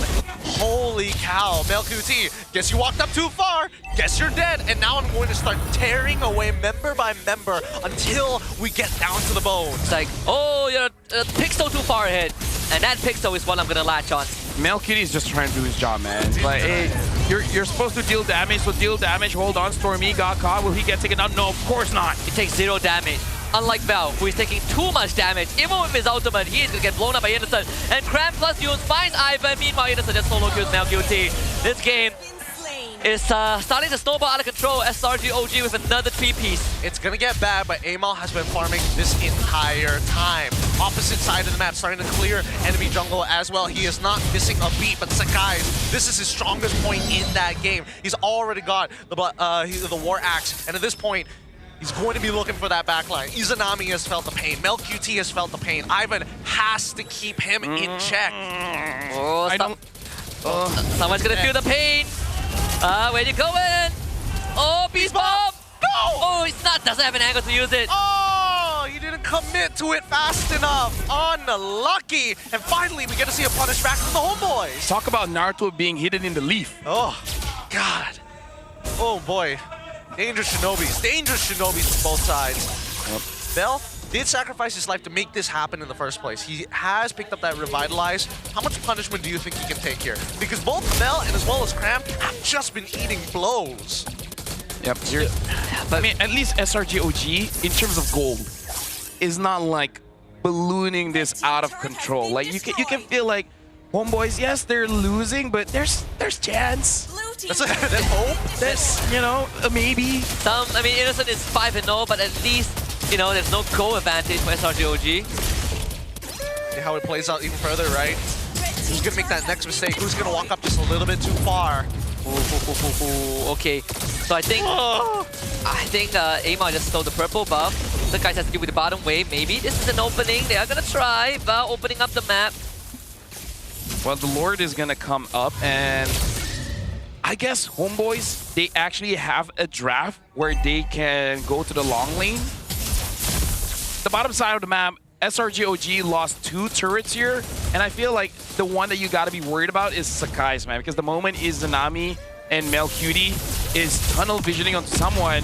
Oh, guy just comes in. Oh, he's out of range of traction pulse, but he does have Purify anyway, so Innocent once more gets to go to work. Bell stuck in the front line, ends up going down as Cram takes him out. Melcutie assassinated. They do run over Innocent. Killing spree for Amao, but Sakai is able to zone Izanami away, and now Ivan is also on the run. Cram is going to get in range for the passive, finds the Dark Wave knock back into the Infernal Pursuit, knocks him out. Yum with the follow-up, and they just juggle around, but somehow Ivan escaped. Sakai goes down. Not too bad for Homeboys. And Izanami got a kill. Okay, alright. I thought initially Melcutie, he could have tried to trade Flicker for Flicker, but I guess he already knew he was dead. However, at least with the rest of the Homeboys actually picking up 2 trades back, it's not the worst in the world. Melcutie is going to be coming into the next fight with a potential Flicker to try and keep his distance specifically against Sakai. So with Sakai's gone, they can actually take away this Lord and start ballooning their own lead. There's now Fist Crack stolen by Stormy. An extra layer of crowd control. Stormy gonna work onto well. First traction pulse gets used, Cram and gets stuck back. Ivan goes to Innocent, but again, Innocent is dancing around and Cram will eat up all the damage. Actually, Izanami finds a kill. Innocent, not again! Not again, Innocent! Not again! Innocent does the work and a beast bomb from downtown. Team wipe for SRGOG. God, he's so clean with it. He's so clean. And now they start making their way over to the Lord. A final definitive lead for SRGOG Esports of the 1.1k, about to turn into a 5k lead, if not a missing inhibitor at the bare minimum. And wiping Homeboys out like Homeboys are the dandruff, man. And we saw Stormy taking the Fist Crack, interrupting Amal, shoving him onto the Lord Pit, stopping it at the wall, and then just gives a free target for Innocent. Like, this Valentina has value just because you can take the Badang ult. And as we just discovered, even taking the Turtles Poissons. This is not fair, man. It really isn't. It really isn't. It feels like they've got a lot of their angles covered here. Bell, unfortunately, can't tank as hard anymore. Doesn't have iframes to work with. And even for Izanami, I think Radiant Armors and even Blade Armors have already been purchased. Divine Glaive now online for Innocent. Bell doesn't want to stick there anymore. So guys, so deep, and he still takes out Melcutie. Bell is also gone. Izanami finds the punish. The Lord will eventually fall, but SRGOG have opened up the mid lane. They're looking for it. They're not going to end off this, right? They are going to try Izanami. Oh, he flickers the safety by SRGOG. They're not going to be able to end this game. Thankfully, Traction Pulse sucks Stormy bad. He turns around with a stolen Fist Crack. SRGOG finds the disengage. Oof. Oh, dude. Ooh. Dude, that was a very endable moment. Yeah. The moment the Dark Wave hits onto Izanami, I legit thought it was over. Oh I thought there was no way. There was no way. It's a good thing the Flicker was still there. If only Mel didn't have this bad of a game, he may be able to do something. But shout out to Humes, man. Making Melcutie regret not taking a Flicker. Oh, yeah. Purify. Sorry, Purify, yeah, Purify. Not taking a Purify. He's sweating. He's sweating hard. He's sweating so hard. There's nothing much he can do about it as well. Gonna be able to pick up some neutral, his own green camps on his side of the map. Amal. Dude, he may be 3-1 and 3, but his targets are hard to take out. I mean, looking at the item list, like fully built out for the side of Innocent, and it looks like he wants to eventually get a concentrated energy on top of it all. Yeah, I mean, next door is in under a minute.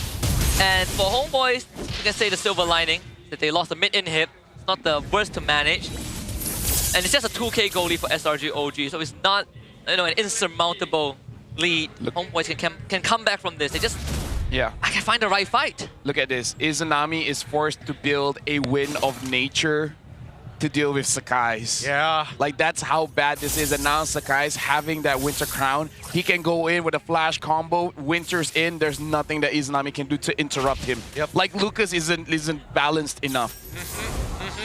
And Izanami, he's got to have fast fingers, right? If that happens before the connection, he's got to hit the Winds of Nature. Here we go. I think they see it.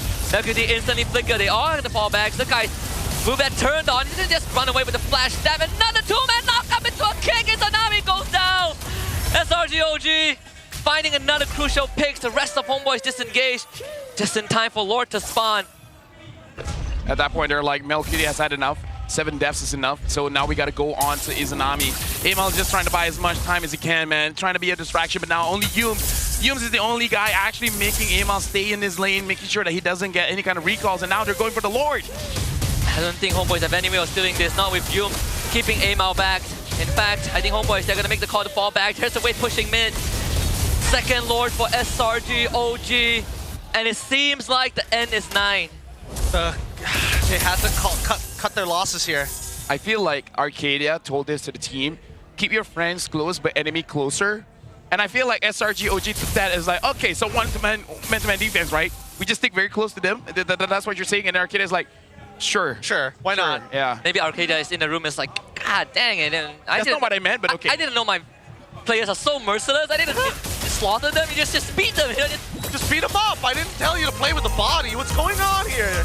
He's sick man, innocent. Even Arcadia's best, like, what have I done? What have I turned these boys into? Sab just flew in and he looks at the team and he's like, oof. I don't know, when I won 2 TIs, my team wasn't like this. I was like, are you guys sure you guys need me? Oh boy, here we go. Oh, here we go. Oh, they got, what was that? I mean, it's a flicker from Graham that found Bell. That's a kick on the Ivan. Rest of Homeboys busy dealing with the Lord. And this could be the cool DeGrasse. SRG. No way. They see Amal running away. He's too fast. Base is open. Izanami wins of nature. Survive for now. So guys, temporarily back up on round 2. Winter Crown flash combo. There it is. 3 down for Homeboys. Wave is pushing in. No Lord though by SRG. I think they have done it. The Lango Red Giants.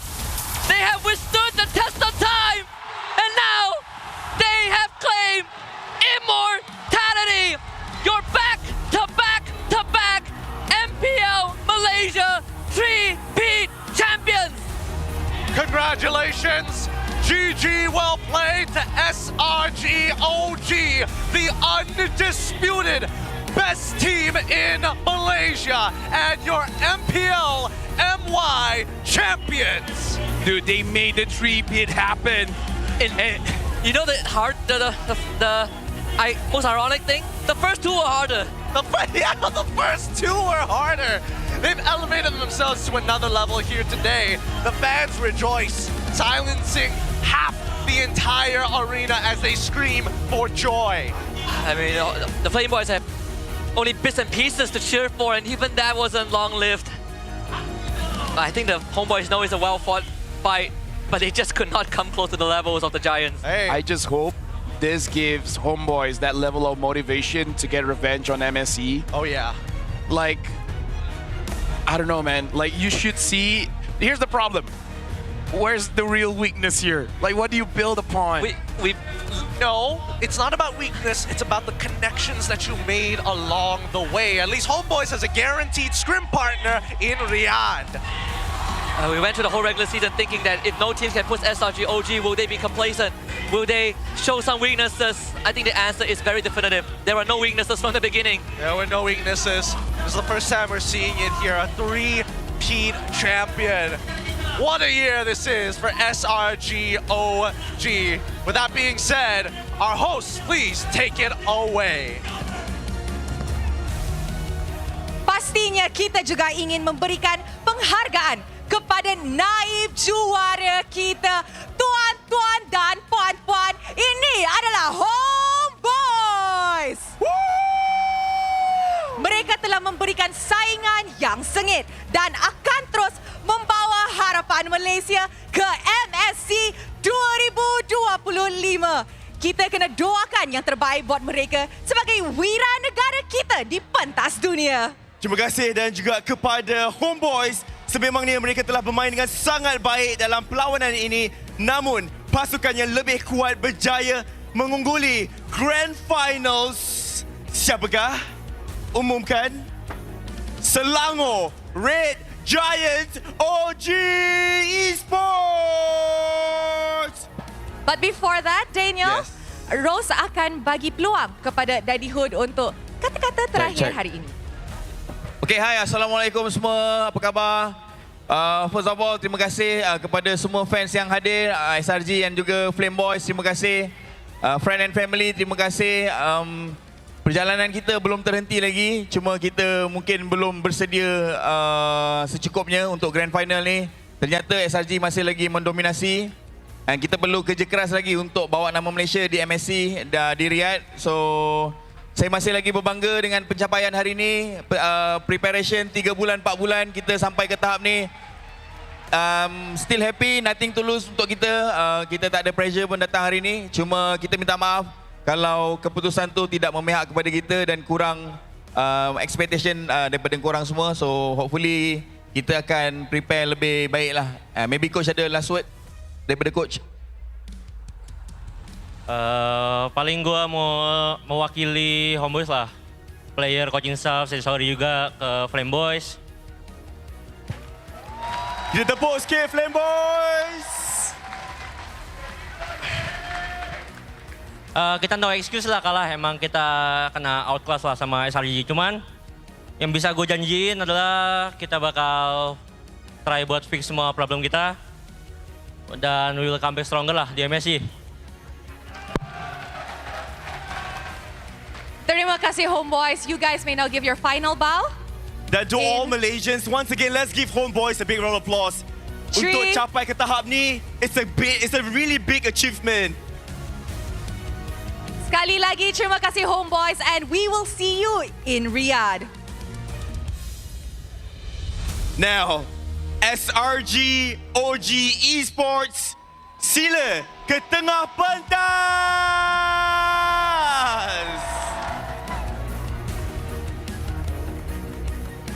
Tepukan yang gemuruh sekali untuk tim SRG OG Esports atas kemenangan ini. Rose, would you say that kemenangan ini adalah disangkakan sebenarnya? Alright, Daniel. Okay. Tuan-tuan dan puan-puan. Inilah dia juara kita untuk MPL Malaysia musim ke-15. Selangor Red Giants OG Esports.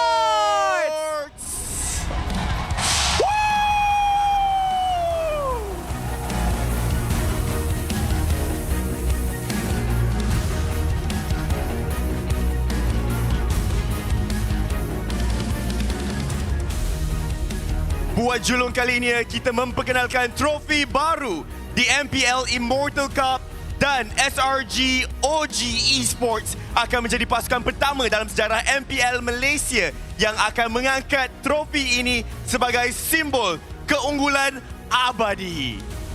Kita akan meraihkan kemenangan mereka dengan kiraan bersama-sama. Ladies and gentlemen, inilah our three-peat champion in MPL Malaysia musim ke-15. Woo!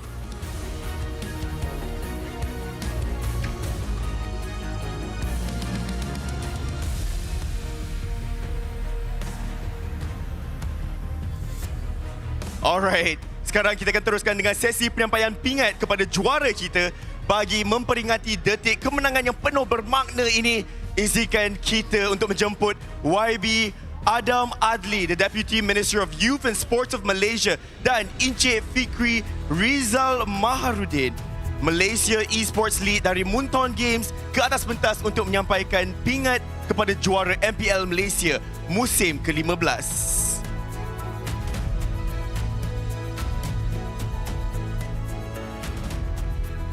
Official photographers, videographers, fans, and Malaysians.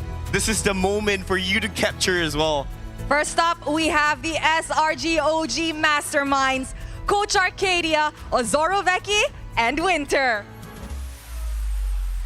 And we have Sakai's the Sky Prince, Cram, SRG OG's El Capatino.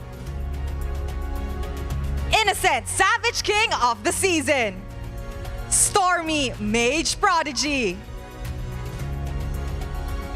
Yums, the Moment Maker. And of course, we have Sam! Yeah! And of course, we have Gorgeous.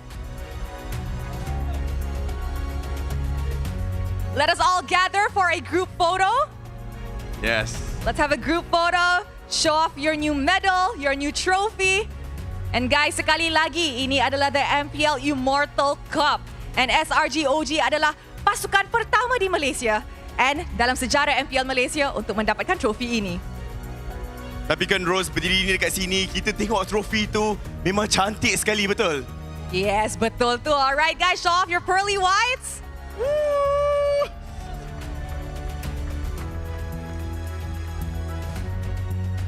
Dan sekali lagi jutaan terima kasih kepada YB Adam Adli dan juga Mr. Fikri Rizal atas penyampaian penghargaan sebentar tadi. Kini kami ingin menjemput Mr. Julius C, CEO of Ferry, ke atas pentas untuk menyampaikan satu penghormatan eksklusif kepada juara kita, The Ferry Championship Ring. Ferry has proudly sponsored the champion ring since MPL Malaysia Season 14, M6, and continuing into Season 15. This ongoing partnership symbolizes Ferry's commitment to celebrating excellence and achievement in the MLBB esports community. The champion ring represents more than just victory. They reflect the dedication, the teamwork, the passion of all players. Ferry is honored to support and be part of this tradition, reinforcing its connection to the esports lifestyle and youth culture. Yes, now if you would happen to know, actually SRG OG has a collection of rings already. Wow, that's Yes. crazy. Because after they won MSC2, Ferry actually made their own collection for them. I see. Each of them have their own personal design. Wow, that's... Do you have your own personal design too? No, I wasn't a part of it. Aww. Seb gets one too! Wow. All right. It's now time for a group photo. Show off your new ring, guys. That's right. Let's go for a group photo. Official photographers and videographers, get your cameras ready. This is the moment to capture for. Smile, show off your new rings, guys. Wow.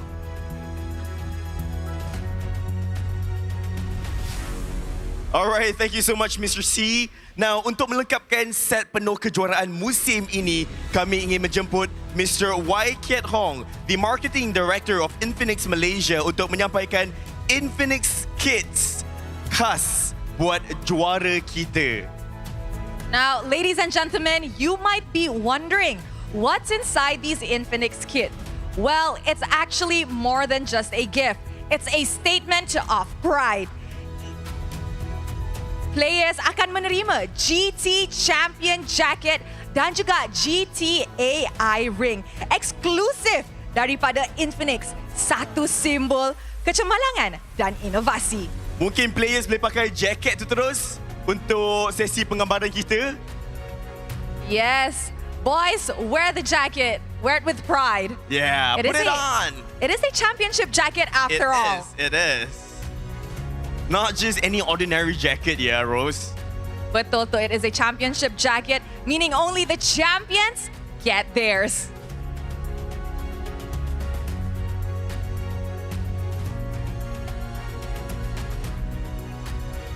Alright, if the players are ready, once you put on your jacket, let's have another group picture together.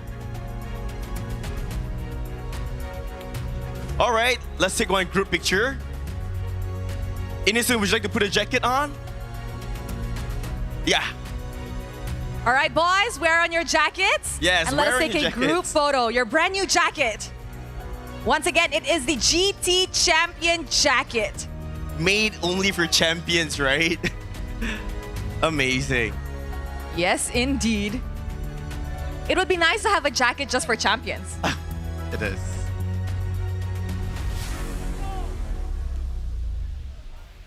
All right, everybody's wearing theirs.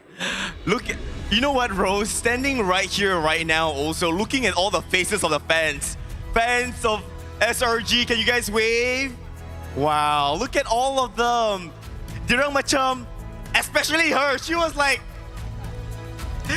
that, yeah, all the way. I feel like our fans here at the stadium, and of course, orang yang tengah tengok dekat rumah juga, diorang Betul. sangat-sangat bangga. Sangat bangga. All right, Okay. has everybody worn their jackets? It's now time to take a group photo. All right, let's stand closer. Stand And closer to the Miss- middle. All right. Smile, guys. Show off your new jackets.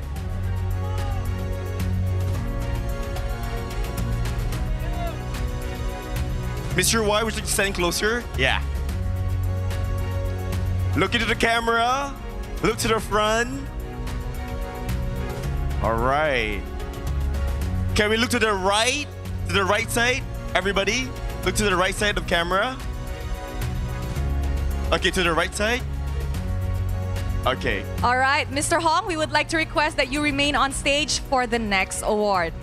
Sebab pertama kali di MPL sejarah, kita ada award baharu untuk Grand Finals, iaitu My Greatest Teammate Award. That's right. Dan anugerah ini bukan untuk pemain yang anugerah ini bukan untuk pemain dengan KDA yang tinggi, tetapi untuk mereka yang sentiasa ada menjadi semangat pasukan di dalam dan juga di luar permainan. Betul tak, Ros? Yes, betul tu. So, Stadium juara. Korang rasa siapa yang teammate paling hebat? Ooh. Okay, tapi sebelum tu, maybe we could pass a mic to one of the boys. Okay, mungkin Rose nak tanya Sekais. Adik. Sekais is in the middle. What? In your opinion, who is your greatest teammate? Give me one name. Craziest? Greatest. Greatest, oh. Teammate. Okay. Nak bagi kepada siapa? Kalau you boleh pilih. Saya dah ada Kau dengar game. nama dekat sini. Yeah, I think it's you. You is the greatest teammate have ever. Oh my god. Korang setuju tak? Congrats you. Setuju? Well, perfect, because the winner of My Greatest Teammate Award goes to you from Selangor Red Giants OG Sports. Aku you take. Apa ni? Ui. Yo. Dipersilakan VIP untuk menyampaikan anugerah kepada penerima kita yang akan membawa pulang Infinix Trophy serta Infinix Concept Phone sebagai simbol penghargaan atas semangat setiakawan dan kejujuran dalam berpasukan.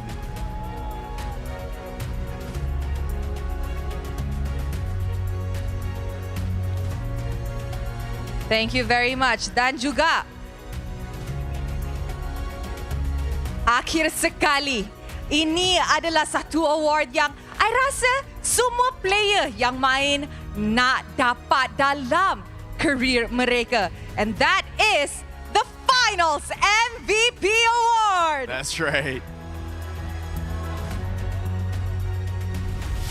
Wow, FMVP ya. Yes, This I'm is very way better excited. than MVP. Memang, it's Wow. Finals MVP. It means that you beri satu impact yang sangat-sangat besar di Grand Finals. Ini adalah pusingan best of 7.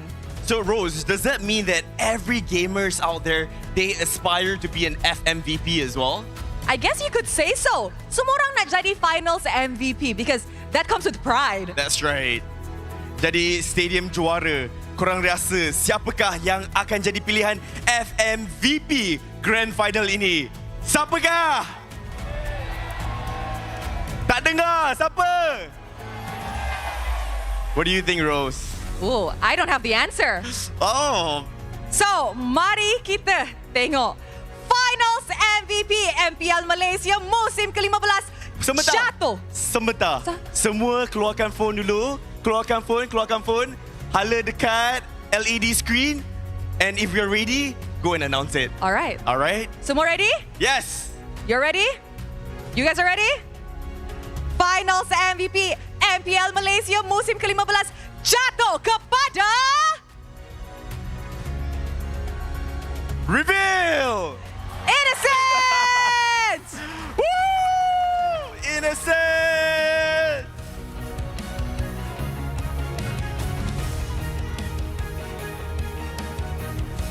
Jadi dipersilakan Mr. Hong untuk menyampaikan trofi FMVP dan juga mock check sebagai penghargaan tertinggi atas prestasi yang sangat-sangat mengagumkan.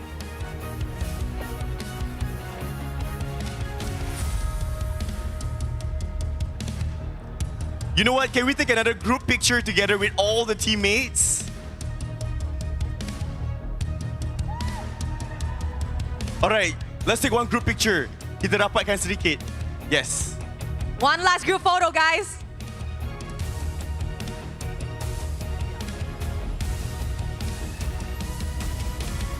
All smiles. Show off your new trophies.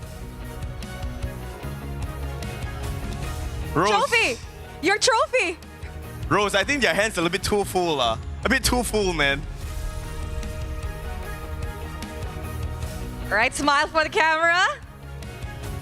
Just this evening itself, they have brought home really a lot of prizes, man. Alright, okay. Thank you so much. Diucapkan kepada Mr. Hong dari Infinix atas penyampaian trofi dan juga penghargaan sebentar tadi. Dan pastinya kita nak juga dengar daripada pemain yang bergelar final MVP, betul? All right, thank you very much, Mr. Mister, you may now take your seat. Thank you very much, Mr. Hong. Thank you very much. And of course, to the one who stood tall tonight, our finals MVP, Innocent. Do you have anything to say? Terima kasih semua. Tada speech. I already. Thank you guys for coming and supporting us. I hope we can continue our momentum to this upcoming MSC. And thank you for always motivating me that, oh, Bole Savage, Bole Savage, Bole! And especially to my girlfriend from Philippines and my family. Itu dia. Thank you. Thank you very much. But Innocent, one final question. You will be having another FMVP merchandise. What hero would you like it to be this time around? What?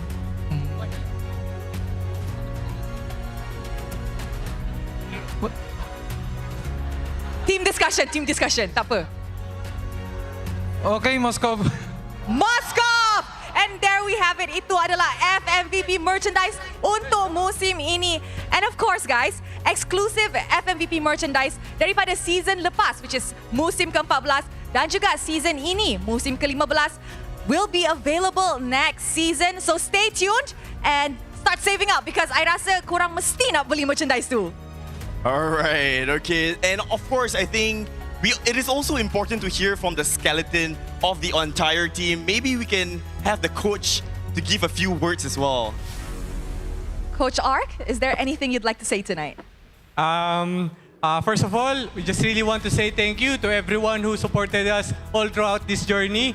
Like what I always tell you guys, whatever we achieve together, whatever Dream Team Award, back-to-back, three-peat, all of these achievements are not possible without your support, guys. So you guys are part of our success. So thank you so much for going all the way. I'm pretty sure all of you guys came from far away, and the effort that you give to just support us in Grand Finals means a lot to us. So thank you so much, guys, and I hope that you can support us in the upcoming MSC. It's gonna be a tough battle, but one thing that I'm gonna promise you guys is that we're gonna give all of our best in every single training day because that's who we are. We sacrifice so much to be at this level, and going to the international tournament, we're gonna sacrifice more. So thank you so much, guys. Terima kasih semua. Salamat. Of course, we heard from... Okay, I would like to say something as well. This journey, this team, 2 years. We are in MPL since season 11. Our journey was from scratch, literally. Our first season, we couldn't even sell 50 pieces of our jersey. But today, I'm very proud of the boys, very proud of the coaches, the management, what we built today. Today, we see the fans around. And actually, all this thing couldn't happen without one person. So I would like to acknowledge this person, Mr. Fikri from Munton. Since season 1, since season 11. The first season I'm here, he been guiding me, teaching me how to grow the team. And sadly, today is his last day with MPL MY. So can we ask him on the stage and give him a good come and farewell? join us on the stage. Guys, a big round of applause for Mr. Fikri.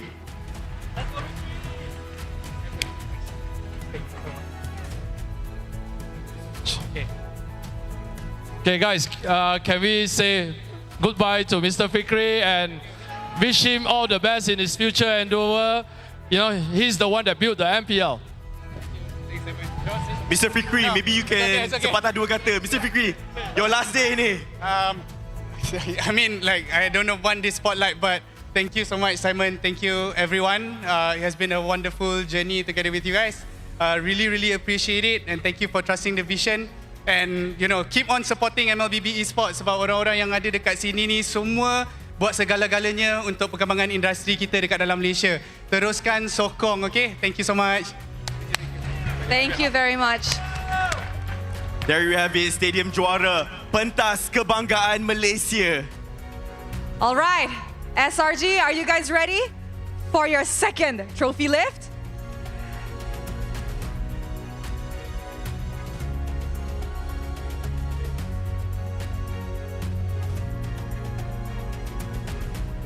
All right, everybody, make way for the SRGs to walk up to the stage for their second trophy lift.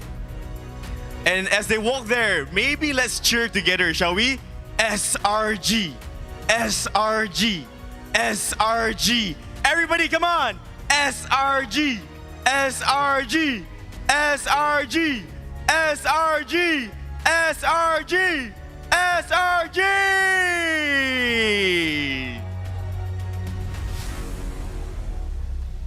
Stadium Juara, inilah dia.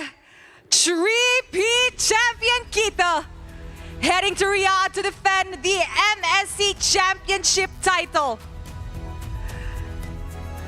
All together in 3, 2, 1. Selangor Red Giants OG Esports!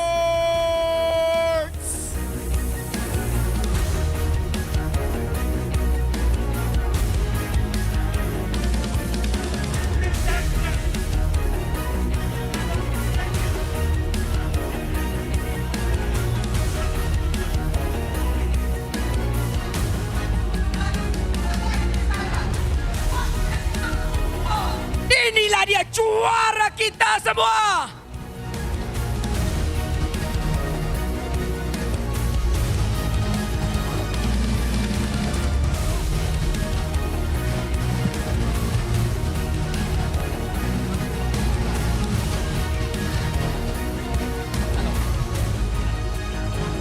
Maka dengan itu berakhirlah dan tamatlah sudah MPL Malaysia musim yang ke-15.